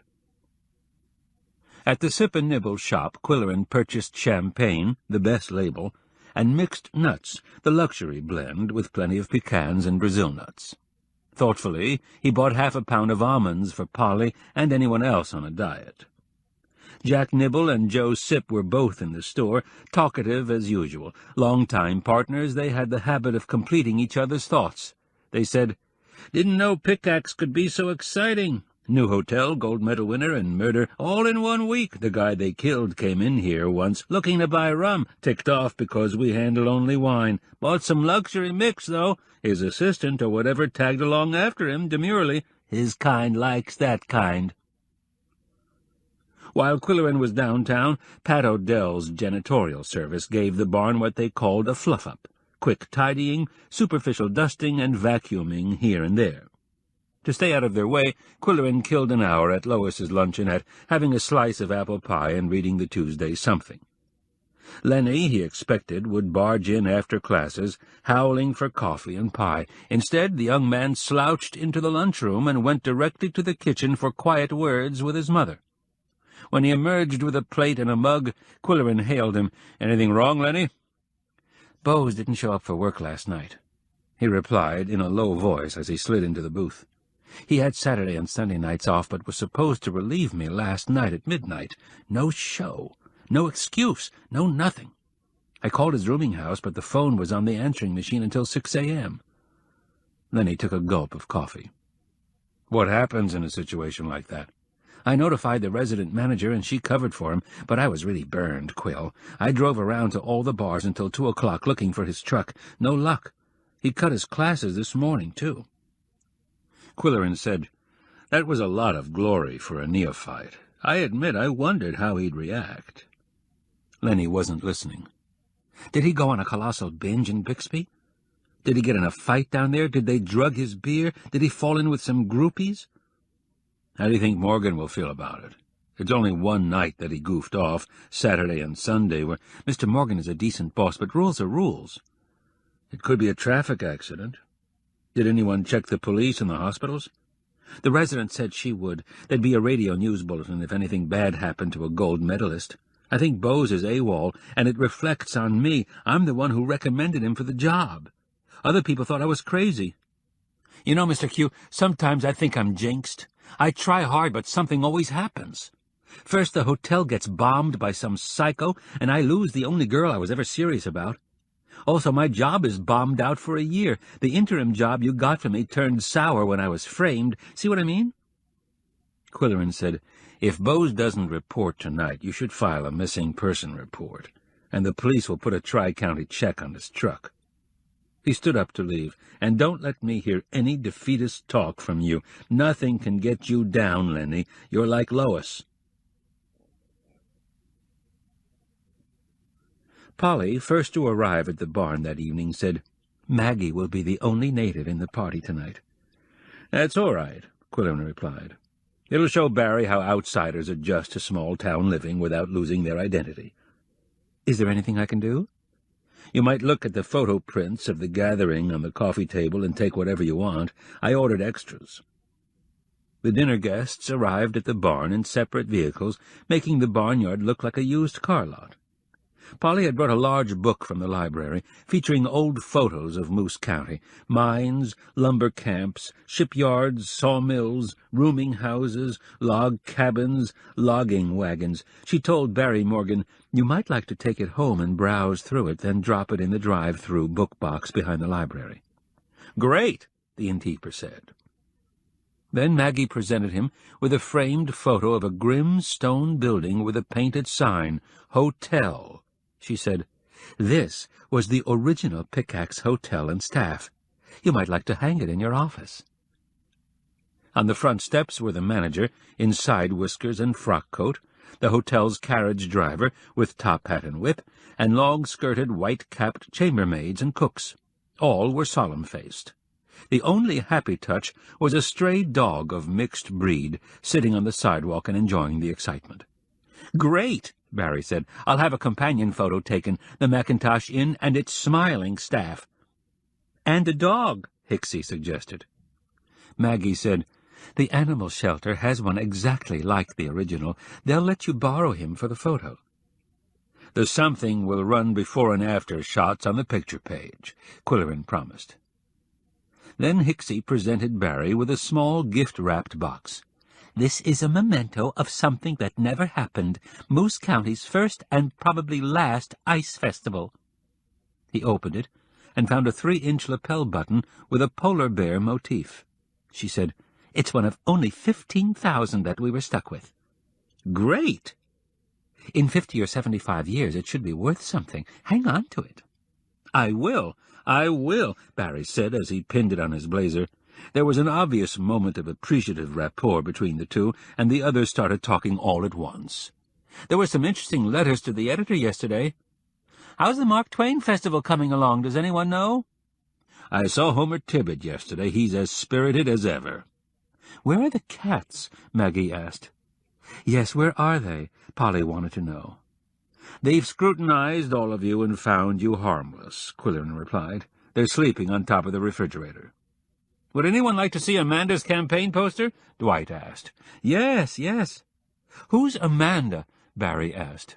Everyone explained at once. "She's Fran Brody's boss, owner of the design studio. She's going to run for mayor. She hates the incumbent. She's been on the city council for ages. She's a little odd, but everyone likes her oddities." "What kind of oddities?" Barry asked. "Name 2. "She's a successful businesswoman, but looks like a scarecrow." "She speaks her mind and doesn't care where the chips fall." "And what about the incumbent? I met him at the opening reception, and he seemed quite smooth." "Smooth like a snake," said Maggie. "He was the high school principal until a scandal involving girl students. Then he became an investment counselor and ran for mayor. He was elected because his mother was a good winter. He keeps getting re-elected for the same reason, not because he's ever done the city any good." Dwight had opened his portfolio and produced a poster with a photo of a handsome man and the message, "Vote for Blythe." He said, "This is the poster that gets him elected every time. Now I'll show you the poster that will beat him in November." It was a caricature of a woman with unruly hair, slightly crossed eyes, and a downturned mouth, and the message was, "We'd rather have Amanda." Polly said, "Everyone knows who she is. She's a real good winter." Barry said, "I'll vote for her. Where do I register?" When Qwilleran went to the refrigerator for another bottle of champagne, Barry followed him and said in a low voice, "Our hero didn't show up for work last night, and no explanation." "So I heard. What happens now?" "2 cuts and he's suspended. After a week he's fired, even if he is a celebrity. You can't run a hotel that way." Back in the lounge area, after the cork was popped, Barry asked, "What was the hotel like before it was bombed?" Everyone groaned. "Dismal. Depressing, but clean." Then Dwight told his towel rod story. "When I came to Pickax, I stayed at the hotel a couple of weeks. The bed was okay, the plumbing worked, but the towel rod kept falling off the wall. Every day I reported it, and every day it was fixed. But whenever I took a towel, it clattered to the floor again. Once it crashed in the middle of the night for no reason at all. After I left, the hotel was bombed. Windows blew out, chandeliers fell, but Fran Brody reported that the towel rod in 209 was still on the wall." "Great story," said Barry. "We'll give you a weekend in the new 209 without charge." The restaurant called the Old Stone Mill had been a working grist mill on a rushing stream in pioneer days, with a water wheel that turned and groaned and creaked. Now the stream had run dry, and the wheel was a reproduction, electrically powered. But the original stone walls and ponderous timbers gave the mill a romantic atmosphere for dining. Qwilleran's party had a round table for 6, and Barry managed to sit next to Hicksy and get better acquainted. Dwight interrupted their tete-a-tete with a question. "What do you think about Moose County, Barry?" "It's great. Absolutely great." "Do you have any questions to ask Quill's panel of Pickax pundits?" "Yes, my brother and his wife are planning to move up here and wondering where to live. Any suggestions?" "If they want a roomy, old-fashioned house, Pleasant Street has some beauties, and they're within walking distance of everything. If they're interested in an apartment or condo, I recommend Indian Village. It's in a wooded area, a short drive from town. I live there." "I live there," said Hicksy. "I live there," Polly chimed in, "and so does Quill in the winter. There are walking paths along the river and a clubhouse." "Sounds great," Barry said. "My sister-in-law is an artist, and she asked about the art climate around here." Qwilleran answered that question. "We have a new art center for exhibitions, classes, workshops, and lectures." "What is her special interest?" "Batik." Polly said, "No one in this area does batik. Maybe she would teach a class." "Great! She likes to teach." After dinner, all but Barry declined Qwilleran's invitation to have a nightcap at the barn. The innkeeper said he had to pick up his library book and the framed picture of the old hotel. Barry said he had had enough champagne, but would like some bottled water. Qwilleran poured skunk water and introduced him to yet another Moose County specialty. "What's that on the rug?" the visitor asked. "A Brazil nut," Qwilleran exclaimed. "Very odd. The cats are never interested in nuts." They sat in the lounge area with their mineral water, and Barry said, "I had a great time tonight. Good food, great people. Hicksy is an interesting woman. How long have you known her?" "A long time. We met down below." "I was instrumental in bringing her here. There was a job opening, and she wanted a career change. She has clever ideas and boundless enthusiasm." "Is she single? Divorced? Any attachments?" "She was never married, but I don't know about her present status. She and Dwight have apartments in the same building in Indian Village and frequently attend functions together, but that doesn't mean anything." "If I invited her to dinner, what would be a good restaurant other than the Macintosh Room and the Old Stone Mill?" Tipsy's Tavern in Kennebec, Qwilleran suggested. It's a roadhouse in a log cabin, established in the 1930s. Good steak and fish. Who's Tipsy? That was the name of the original owner's cat, and her portrait, painted in oils, hangs in the main dining room. A few years ago there was fierce controversy about the color of Tipsy's feet. Some said black, some said white. That's Moose County for you. After the innkeeper had left, Qwilleran scouted the premises for more Brazil nuts and found 3, with fang marks. Koko liked oily foods, yet there was no sign of nibbling. Where was that cat? There were sounds of slurping. Koko was on the coffee table, licking snapshots. "No!" Qwilleran thundered, and Koko fled the scene of the crime. He had a passion for licking the surface of photographs, and his saliva and rough tongue left ugly splotches. Several prints of the Scottish gathering were ruined.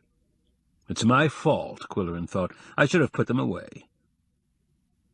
He gave the cats their bedtime snack and escorted them to their quarters on the top balcony. He himself retired to his studio on the first balcony and read from Domestic Manners of the Americans.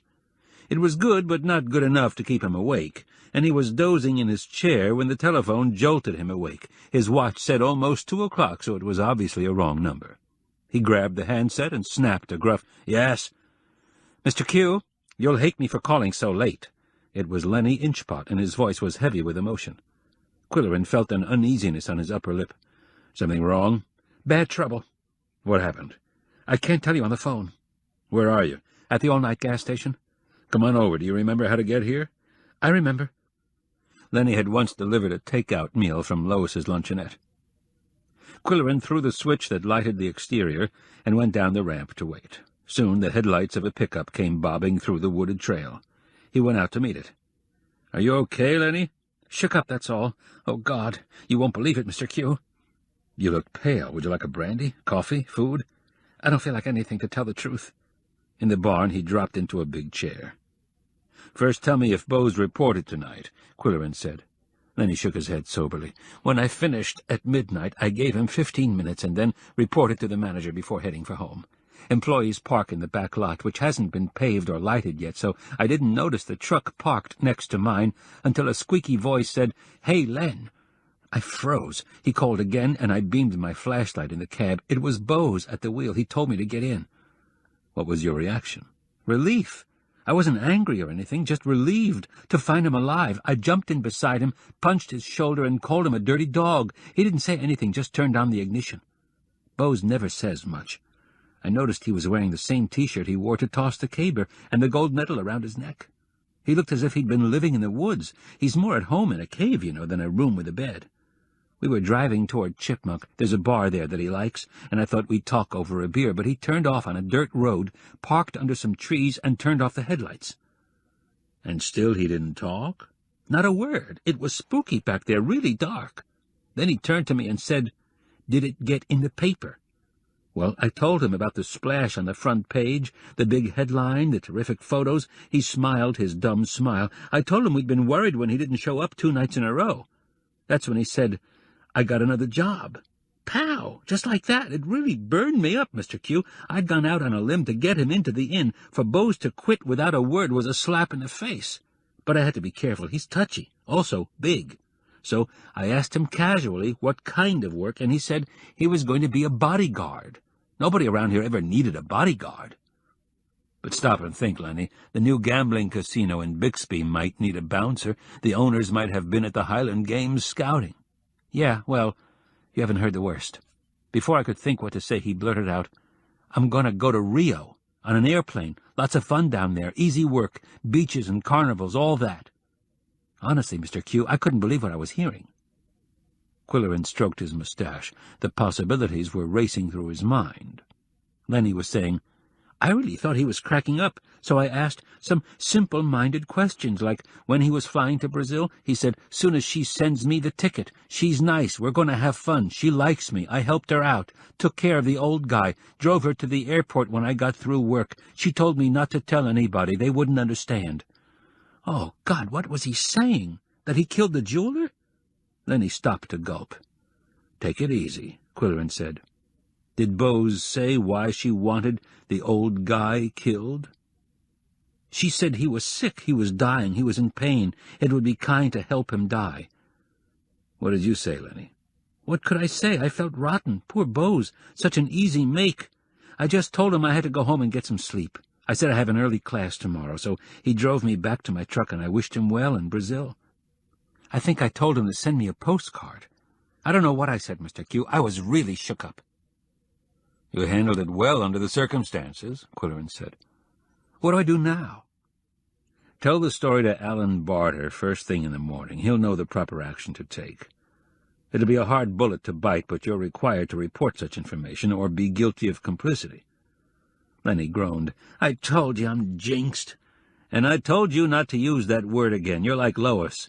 You always survive setbacks and come out stronger than ever. I'll call Bart at home early. Meanwhile, you go up to the guest room on the second balcony and get some sleep. Would you like a warm drink before you turn in? At the risk of sounding like your mother, I recommend Koko.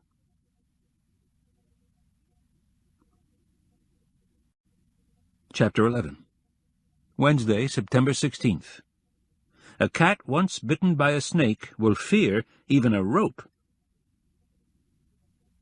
At 7 a.m., Qwilleran telephoned G. Alan Barter at home and said, in a tone of urgency, Are you aware that the hero of the Highland Games has been AWOL from his job at the inn? The captain of the desk clerks has a disturbing explanation to relate. It has to do with the Delicamp homicide. You need to hear his tale and take proper action at once. I can be in my office by 9 o'clock, Quill. Forget the formalities, Bart. Jump into a sweatsuit and drive to my barn. The witness is here, and the murderer is at large in the woods. Qwilleran knocked on Lenny's door and told him the attorney was on his way.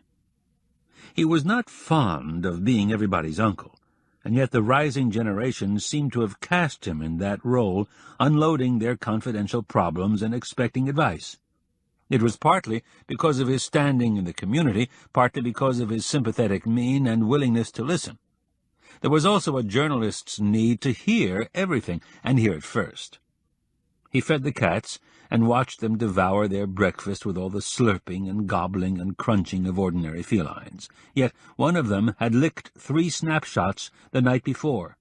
Koko's raspy tongue had ruined shots of Bose tossing the caber, Bose receiving the gold medal, and Bose riding triumphantly on the shoulders of his teammates.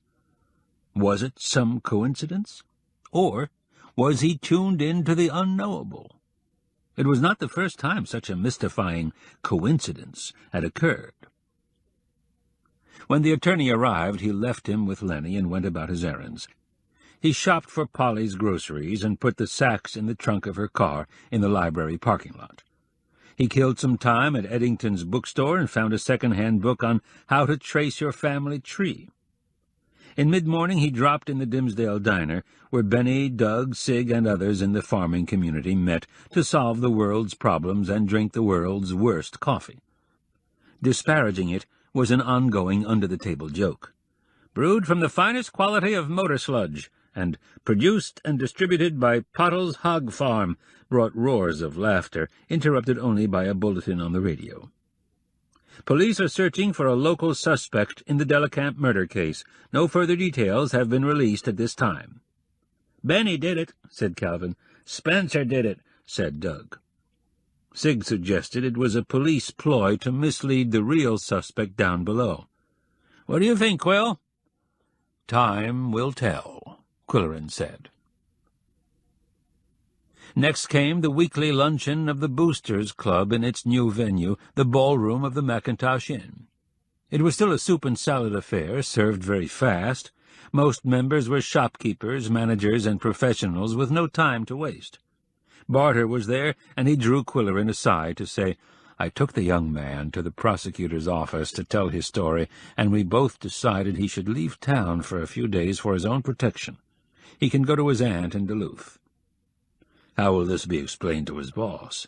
I had him phone Barry and ask for a week's leave, saying there had been a death in the family, and he was needed to help an elderly relative. This whole situation is troubling. Qwilleran agreed. The truth, when it comes out, will be painful. They've made Bose such a hero. At the tables the conversation was friendly but brief, geared to fit between bites of food before the presiding officer banged the gavel. Susan Exbridge, the antiques dealer, sat next to Qwilleran and said, "Darling, it's been so long." Since joining the theatre club she had become dramatic in speech and gesture. "I've been in Mooseville," he said. "How's Polly?" "She's fine. What's new in antiques?" "I'm liquidating a collection of mechanical banks." "What are they?" "Small cast-iron banks for saving coins." "Expensive?" "One is valued at 50,000. He took a swallow or two before asking, "What do they look like?" "Some are cute, some are ugly. Come and see them at my shop." Bang, bang, bang. The meeting was called to order. The Boosters Club had accepted the responsibility of the Mark Twain Festival, and the various committees were reporting on progress. About the parade, the idea is to have characters from Mark Twain stories marching in costume. So far we've signed up Soldier Boy, the horse, Aileen, the dog, Tom Quartz, the cat, to be drawn in a wagon, and more than 50 Tom Sawyers. The question arises, how many clones do we want? About the lecture series.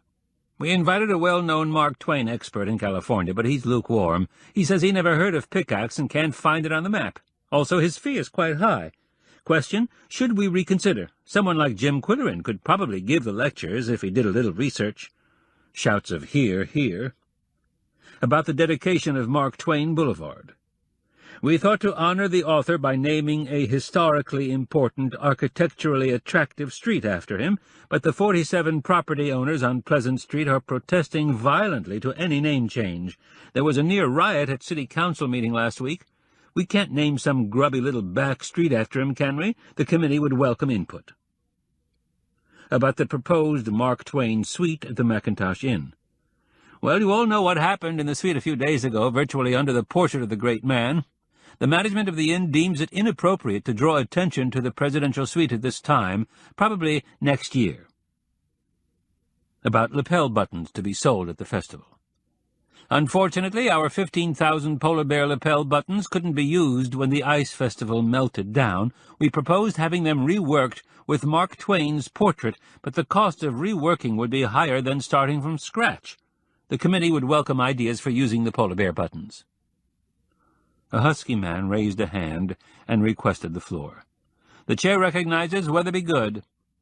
The WPKX meteorologist said, "As the messenger who brings bad news, I expect to be shot, but it's my duty to report that the long-range forecast for October gives thumbs down to picnics, soccer games, parades, and outdoor festivals.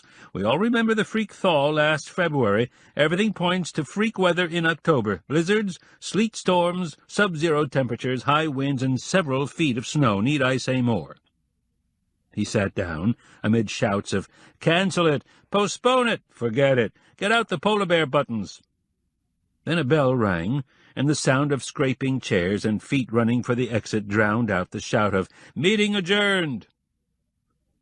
Qwilleran, the only booster without a demanding schedule, ambled up Main Street to a shop with gold lettering on the window, Exbridge and Cobb, Fine Antiques. The window was always sparkling, the artifacts of brass and mahogany were always polished, and the prices were always high. "Darling, I didn't expect you so soon," Susan cried. "I'll go away." No, come into my office and see the collection of banks." She led the way to the rear and unlocked a closet where shelves were lined with nondescript metal objects measuring 5 or 6 inches in height and width. He said, "I want to see the one that's worth 50 thou." The dealer hesitated. "If you write about these, you can't mention prices or the name of the owner. She's an older woman. The banks were collected by her late husband." "I didn't say I'd write about them. I just want to see them." "You're so brutally honest, Quill." The bank she showed him was a small iron sculpture of a circus pony and a clown. "How does it work?" he asked. "Do you have a penny? Put it in the coin receptacle and turn the crank." He did as instructed and watched the pony run around a circus ring while the clown deposited the penny in the bank. Susan explained. "All of these banks have mechanical parts that activate a donkey or elephant or whatever. They became popular in the late 19th century when children were taught to save their pennies. This made it fun." "How many $50,000 banks do you expect to sell in Pickax? None, darling. I'm advertising the rare ones in a national magazine. The others will be sold by telephone auction. Qwilleran studied the banks in wonderment. There were cats, dogs, monkeys, cows, a whale, and one bust of a Scotsman wearing a Glengarry cap and shoulder tartan. He had a large moustache. He looked amiable. He looks just like you, darling. Would you like to buy him? She placed a coin on the Scot's hand and pressed a lever. He blinked his eyes, raised his arm, and dropped the coin in his pocket. "What's it worth?" Well, it's not as old as the others, but it's American and in good condition. The Germans made a bank with a Scotsman who stuck out his tongue and swallowed the coin. Maggie's husband thought it was repulsive. "Did you say Maggie? Is she selling this collection?" "I'll phone her and see how much she wants for Kilty. That's the name of the Scotsman." Qwilleran fed pennies into the various banks until Susan returned and said, "Maggie said she'll take 1,500 for Kilty. I hope you know that's a steal." Archly he replied, "I don't want to rob an elderly widow when she's down to her last diamond and pearl choker." "She likes you. She loves your column," Susan said. "Also, I told her you're going to help with the telephone auction." "I don't remember volunteering. However, what does it entail?" "Simply sit at a phone and take bids from collectors all over the United States. With your wonderful voice, you can charm the callers into raising their bids. I'll get a box for Kilty." On the way to the parking lot, with the box under his arm, Qwilleran passed the office of McWannell and Shaw and went in to show them his prize.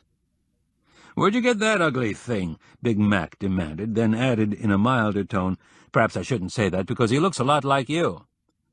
"Got a dime? I'll show you how it works." The accountant placed his dime on Kilty's hand and pressed the lever. The eyes blinked, and the coin disappeared. "Do I get my dime back?" "Of course not. This is a bank. Are you a bank robber?" "That's some racket you've got going, Quill. Let's show it to Gordy." He called his partner on the intercom. Gordon Shaw was there promptly. "What's going on?" "Magic," said Qwilleran. Another dime disappeared, and the partner hooted with glee. "Go across the street and show it to Scotty." The owner of Scotty's men's store laughed so hard that his tailor came running from the workroom and happily watched his own dime drop into Kilty's pocket. Qwilleran was enjoying it immensely and decided to rook the guys at the newspaper. When he carried the box into the city room, the staff was relaxing for a few minutes after putting the Wednesday edition to bed and before starting the Thursday. They gathered around Kilty and fished for dimes in their change pockets. The managing editor and the women in the feature department joined the fun, and Arch Riker came from his office to investigate the commotion.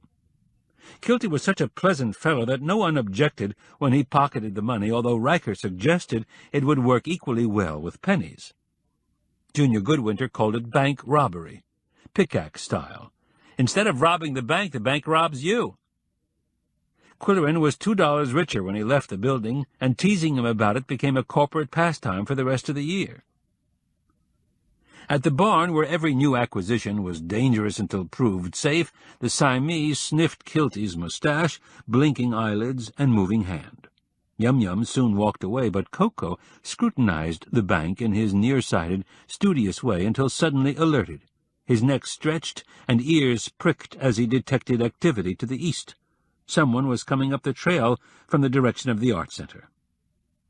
Qwilleran went into the yard to confront the uninvited visitor when he recognized the 10-year-old boy from the McBee farm.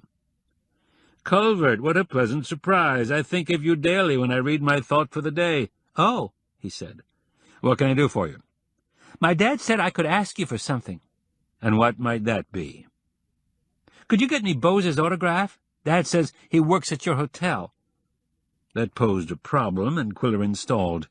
"It's not my hotel, tell your dad. It belongs to the K Fund. It just happens to be named after my mother." "Oh," Culvert said dully. Such facts had nothing to do with his urgent mission. "And it's no longer a hotel, it's an inn, which offers a friendlier kind of hospitality." "Oh." "Did you see Bose toss the caber on Saturday?" He shook his head. "It was in the paper. They talked about it at school." "Unfortunately, Bose isn't working this week, so we'll have to wait and see what happens. How's everything at school?" "Okay," Culvert said, and ran back down the lane. After thawing something for his dinner, Qwilleran walked to the old stone church on Park Circle, where the genealogy club met. The Landspeaks were waiting for him at the side door.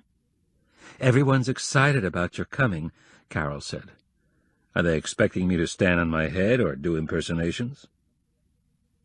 In the fellowship room, 20 members were sitting in a circle, and Qwilleran went around shaking hands. He needed no introduction. Everyone glanced at his moustache and said, "I read your column. Where do you get your ideas? How are your kiddies?" All were his age or older. After a brief business meeting, a member read a paper on his genealogical research in Ireland, and others spoke about their happy discoveries in family documents, or at the courthouse, or in cemetery records, or federal military archives. Finally, Larry Lanspeak asked the honored guest if he would say a few words. "You skunk," Qwilleran thought. "Why didn't you warn me?" Nevertheless, he stood up, looked around the circle, and blinked his eyes as he considered his chore. "I feel just like Kilty," he thought. Then, in his mellifluous lecture-hall voice, he began. "This evening has been an experience that's enlightening, to say the least. I myself am a lost entity wandering in a void, minus relatives, family records, and even an inkling of my father's first name. He died before I was born, and my mother never mentioned his name or those of my grandparents.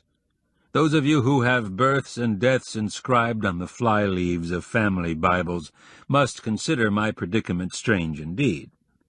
To me, growing up as the only child of a single parent, there was nothing strange about it at all. It never occurred to me to ask questions, being too busy playing baseball, acting in school plays, doing homework, reading books about dogs and horses, and fighting with my peers.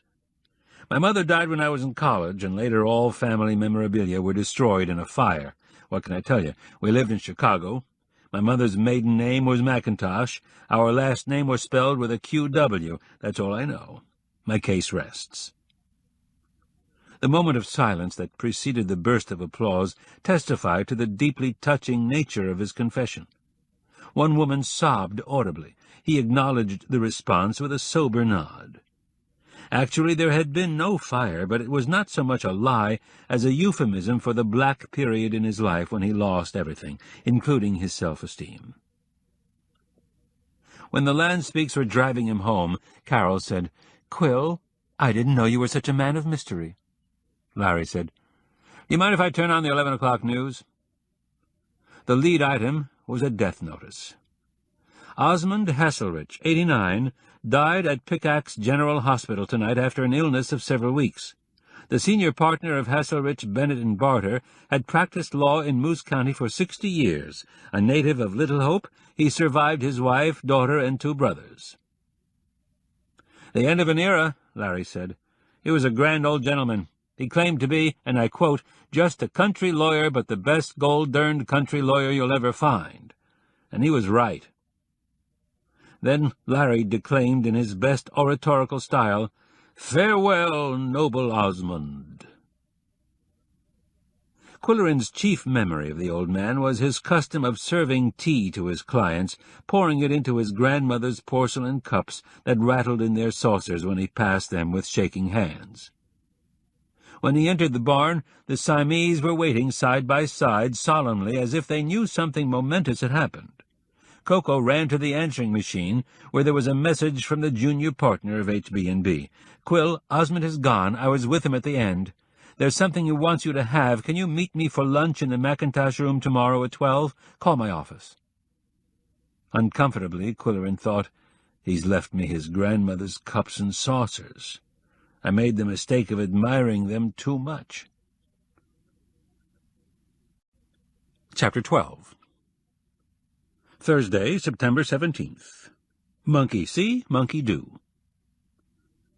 When Qwilleran came down the ramp in the morning, he saw an unusual spectacle. 2 cats, sitting on their haunches, with tails curled and ears at attention, but they were 2 feet tall, and their ears measured about 5 inches. Koko and Yum-Yum were in the foyer, watching birds through the sidelights, and the morning sun slanted in at a low angle and elongated their shadows on the floor. Another surprise was in store when he turned on the radio for the hourly newscast. A sheriff's deputy was attacked in the woods near the Big B mine site sometime after midnight while investigating an abandoned pickup registered to John Campbell, a suspect in the local slaying of a Chicago businessman. Deputy Greenleaf was struck on the head by a blunt object. When she regained consciousness, her service revolver was missing. The suspect is now considered armed and dangerous, described as a Caucasian male in the early 20s, 6'2", weighing 250 pounds. When last seen, he was wearing a Moose County Bucks T-shirt. Qwilleran discussed the item with the Siamese as their heads bent over their breakfast plates. Bose apparently ran out of gas. Will he use the gun to hijack another vehicle? Do the sport fans know that John Campbell, the alleged attacker, is Bose Campbell, the champion? "Yargle," was Koko's comment as he attempted to yowl and swallow at the same time. At noon, Qwilleran met the attorney for lunch at the Mackintosh room. "Hear the news?" Barter asked. "It puts a new slant on the case. The authorities are smart, though, not to identify the suspect as the caber-tosser. Local sport fans can be fanatical in support of their heroes." "There'll be a lot of disappointment," Qwilleran added. "My neighbor Kid asked me to get Bose's autograph. They'd been talking about him at school." "Let's hope he's apprehended before he commits any more felonies. Now he's armed." Qwilleran smoothed his mustache. "Lenny says he's never been out of the county, so I doubt that he'll head for parts unknown to him. He's an experienced backwoodsman, and they're a breed of their own. It's my hunch that he'll hole up in a cave or some kind of impenetrable thicket and use the gun for shooting small game. There's plenty of that around." "The sheriff's helicopter will be able to spot him," Bart said confidently. The server brought a glass of red wine and a glass of skunk water, and the two men toasted the memory of Osmond Hasselrich. "It was time for him to go," the attorney said. "He was distraught after his daughter's tragic death, but kept going for his wife's sake. When she died, though, he knew he wouldn't last long." Barter shook his head. "Osmond had always been my mentor, and in recent years he treated me like a son. I was with him every day at the end. He wanted to discuss his final wishes. Instead of a funeral, he wanted a memorial service like Euphonia Gage's, but he wanted it at the old stone church with a solitary bagpiper playing Loch Lomond and a few of his favorite hymns. Andrew Brodie was a great friend of his." "Did Osmond have Scottish blood?" "He claimed he couldn't find so much as a sheepdog in his ancestry, but he frequently took his wife and daughter to the Highlands and Islands and called himself a closet kiltie." "What will there be at the memorial service besides music?" "No eulogies. He said he wanted the reading of great words by great voices. He meant you, Quill, and Larry and Carol." "High praise indeed," Qwilleran murmured. "Did he specify the readings?" "He wanted Carol to read his favorite biblical passage, 1 Corinthians chapter 13. Larry is to read the words of early statesmen, as in the Declaration of Independence and the preamble to the Constitution. You are requested to read Robert Burns with a Scottish accent, and also Kipling's poem, if you can keep your head when all about you are losing theirs." "Any Shakespeare?" "We discussed it, and the only line he suggested from Shakespeare was, 'The first thing we do, let's kill all the lawyers.' Osmond never lost his wry sense of humor. I think he really had some Scottish blood." Then lunch was served, and conversation was intermittent. Qwilleran was thinking about the firm of H.B.&B. Would they drop Osmond's revered name? Would they bring in a new partner? The one in line was a cousin of Weatherby Goods, Loretta Bunker. The jokesters in Moose County would have a good time with Bennett, Barter, and Bunker. The prestigious law firm of Goodwinter and Goodwinter had come to an unfortunate end when a third name was proposed. After lunch, Barter retrieved a package he had checked at the front desk. "Osmond thought you should have this," he told Qwilleran. It was an old-fashioned box file with metal clasp, leather spine, and boards covered in marbleized paper. The label on the spine read, "Klingenschein Correspondence." The Thursday paper was due off the presses at 2 o'clock, and Qwilleran went to the newspaper office to wait for it. Junior Goodwinter said, "We're running some somber stuff today, but that's the way it works out. The Hasselrich obituary, the assault on the deputy, and the postponement of the Mark Twain Festival, but there's a letter to the editor that will give you a laugh. It's in response to one of your recent columns." He handed over a proof sheet of the letter. To the editor. After reading Mr. Q's dissertation on fibs, white, off-white, grey, and shades of black, I made a list of 12 little white lies that are in common use. You look wonderful. Don't worry, he doesn't bite. A child can assemble it. All that's needed is a screwdriver. Guaranteed for life. Of course I remember you.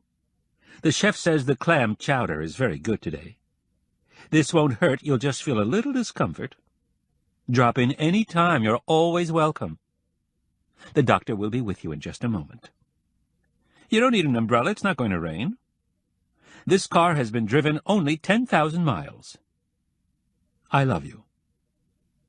Bob Turmeric. Qwilleran chuckled. Who is this Turmeric? No one knows him, but the letter came from Sawdust City. I thought you'd enjoy it. Are you covering the play for us tonight? Qwilleran went alone to the K Theatre. Polly had another commitment.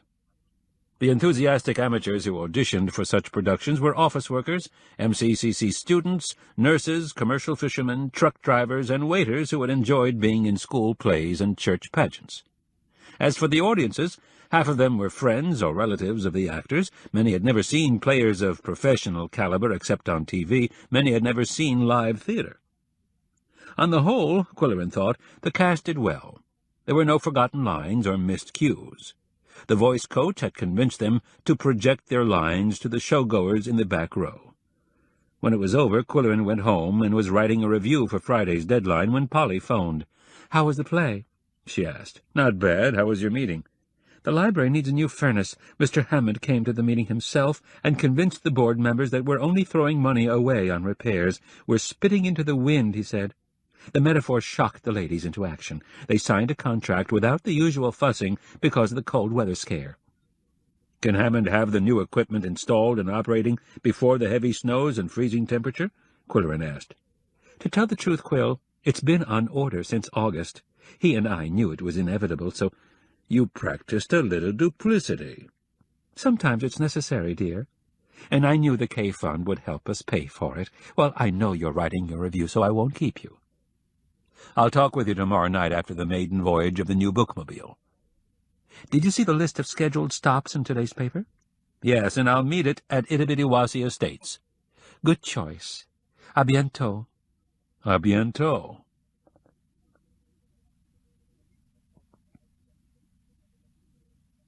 During the phone conversation, Koko had been sitting on the box of Klingenstein correspondence, and now he hunched down on it with his tail elevated like a flag as he went through the motions of digging into the box.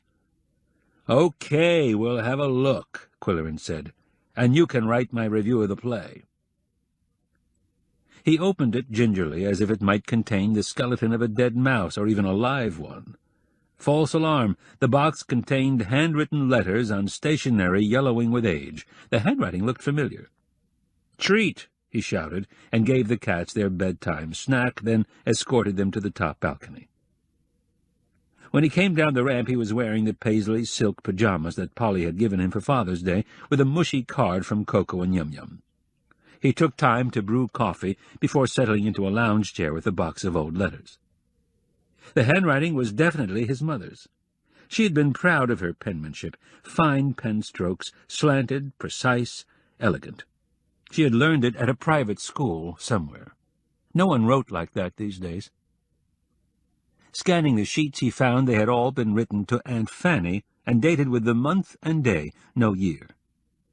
June 2nd was the date on the first one. It was signed "Love from Annie." His mother's presence haunted the page as he began to read, and shivers traveled up and down his spine. "Dear Fanny, how's everything? Are you having fun? Do you like Atlantic City as much as you thought you would? I know you don't have time to write letters, so don't bother to answer this, but I have news. I told you my parents wanted me to go back to Des Moines and work in Dad's office, but I adore Chicago totally, and after slaving for 4 years as an English major, I'd jump off a bridge before I'd work in an insurance office, and I told them so. It didn't go over big. Dad is hopping mad about my moving to Chicago, and Mother goes along to keep the peace. She's afraid to cross him. She says she loves him. I guess I don't understand love. And she doesn't understand why I don't want to marry her best friend's son.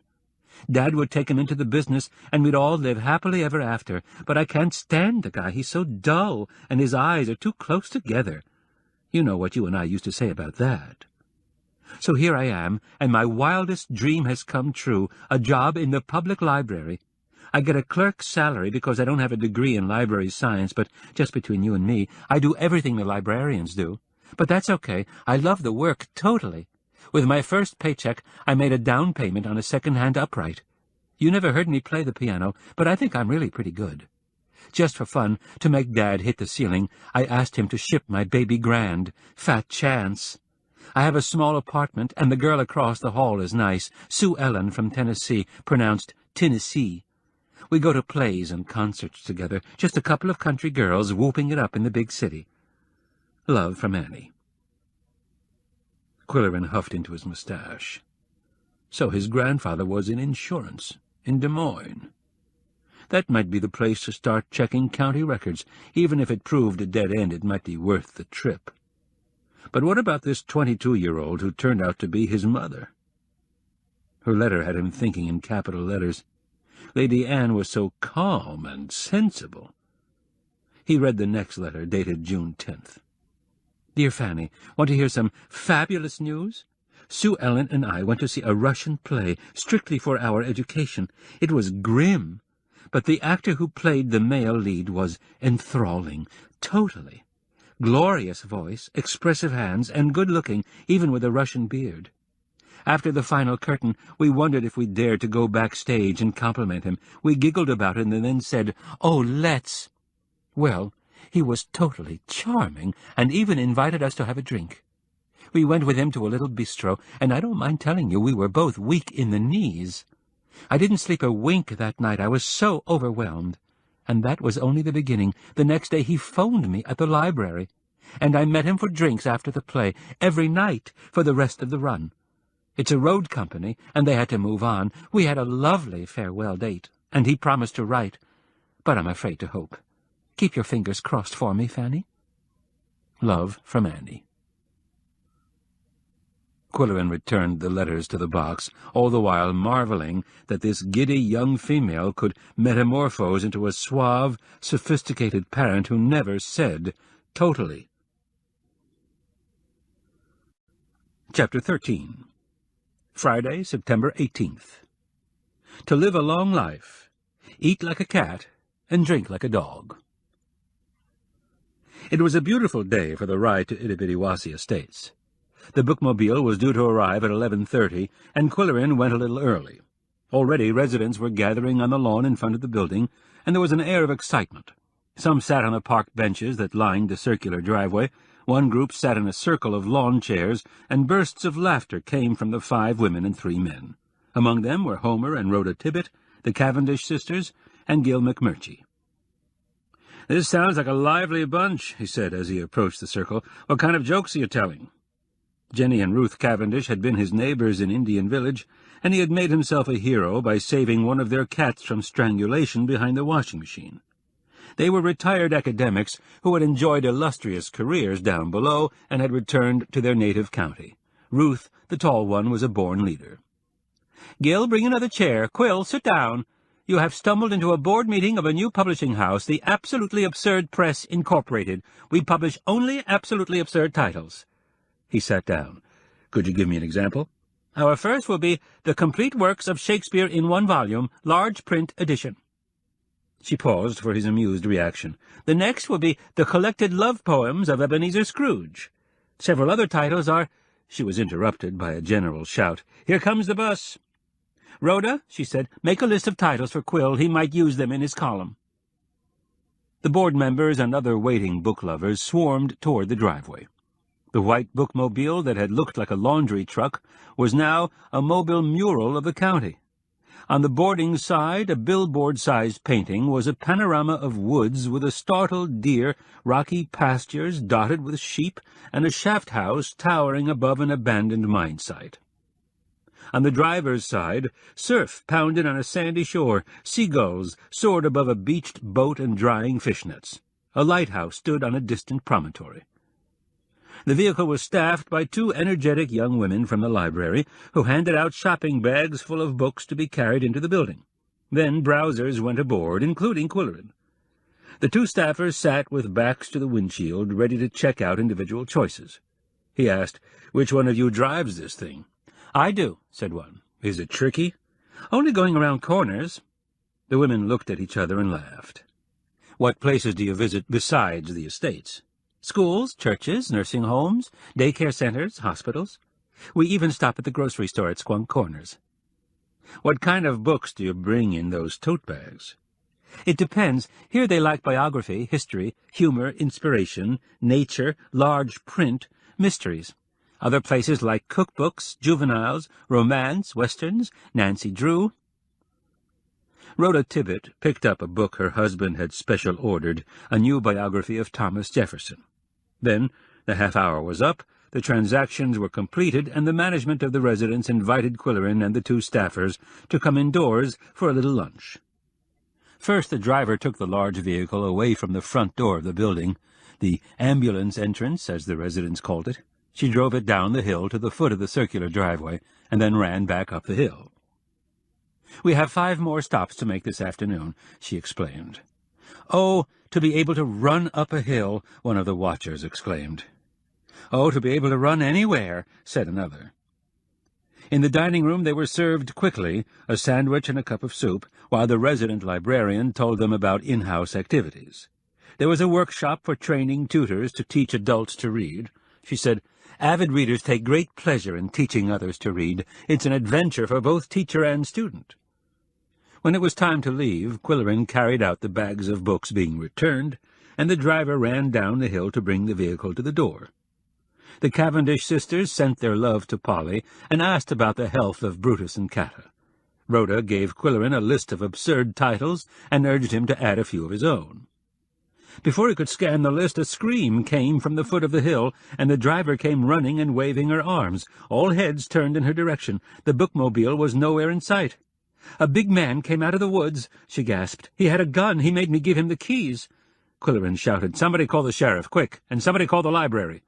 He himself hurried to his van and called the newspaper. Patrons of the bookmobile stood about in a daze. Others swarmed out of the building. They were saying, "Must be the fellow that stole the deputy's gun. He's wanted for murder. He won't get far with that conspicuous jalopy. He's desperate. He'll ditch it and steal something else."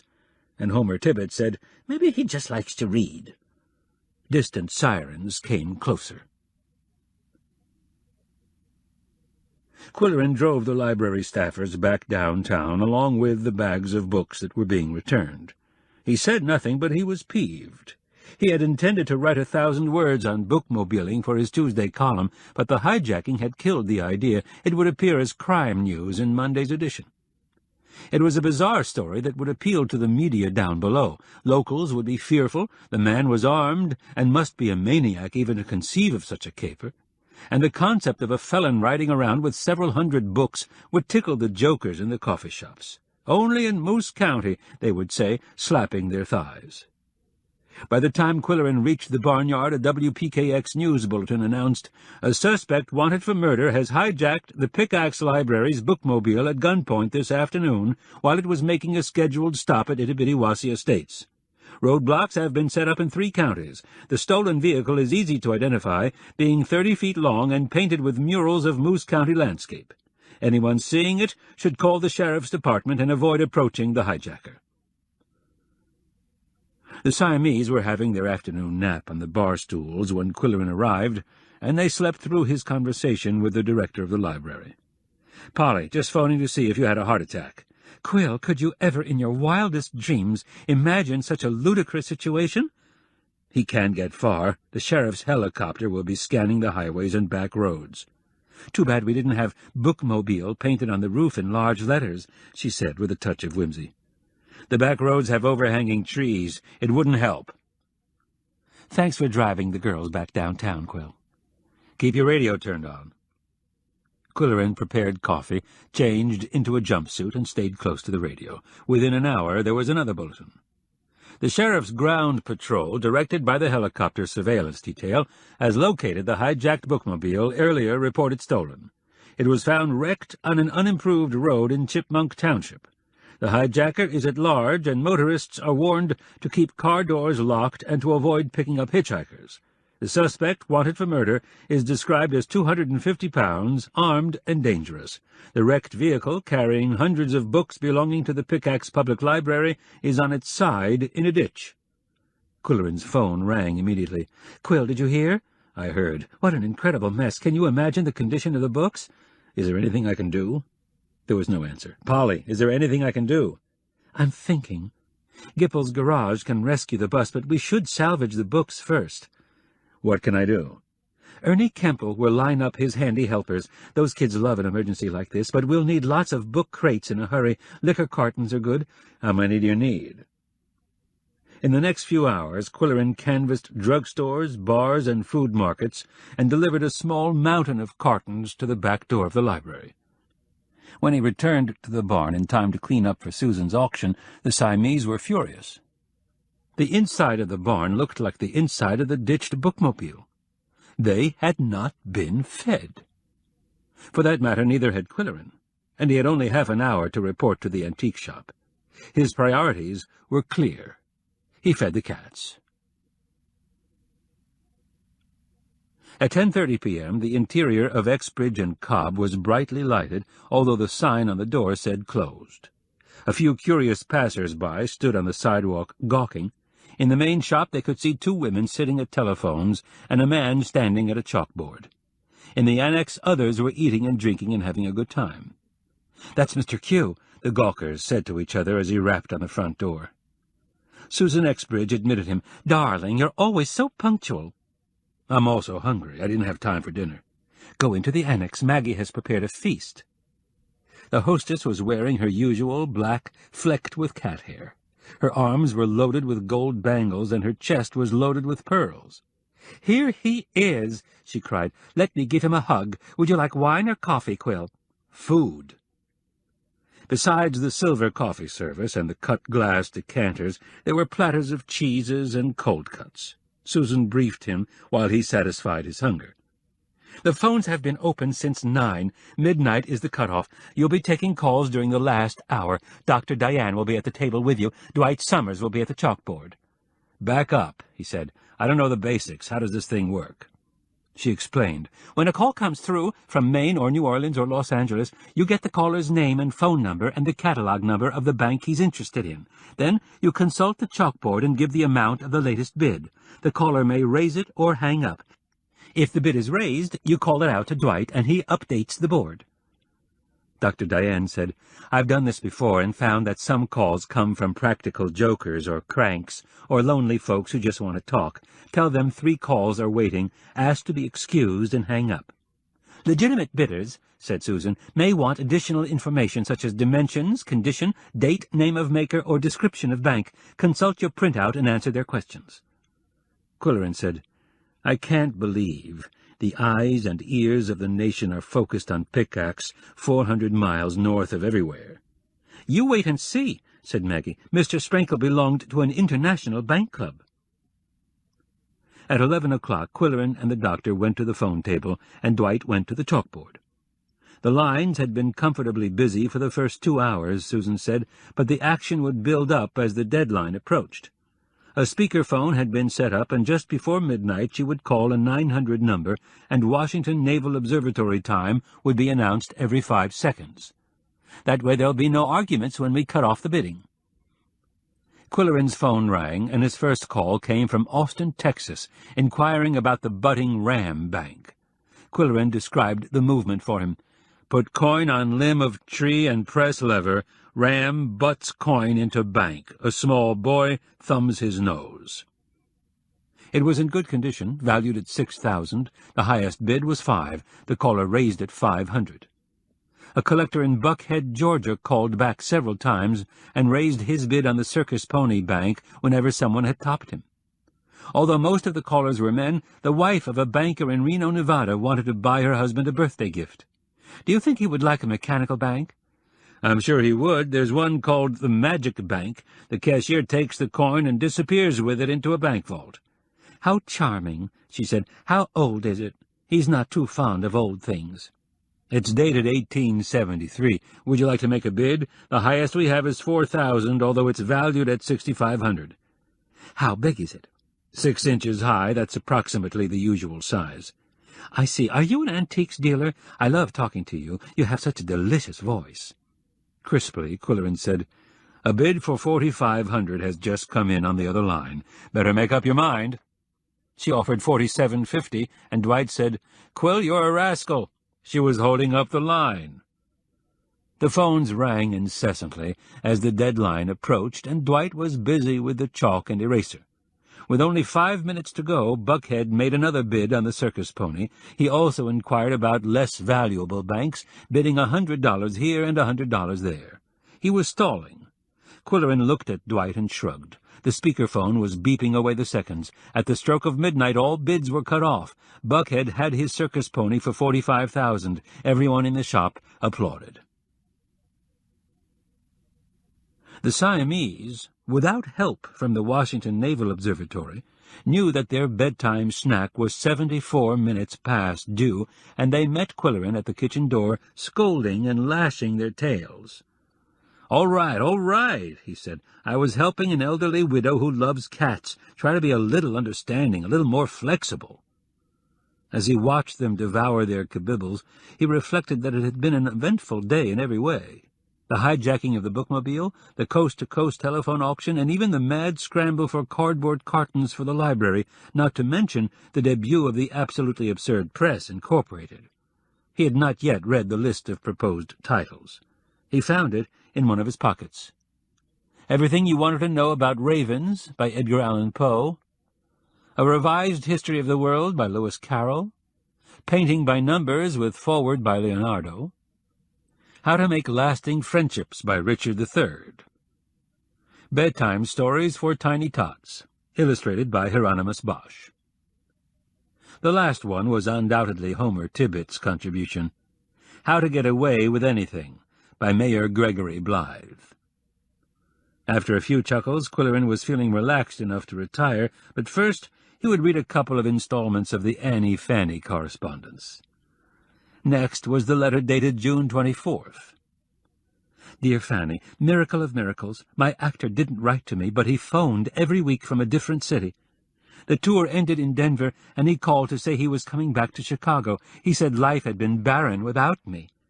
So now he's here and hoping for work, but there's not much opportunity in his field. He says he's willing to sell neckties at Marshall Field until something turns up. Fanny, you can't believe how happy I am. I'll send you a snapshot of him when I finish the roll on my camera. Without the Russian beard, he's really handsome. In my weekly letter to Mother, I broke the good news, and her reply was, Dad warns you not to get serious about an actor. Wouldn't you know? What does he understand about love? I'll send you a snapshot of Dana as soon as I finish the roll in my camera. His last name is Qwilleran, spelled with a QW. He says it's Danish. Be happy for me, dear Fanny. I'm ecstatic. Love from Annie. Qwilleran huffed into his mustache. His male parent should have had sense enough to stay in New York. With his handsome looks, charming personality, and glorious voice, he could have been the John Barrymore of his generation. The next letter, dated August 22nd, was a short one. He read it. Dear Fanny, we've decided to get married. Isn't that exciting? I phoned Mother to share the good news, and what an explosion. Totally. Dad got on the line and said he didn't want his daughter marrying an unemployed actor. I told him I had to live my own life. He said, then live it your way, but don't come crying to me for help when he can't support you. I said, if necessary, I can support both of us, and hung up. I knew that would be his reaction, but I don't care. I won't let it put a wet blanket on a joyous occasion. Think good thoughts, Fanny. I know you're on my side. Love from Annie. The plot thickens, Qwilleran said, as he replaced the letters in the file. Chapter 14. Saturday, September 19th. The fish dies because he opens his mouth too much. With his first cup of coffee, Qwilleran felt the urge to read another Annie Fanny letter. He would read only one, he promised himself. It was dated September 30th. Dear Fanny, we did it. We're married. Dana is impulsive, and I like to make quick decisions, so we simply went across the state line to a place where a couple can get the knot tied without red tape. Knot. Tape. Ha-ha. Don't mind me. I'm tipsy with bliss. I never wanted a big wedding, although Mother had dreams of seeing me in Grandmother's wedding dress with a 10-foot train and 8 bridesmaids in floppy hats, and, of course, a reception for 200 guests. I knew and she knew that Dad would never foot the bill for such an extravaganza. So here we are, married and totally happy. My apartment is rather snug for two, unless they're madly in love. Some day we'll have a lovely house in the suburbs, and a garden, and a car, and an attached garage.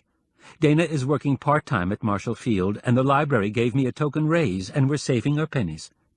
Want to hear something I did that was naughty? I sent my parents a note, signed Annie Qwilleran, telling them that they now had a son-in-law. I couldn't resist telling them he's a tie salesman. I knew Dad would burst a blood vessel. Of course he wouldn't let Mother acknowledge my note. I don't care. If they don't need a daughter, I don't need parents. Love from Annie. When Qwilleran returned the letter to the file, Koko was sitting on the library table, paying no attention to the mechanical bank, which was supposed to be his toy. As usual, he showed more interest in the spalted maple box, sniffing the little knob on the lid and pawing the decorative motifs created by flaws in the wood. One was like the outline of a mouse trapped beneath the waxy surface of the box. Another looked somewhat like a bee. Cats, unpredictable. Qwilleran muttered as he thawed a roll for his breakfast. A phone call from Celia Robinson interrupted. "Chief, sorry to bother you," she said, "but I need to discuss something." "Shoot." "It's about Nora, my helper. I was telling her about short and tall tales, and how you're collecting stories about Moose County, some true, some legends. She said she has a story to tell that actually happened." "How long ago? Do you know the nature of it?" "She wouldn't tell me, but she'd like you to hear it. She'd love to see it in your book. She was thrilled, you know, when the paper used her letter." "It's a heady feeling to see your words in print for the first time. I'll listen to her tale." He never said no to a story. It might be a gem. "I don't want her to waste your time. It may not be worth anything. She's just a simple country woman, you know." Then she added with a laugh, "Like me." "You're worth 3 city women, Celia. Tell you what, some day when Nora's making a delivery for you, I'll see what's on her mind." "Wonderful. I'm making beef pot pies today. Shall I make an extra one for you? Also mince-meat tarts." "Keep talking." Celia laughed merrily. "Nora could deliver them this afternoon." "I'll be gone all day. How about tomorrow morning?" "She goes to church." An appointment was made for Sunday afternoon, and Qwilleran went up the ramp to dress, feeling he had made a good deal. The autumn color in Moose County was at its peak. Gold, red, bronze, coral, maroon, all accenting the groves of dark, dense evergreens. This was the weekend when everyone took to the highways with cameras. Qwilleran, Polly, and the Rikers planned to do the tour and stop for lunch at Boulder House Inn on the North Shore. They assembled in Indian Village and rode in Qwilleran's van, which offered a wider view than Arch's four-door. Polly was looking unusually jaunty in a beige corduroy suit, black beret, and beige and black scarf featuring Chinese calligraphy. Mildred said, "I love your scarf, Polly. You didn't get that around here." "Thank you. It's from the Boston Museum of Art." "I hope you know what it says," Arch warned. "Happiness, harmony, and health, or something like that. All good things, I assure you." They proceeded to crisscross the county on country roads, driving slowly, gasping at spectacular autumn views, taking snapshots of the most brilliant color. Conversation was limited. "Oh, look at that. Did you ever see anything so beautiful?" "Breathtaking. Better than ever this year." "Why is traffic so light?" Polly wondered. Usually the roads are crowded on the big weekend. "Everyone's at home watching the ball game on TV," Arch suggested with his usual cynicism. The weathered gray shaft houses stood like lonely sentinels in the lush landscape. Each had its history. A cave-in, a mine explosion, a murder. Polly said, "Maggie insists there's a subterranean lake under the Big B." At the Boulder House Inn, their reservation was for 1:30, giving them time for a walk on the beach. In a few weeks the sand would be buried under 3 feet of snow. Indoors, to their surprise, the dining room was half empty. "We've had several cancellations," the innkeeper said. "Just spread a rumor about a killer on the loose, and folks lock themselves in the bathroom." At a table in the window overlooking the lake, Mildred said, "Let's not ruin our lunch by talking about the terrorist in our midst." "I have good news," said Polly. "After the Cavendish sisters moved out, I worried about getting a noisy neighbor. The walls are deplorably thin. Well, yesterday the new owner came into the library and introduced himself. He's a rare book dealer from Boston." "You can't get anyone quieter," Arch said cheerfully. "He does mail-order business from his home and is having shelves installed on all the walls. Until his furniture and books arrive, he's staying at the Mackintosh Inn." "What's he like?" Mildred asked eagerly. She was always looking for interesting guests to invite to dinner. Polly said he was middle-aged, nice-looking, soft-spoken, and quite charming. "Of course, he's tremendously knowledgeable. I expect to learn a lot from him. He specializes in incunabula." Qwilleran huffed into his mustache and decided then and there to close the barn for the winter and move back into his condo. But he said to the group, "I have some news for you, too. The Cavendish sisters, the Tibbets, and a few others at Itty-Bitty-Wassy Estates have organized what they call the Absolutely Absurd Press, Incorporated, and I have a list of the absurd titles they propose to publish." He read the list, pausing after each title for the amused response, sometimes a giggle, sometimes a guffaw. "I'd also like to add one of my own, 5 easy piano pieces for the index finger." The laughter was spontaneous, followed by thoughtful silence as 3 minds went into gear. "No hurry," Qwilleran told them. "You have until 4 o'clock." By the time coffee and dessert were served, Polly had proposed Recipes for Entertaining by Lucretia Borgia. Arch's contribution was My Secret Life as a Pussycat by King Kong. Mildred said that books on food were always popular and suggested Ichabod Crane's Low-Fat Cookbook. The 2 men looked at each other mischievously. "Remember Ichabod?" they said in unison. Mildred clapped her hands. "Is this another story about your misspent youth?" Whenever the foursome met, Qwilleran and Arch reminisced about growing up in Chicago. "We were reading Washington Irving that year, and we called our English teacher Ichabod because he was tall and skinny," said Qwilleran.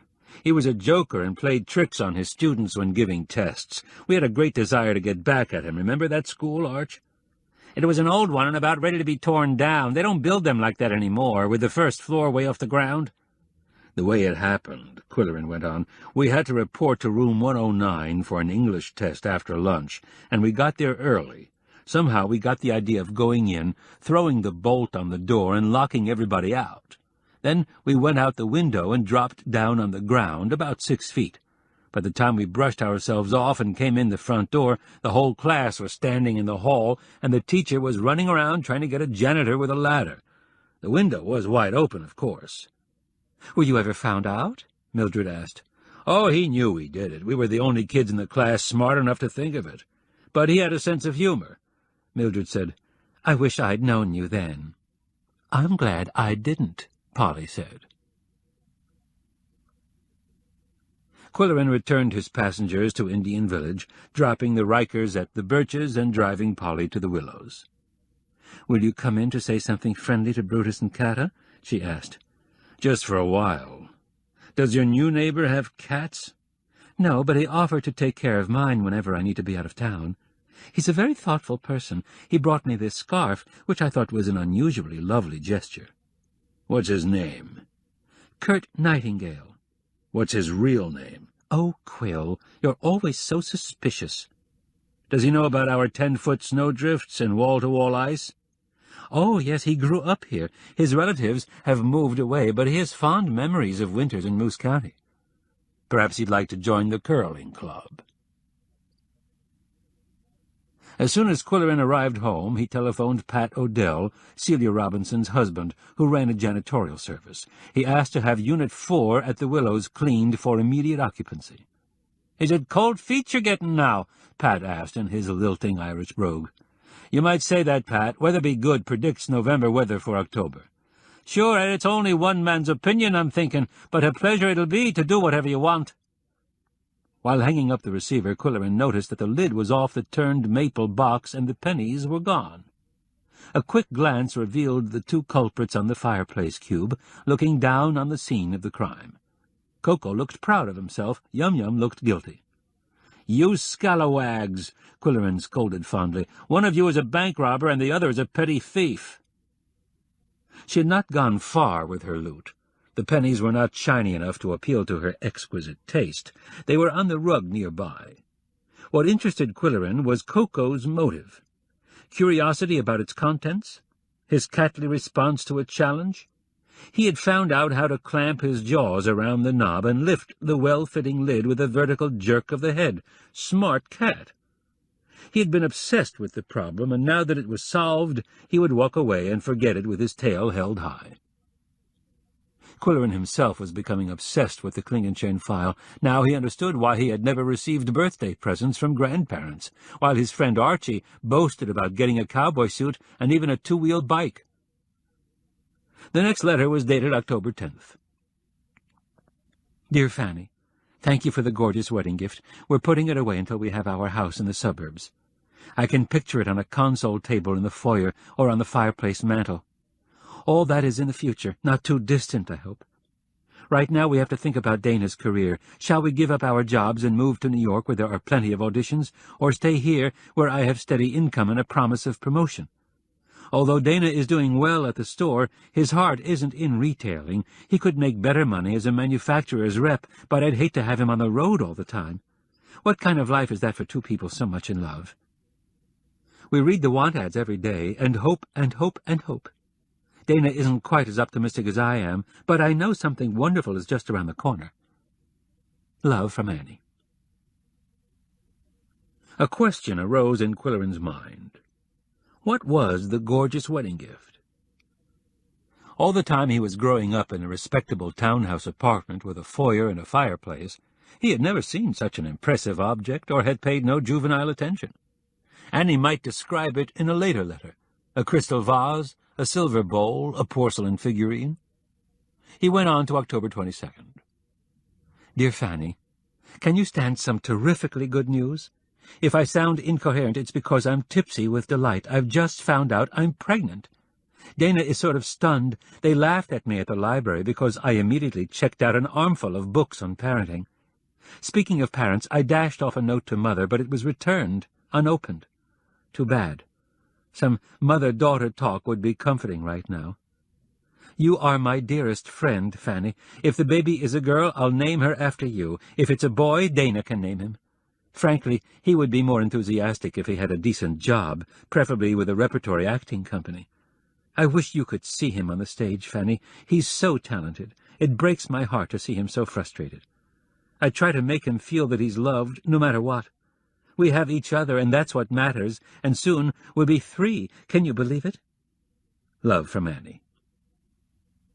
After reading the letter, he rejoiced that he was not named Francesca Qwilleran or even Fanny Qwilleran. The next letter was short, but he was limiting himself to 2 at a sitting. "Good night, Annie," he said, as he closed the clasp on the box file. Chapter 15. Sunday, September 20th. Contented cows give the best milk. Qwilleran was accustomed to spending Saturday and Sunday with Polly, but this weekend she needed a day to do things around the house, to catch up with correspondence, to organize her winter wardrobe. Qwilleran said he understood and called a friend to have Sunday brunch at Tipsy's Tavern in Kennebec. It was a no-frills, limited-menu roadhouse in a sprawling log cabin serving the best steak and the best fish. A recent innovation was a Sunday brunch offering the best ham and eggs and country fries and the best flapjacks with homemade sausage patties. Weatherby Good, the WPKX meteorologist, met him at Tipsy's. He said, "Lots of vacant tables, considering the usual popularity of this brunch." "The fugitive scare," Qwilleran surmised. "Yesterday we took the color tour, and there was hardly anyone on the road. But the autumn color was magnificent, best ever. Moose County has always had better color than Lockmaster." Weatherby was a native of Horseradish, a town in the adjoining county. "We have more trees," Qwilleran explained. After the lumbering companies had cleared the forests a century ago, the Klingenchain family bought up huge tracts of worthless land and left it to reforest itself. Now the K Fund has it in conservancy, safe from developers who would use it for resort hotels, golf courses, racetracks, mobile home parks, and, God forbid, asphalt plants. The streams are full of fish and the woods are full of wildlife. The Klingenchains weren't in lumbering or mining or quarrying. Where did they get their money? Don't ask. The ham was succulent, the eggs were fried without crusty edges or puddles of grease, the country fries had skins-on flavor and were toasty brown. Weatherby asked, "When are you closing the barn? You'd better move to the Willows before the first blizzard." He occupied Unit 3. "We have a new neighbor in Unit 2, Qwilleran said. "Have you met him?" "No, but I've seen his car, Massachusetts tags." "He's a rare book dealer from Boston. His name is Kurt Nightingale." "Hail to thee, blithe spirit! Bird thou never wert." The weatherman always enlivened his predictions with snatches of poetry or songs. "Wrong bird," said Qwilleran. "It was written to a skylark." "Whatever. It was Keats at his best." "Sorry, friend, wrong poet. Shelley wrote it. But speaking of blithe spirits, do you think Amanda will be able to unseat the mayor?" "Absolutely. She's tough, she's honest, she's a good winter. And some of us have talked her into adopting a cat from the animal shelter to improve her image." Nora was expected to arrive at the barn with the beef pot pie at 3 o'clock. While waiting, Qwilleran read another Annie Fanny letter dated November 1st. "Dear Fanny, just a brief note to thank you for your enthusiasm about our baby and also for the darling booties. They're the first item in our layette. It's a long wait, but I'm making plans. I sold my piano to make room for a crib, but that's all right. I'll have a baby grand someday. Meanwhile, I'm reading classic literature for half an hour every evening, hoping to give my baby a love of good writing.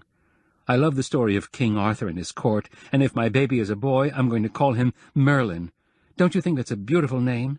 His middle name will be James, which I think is very noble. Then my pet name for him will be Jamie.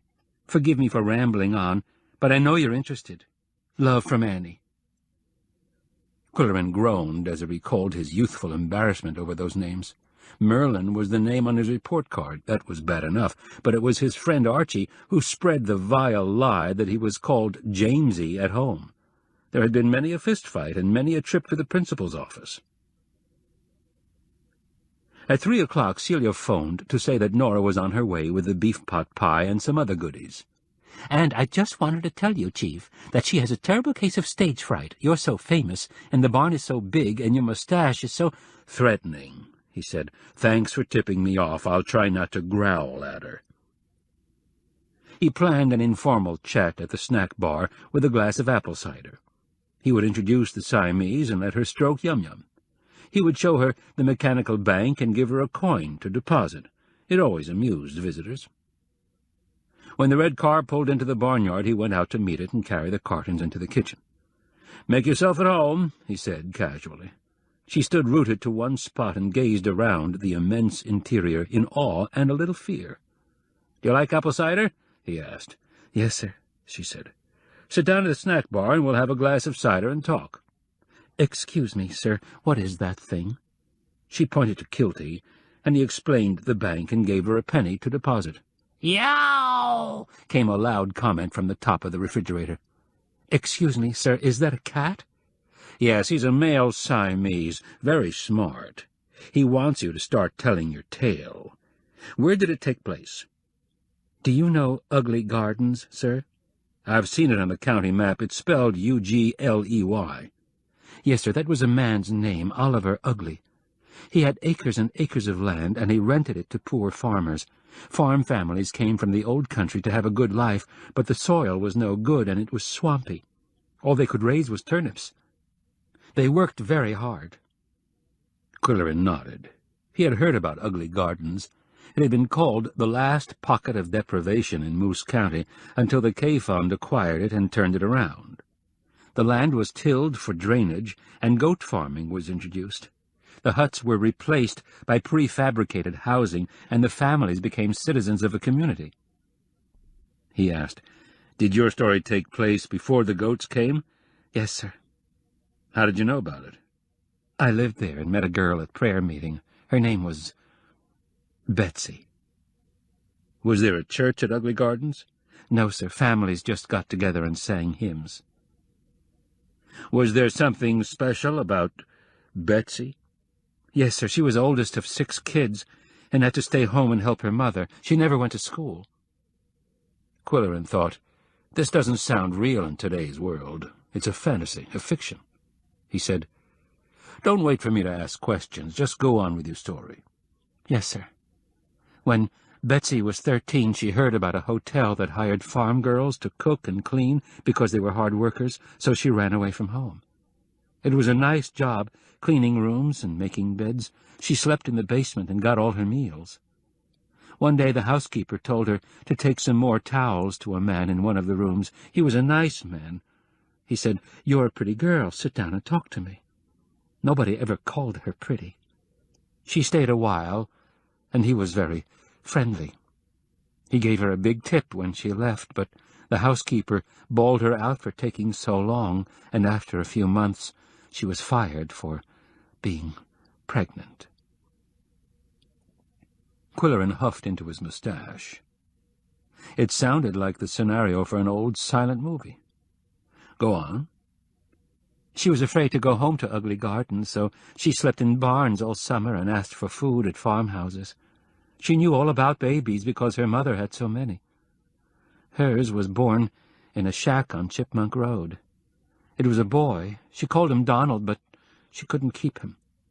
She put him in a box and hoped and prayed somebody would find him. A policeman found him.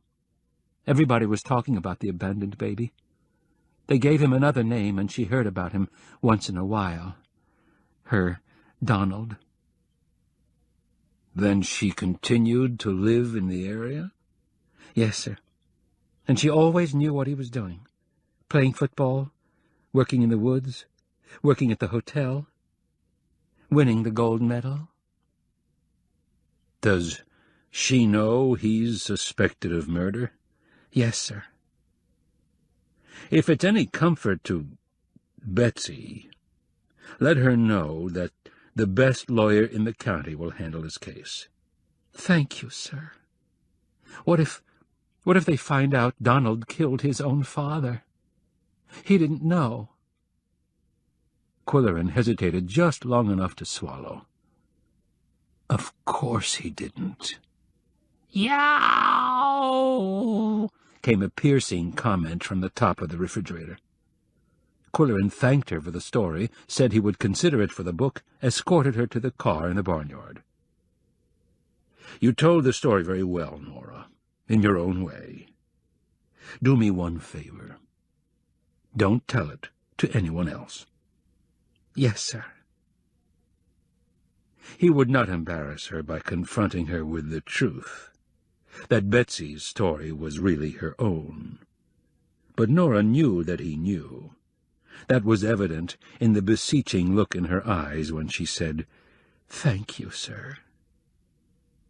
To Qwilleran, the incredible coincidence was Koko's persistent interest in Oedipus Rex, the ancient story of a king who unwittingly killed his own father. After Nora left, Koko came down from the refrigerator with 2 hearty thumps, and Yum-Yum floated down like a feather. They had a small reward for good behavior, while Qwilleran had a strong cup of coffee and read another Annie Fanny letter. It was dated November 30th.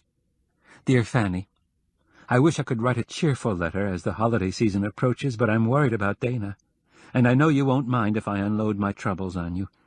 My dear, adorable husband has just lost his job at the department store. He says they're cutting down the sales staff. But wait a minute, the Christmas rush has started, and they should be hiring extra salespeople, shouldn't they? I can't help wondering if he's been drinking on his lunch period, or, even worse, on the job. I don't object to cocktails before dinner, although I've given them up until baby comes, but Dana has a tendency to drink a wee bit too much when he's unhappy.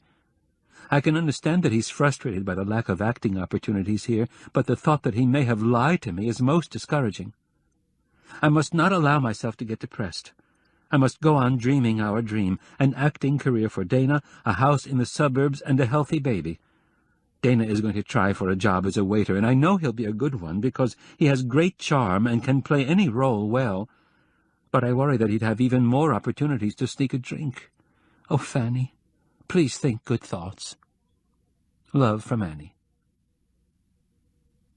Qwilleran could empathize with the father-to-be. He, too, had succumbed to a drinking problem when faced with a stressful situation. And he could sympathize with the mother-to-be, faced with fears and responsibilities. He kept reminding himself, this happened more than half a century ago. There's nothing I can do. Why am I so involved? He read the letter dated December 29th. Dear Fanny, this will be brief. Just want you to know that I'm really unwell.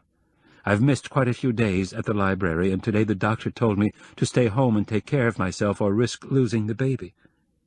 Dana is working at a convenience store evenings, and I sit up waiting for him. When he comes home, he's had too much to drink. What can I do? How will it all end? Love from Annie. Before Qwilleran could marshal his reactions, the telephone interrupted. Mildred was inviting him and Polly to dinner the following evening. "I know it's short notice," she said, "but I thought it would be neighbourly to have a little dinner for Mr. Nightingale. Just an informal get-together with cocktails and a casserole. Polly says he's absolutely charming. Are you free, Quill?" "I'm always free for one of your casseroles, Mildred, with or without a charming guest of honour." Mildred could not hear him muttering to himself about Polly's discoveries, first the charming French-Canadian professor in Quebec City, and then the charming hand-kissing jeweller from Chicago, and now the charming rare book dealer from Boston. "What time will you expect us?" he asked.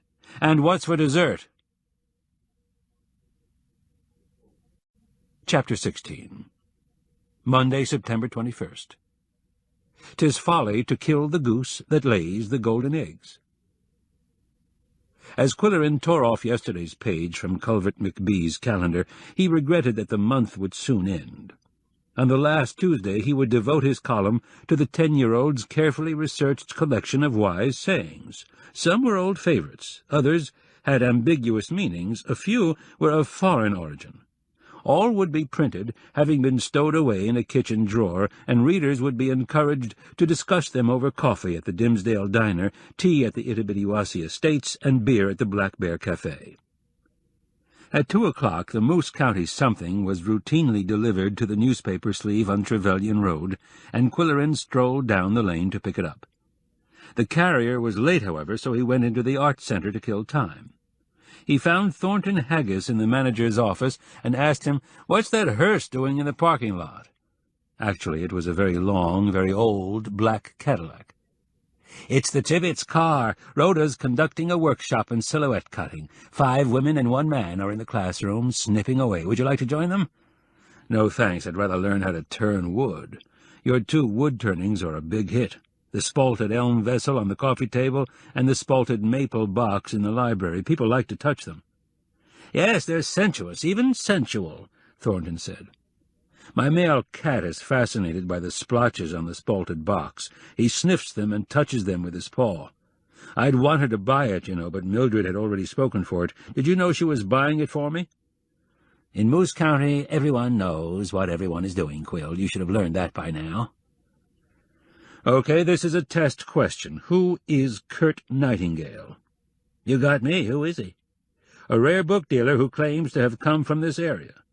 "Well," said the stone-cutter, "I never cut a headstone for a Nightingale, and I went through all the old ledgers of the monument works when I wrote that paper for the Historical Society. There were wrens and crows, but no Nightingales." Qwilleran looked out the window. "There's the newspaper carrier. He's late today." Thornton walked with him to the door. "Anything new about the hijacking?" "I believe not." "Everett, my youngest son, knew Bose Campbell when they both had summer jobs with a forestry outfit. In camp they'd sit around telling jokes and drinking beer, but Bose just sat there whittling and chewing gum. His jackknife was a treasured possession. He'd start with a tree limb and whittle it down to the size of a pencil." When Qwilleran left the centre, he saw a penny alongside the front path. He left it there, certain that it was one of Mildred's calculated penny drops. He now had 4 lucky pennies in the spalted maple box, all grimy, tarnished, weather-worn examples of genuine lost pennies. It was too early to dress for dinner and too late to start another serious project, so he sat in a comfortable chair and leafed through the latest news magazine. In the large, empty silence of the barn, the only sound was the turning of pages until his ear was alert to cat noises, and he heard a special kind of mumbling. Yum-Yum never mumbled. It was obviously Koko talking to himself as he undertook a difficult task. Qwilleran was out of his chair in a flash. The foyer was the scene of Koko's investigation. He lay on his left side on the flagstone floor and extended a long left foreleg under the rug. Then he withdrew it and rolled over to stretch the other foreleg under the oriental, which happened to be very thin, very old, and very valuable. Yum-Yum watched with interest from a nearby table. Qwilleran watched with admiration Koko's diligence and perseverance. The determined animal now tried a frontal attack, flattening himself on his belly and squirming under the carpet, nose first, like a snake. His ears disappeared, then his forelegs, then half of his long torso. When he finally backed out, he had a treasure clamped in his mouth. It was a foil gum wrapper. Barry Morgan had dropped it into the Chinese water bucket 2 weeks before. It was Yum-Yum's hobby to scour wastebaskets for collectibles to store in secret places, and this was probably the first gum wrapper she had ever seen. Why did she want it now? Did Koko know she wanted it? How did he know she wanted it? If he knew, would he be likely to do her a favor? Did cats do favors for other cats? Questions about cat behavior have no answers, Qwilleran decided. He gave them an early dinner and had time for one more letter before leaving for the Riker party. Date January 1st. Dear Fanny, Happy New Year, and thank you so much for your generous check. I thought Dana would be pleased with the thoughtful Christmas gift, but for some strange reason he was angry. Then I said it was a loan, to be repaid after the baby comes, but he raved and ranted. He'd been drinking and was really out of control. He tore up the check and said he wasn't going to accept charity from his wife's girlfriend. Oh, dear, what to do? Sometimes I'm at my wit's end. 1 minute he's wonderful, and after a drink he's not the same person. His masculine pride is hurt because he can't support us. Yesterday he was yelling, "I'll support my wife and child even if I have to work the garbage trucks or hold up gas stations." That's when he tore up your check. And today he was hung over and filled with remorse.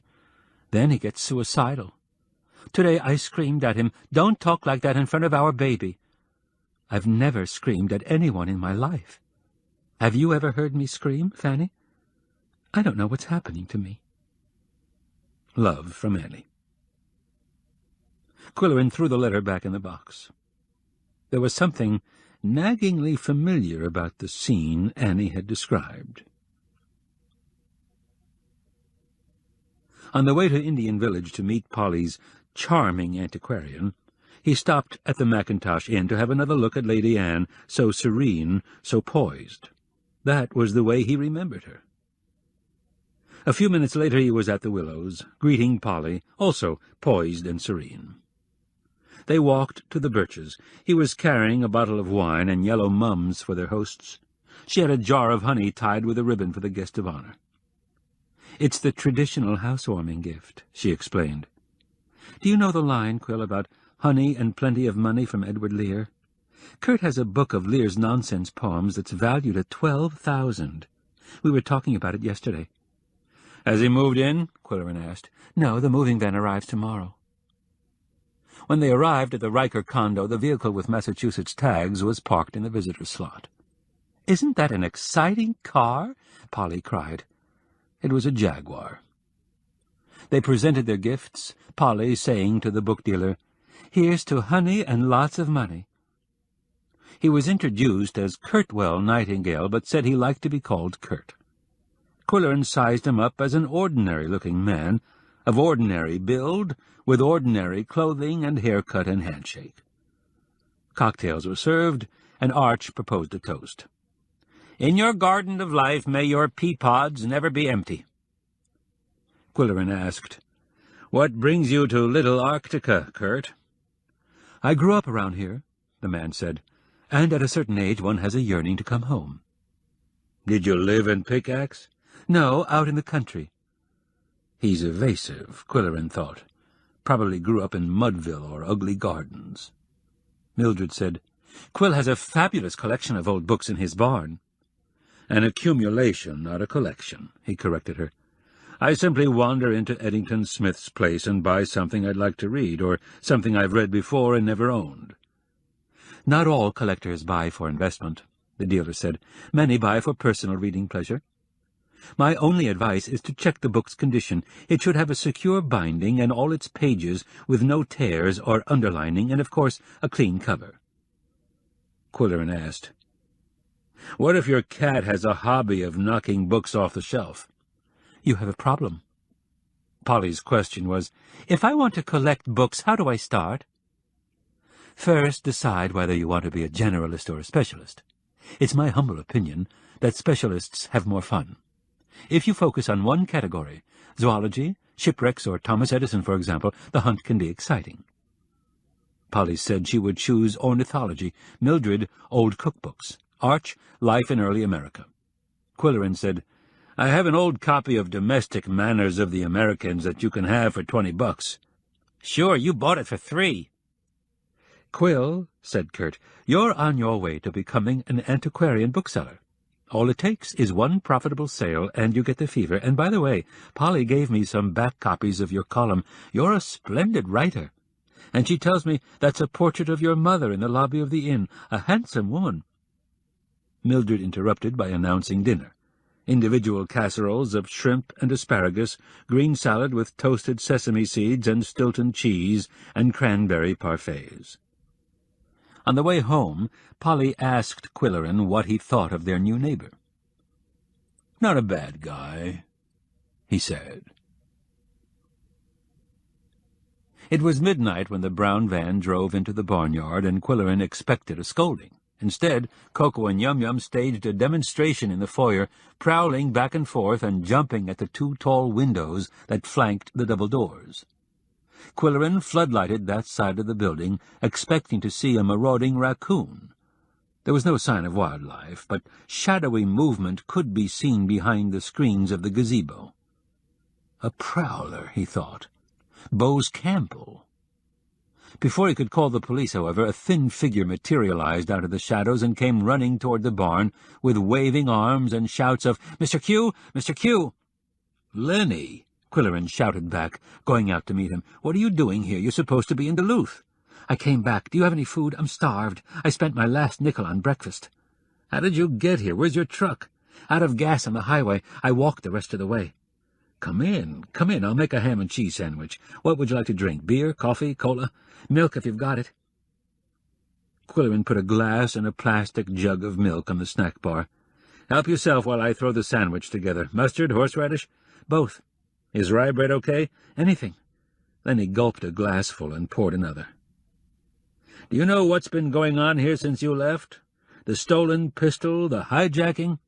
"Everything," the young man said. "Mom phoned my aunt's house every night." "Why did you decide to come home?"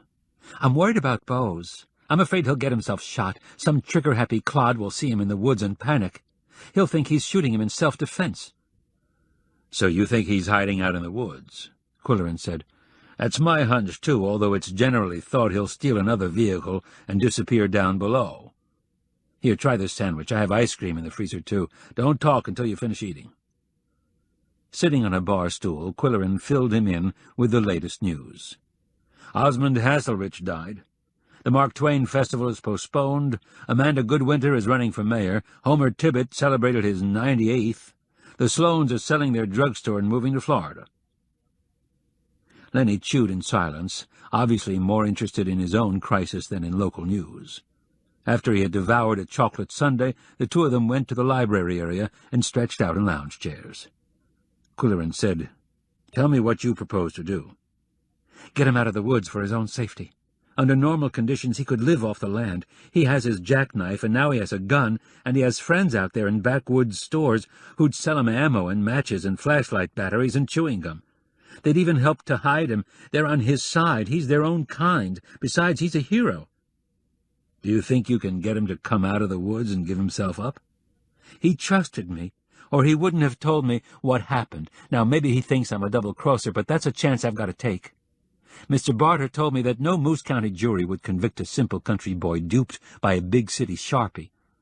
I knew she wasn't that guy's niece. I've been working in hotels since I was 16, and I know a bimbo when I see one. She tried to come on to me at the desk, but I wasn't having any. If only I could have guessed. She'd be in jail, and the old guy would be alive, and Bose would still be a hero. Qwilleran stroked his mustache. What makes you think you can find him? I'm pretty sure I know where he is, said Lenny, looking wise. If we can take your van. Wait a minute, Lenny. Are you expecting me to go out there? We gotta. Qwilleran considered it a hair-brained mission, although his professional curiosity and sense of adventure were undermining his better judgment. He hesitated. Do you have a couple of flashlights? Lenny asked. They drove out Chipmunk Road in silence until Qwilleran said, You mentioned that Bose could buy chewing gum from backwoods stores. Yeah, he's a chain chewer, always has a wad in his mouth. At the inn, where gum chewing isn't allowed on the job, the housekeeper found gum wrappers in the wastebasket behind the desk, and wads of gum stuck under the edge of the counter. It was my job to straighten them out. Not easy. The midnight shift must be dull. What does the night clerk do to pass the time when he isn't talking to bimbos? On the 6 to midnight I get a chance to study. Bose liked comic books. All that seems like a long time ago. I've lived a year in the past week. After a while, Qwilleran asked, Isn't this the way to the Big B mine? Yep. It was once owned and operated by a woman. Oh? Lenny's mind was somewhere else, not on the conversation, until the Big B shaft house came in view, silvery in the moonlight. Take the next right, he said. It's a dirt road. It paralleled the 6-foot chain that marked the limits of the mine property. Like all other mines, the Big B was posted as dangerous, and the fence was topped with 3 courses of barbed wire. Okay, Mr. Q, stop here. Let's get out and walk. They took the flashlights.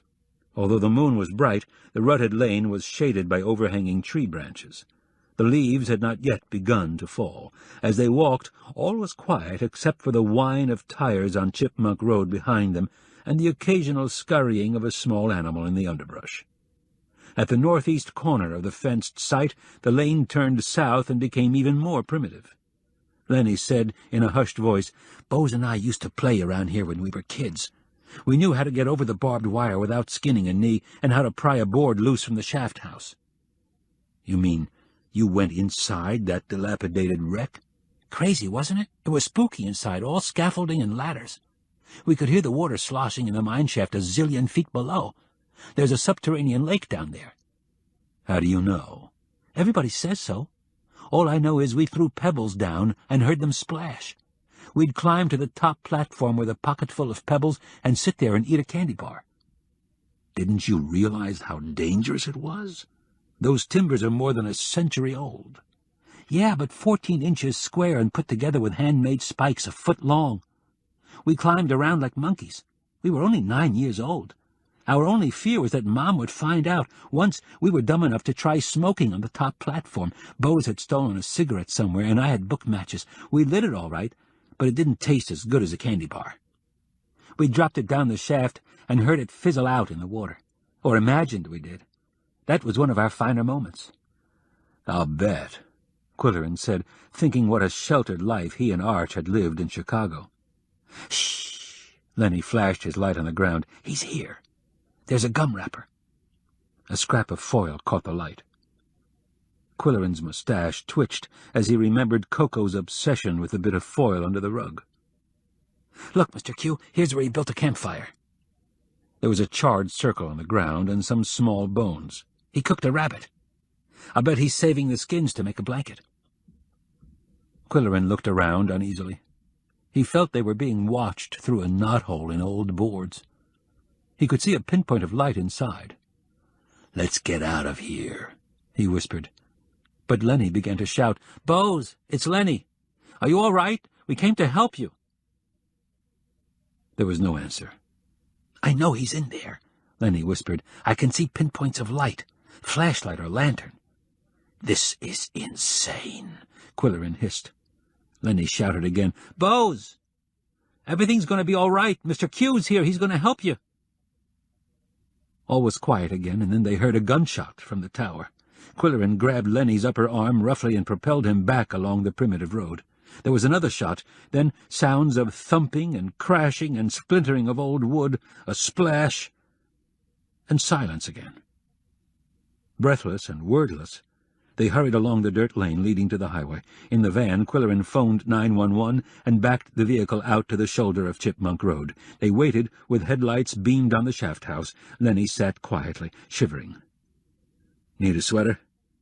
Qwilleran asked. "There's one on the back seat.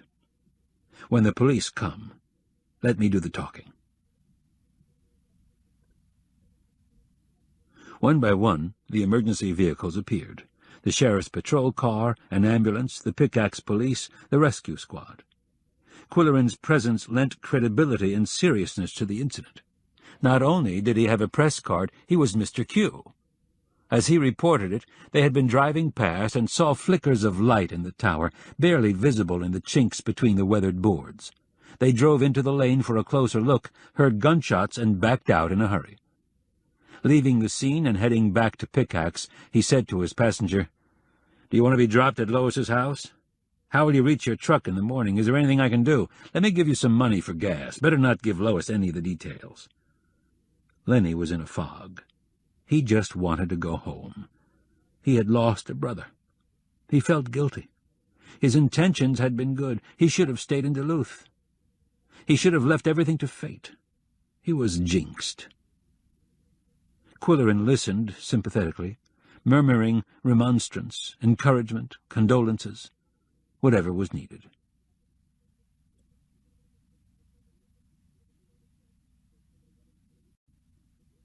Chapter 17. Tuesday, September 22nd. Can a leopard change his spots? After the late hours episode at the Big B mine, Qwilleran wanted to sleep late, but the Siamese had other ideas.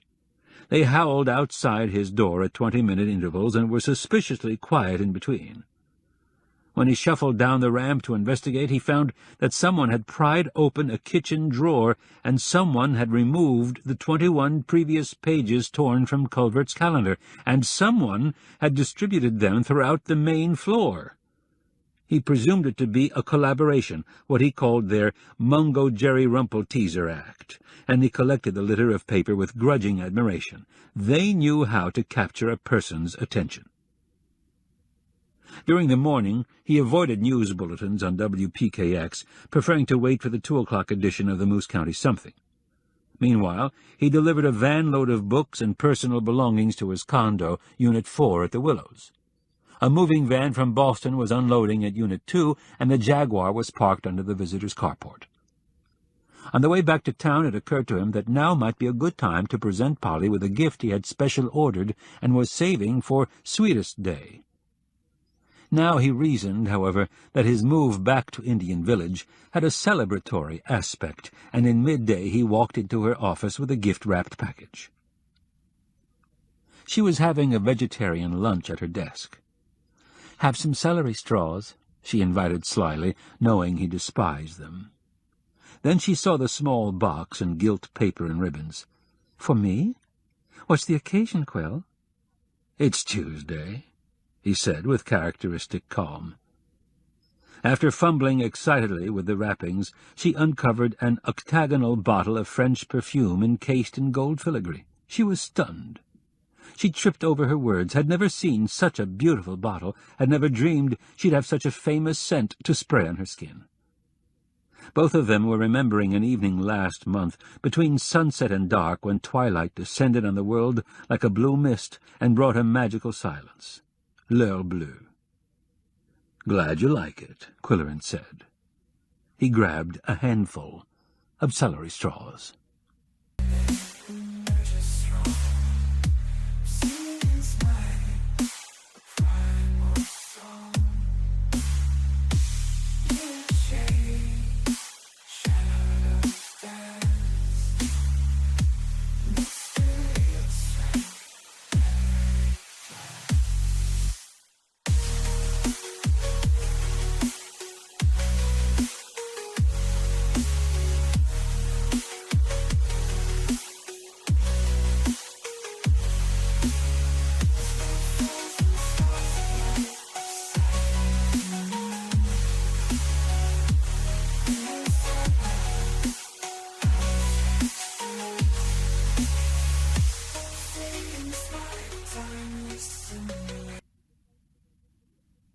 Pickax commercial establishments and government agencies no longer observed the quaint custom of shutting down for lunch between 12 and 1, but it was still wise to avoid that hour for making transactions. Qwilleran went home to give the cats their midday treat and to start cleaning out the refrigerator for his own lunch. Celia's catered specialties that he had been stockpiling in the freezer would be transported to winter quarters in dry ice. He had a list of individuals to notify about his move. It was only a gesture to the bank manager, postmaster, garage owner, bookseller, and so forth. The truth was that everyone in town knew where Mr. Q was living at any given time, but it was a compliment to be on his list. Foremost was the chief of police. His department always kept an eye on the barn when Qwilleran was not in residence. "Andy, tonight's your last chance to drop in for a nightcap," Qwilleran said to the disgruntled officer sitting at the computer. Brodie was always irked and impatient when confronted with the contraption that he loathed. "Be there at 10 o'clock, the chief said brusquely. "Can't stay long." At 2 o'clock the Moose County Something reached the newsstands with the headline, "Suspect Dies in Mineshaft." A fugitive from the law fell to his death in the shaft of the abandoned Big B mine early this morning. John Campbell, who was wanted for murder and 2 counts of theft, was hiding out in the shaft house when an unidentified motorist noticed a light in the tower and called 911 after hearing a gunshot. The Sheriff's Department, Pickax Police, and Rescue Squad personnel responded. The suspect, known locally as Bose Campbell, had won a gold medal for a perfect 3 out of 3 caber toss in the Highland Games earlier this month, before disappearing into the woods, assaulting a deputy, stealing her revolver, and hijacking the city's bookmobile. He was 25, a native of Moose County with no known parentage, a student at MCCC, and a part-time employee of the Macintosh Inn. He leaves no survivors. A sidebar on the same page was headed, "Bose mourned by sport fans." When news of John Bose Campbell's death became known, sport fans gathered at Lois's luncheonette to grieve, extolled his athletic feats, praised his woodsmanship, and refused to believe he was guilty of crimes.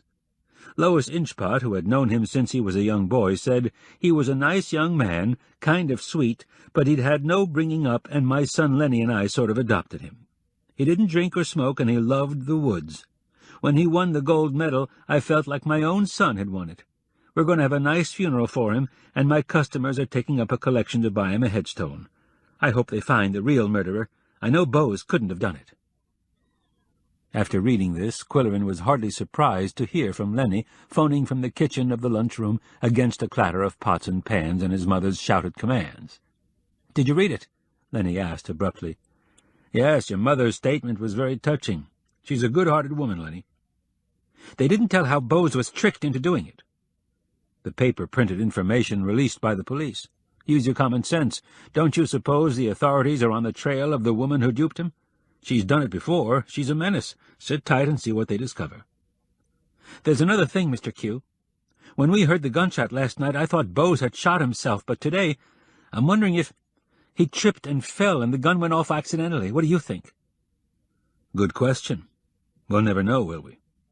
Whatever makes you comfortable in your mind, it seems to me, that's what you should believe." Qwilleran was struggling with questions of his own about Koko's recent behavior. All cats, he knew, are psychic to a degree, but Koko, who had more than the normal number of whiskers, was exceptionally prescient. It was his system of communication that baffled one. He howled in the night. He knocked books off the shelf. He tossed pencils around like Bose tossing the caber. He licked photographs. He dug up clues and hid others. Who could say how much was pertinent evidence and how much was catly playfulness? And how much was strictly coincidence? When Koko pilfered Brazil nuts from the nut bowl, did his actions have anything to do with a cruel trick played on Bose Campbell? Or had he found something deliciously oily into which he could sink his fangs? Qwilleran would have liked a confidant with whom to discuss such arcane matters, but even his close friends were unreceptive. The least likely candidate happened to be the best prospect, and he was coming to the barn for a drink at 10 o'clock. Chief Andrew Brodie had scoffed at Qwilleran's smart cat at the beginning, but he was gradually coming around. In the evening the temperature dropped and a west wind arose. Qwilleran put on a wool turtleneck jersey and a heavy sweater and built a fire in the library fireplace. The barn was drafty. It was high time to move. The Siamese, whose hair was standing on end, took up positions on the hearth rug facing the blaze as if to toast their whiskers. Qwilleran stretched out in the lounge chair closest to the fire and wondered if Andy would prefer a hot buttered rum to his usual scotch. Meanwhile he read another Annie Fanny letter, dated January 3rd. Dear Fanny, the worst has happened.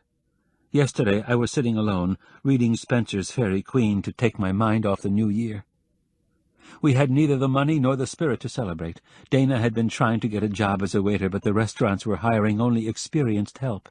Finally he lied and was hired, but he didn't last more than one shift. It was too obvious that he had never worked in a restaurant before. When he came home he was feeling positively suicidal. I was really worried because I knew his brother had taken his own life, but yesterday he went out again to look for work. I felt so sorry for him. I thought my heart would break. But then I remembered my responsibility to my baby and started reading about the knights and ladies of old. Suddenly there was a knock on my door, and 2 police officers were there. They said, "Ma'am, we regret to inform you that your husband has been killed." I almost fainted, and they helped me to a chair. All I could think was, he's thrown himself in front of a bus. I managed to ask, was it a car accident? They said, "No, ma'am. He was shot by a security guard during an attempted bank robbery." Qwilleran had read enough. He jumped up and threw the letter into the fireplace. "The past is dead," he muttered, and he emptied the entire box of Klingenschein correspondence into the blaze. A car pulled into the barnyard, and the cats pricked their ears, but Qwilleran had the poker and was feeding the flames. Brodie let himself in and swaggered through the kitchen to the library. "It's a good night for a fire," he said in his commanding voice. "Temperature dropped 20 degrees since sundown. What are you doing? Burning vital evidence?" "Getting rid of obsolete documents before I move. Sit by the fire, Andy. How'd you like your scotch on a night like this?" "Just a splash of tap water, not too big a splash." He settled into a deep-cushioned armchair. "Don't let me get too comfortable and forget to pick up my wife at 10 o'clock. She's at the church helping to mend winter clothing they collected for the needy. She's been there since 4 o'clock. They serve the women supper." "What did you do for food?" I found some beans and franks in the fridge and warmed them up." "Sounds better than what I had." Qwilleran served the beverages and individual bowls of nuts, the luxury mix. "Keep your eye on the Brazil nuts, Andy. Koko collects them. Doesn't eat them, just collects them." "So you're moving back to the village. Anything new out there?" "A new neighbor, Kurtwell Nightingale, know him? Says he's from around here, although he's been living in Boston." "Never heard of a Nightingale in these parts, and I worked for the sheriff's department long enough to memorize the county book. The name sounds phony to me." "He sells rare books from his home, some priced in 5 figures. Said the chief. "Sounds a bit shady. Better keep an eye on him. Put your smart cat on his tail." Then he spotted Kilty on the bar. "What's that strange-looking thing?" "A vintage mechanical bank about 1930 from the Sprinkle collection." Qwilleran brought it into the circle around the fire, extorted a dime from his guest, and pressed the lever. Brodie laughed with gusto when the canny Scot blinked and pocketed the coin. "And have you seen Thornton Haggis's wood turnings?" Qwilleran put the spalted maple box on the table at his guest's elbow. "Pick it up, examine it. See how perfectly the lid fits." Brodie looked inside. "Pennies." "I'm saving up to buy a yacht," Qwilleran said. "Didn't you ever pick up a lucky penny in the street, Andy?" "Not since I was 6 years old." Nothing was said about Bose Campbell until the chief had downed his second drink. Then he asked abruptly, "What were you doing at the Big B mine last night?" "Driving in from a party in the country. It's a sad ending to a sad story. Who should know better than you?" "It's not over till it's over." "Off the record, there'll be a break in the case soon, real soon. The FBI is watching the girl. She's pulled other scams with a variety of aliases." At that moment Koko, who was sitting on the hearth rug, rose in the air and landed on the end table. He gave Brodie an impudent stare, nipped the knob of the maple box, yowled, and jumped to the floor. "What's wrong with him?" the chief asked. "He does some peculiar things, but he usually has a reason," Qwilleran explained. "Remember hearing about the paper towels he draped around the kitchen? You had just discovered that all the towels in Delacamp's suite were missing. What happened?" "Well, this is just between you and me. When we finally unlocked the jewel cases, they were empty. She had cleaned them out before checking them into the manager's safe that night. And it's our theory that she wrapped the jewels in towels and had them in duffel bags when Bose drove her to the airport. All her regular luggage and clothes were left in her room." Qwilleran asked seriously, "Would you say that Koko's demonstration with the paper towels was only a coincidence?" He was thinking about Brazil nuts, snapshot licking, and the gum wrapper. "A couple of years ago I'd have said yes. When I met Lieutenant Hames that time down below and he told me about your smart cat, I didn't believe a word. Hames is a great cop, but a little nuts, you know. But now—" he jumped up. "It's almost 10. Thanks for the drinks. Tell Koko he'll be sworn in next week. If the sheriff can have a dog, the PPD can have a cat on the force." He was striding for the exit, and Qwilleran was following. Brodie was saying, "If you ever get married, Quill, never be late in picking up your wife. We're a one-car family now that we can't use official vehicles when off-duty." Qwilleran consulted his watch. "You have 2 minutes to get to the church. You can make it if you drive the wrong way around the park circle. Too bad you don't have a siren." Brodie slid behind the wheel and said, just before driving away, "Stick close to your radio. I think there'll be news." Qwilleran stirred the fire and added another log, which the Siamese appreciated. In removing the refreshment tray, he noted that his guest had not touched the Brazil nuts, and neither had Koko. That meant that the case was closed as far as the cat was concerned. He had lost interest in the yellow pencils, Oedipus Rex, and snapshots of the Highland Games. To Qwilleran, that was proof that these were messages and not mere cat play. Sprawling in front of the fire, he thought about other things and dozed lightly until a dull ache in the center of his forehead roused him. Koko was sitting on the arm of the chair staring at him. He sat up, and Koko scampered to the feeding station in the kitchen. It was almost 11 o'clock, time for the news, time for the bedtime snack. While the cats bent over their crunchy treat, Qwilleran heard the WPKX announcer say, "A woman alleged to have planned the robbery and murder of a Chicago jeweler in Pickax has been arrested as she boarded a plane for Rio de Janeiro carrying large quantities of jewelry and cash. She had registered at the Macintosh Inn as Pamela North and was posing as the victim's niece and assistant. Investigators say she tricked a local man, John Bose Campbell, into committing the crime. Using a number of other aliases, she has perpetrated similar schemes elsewhere. Her legal name is now known to be Harriet Marie Penny. Campbell fell to his death early this morning in the shaft house of the Big B mine where he was in hiding." "Penny? Penny?" Qwilleran exclaimed. "Koko, did you hear that?" "Yargle," Koko said, between a yowl and a swallow. The End.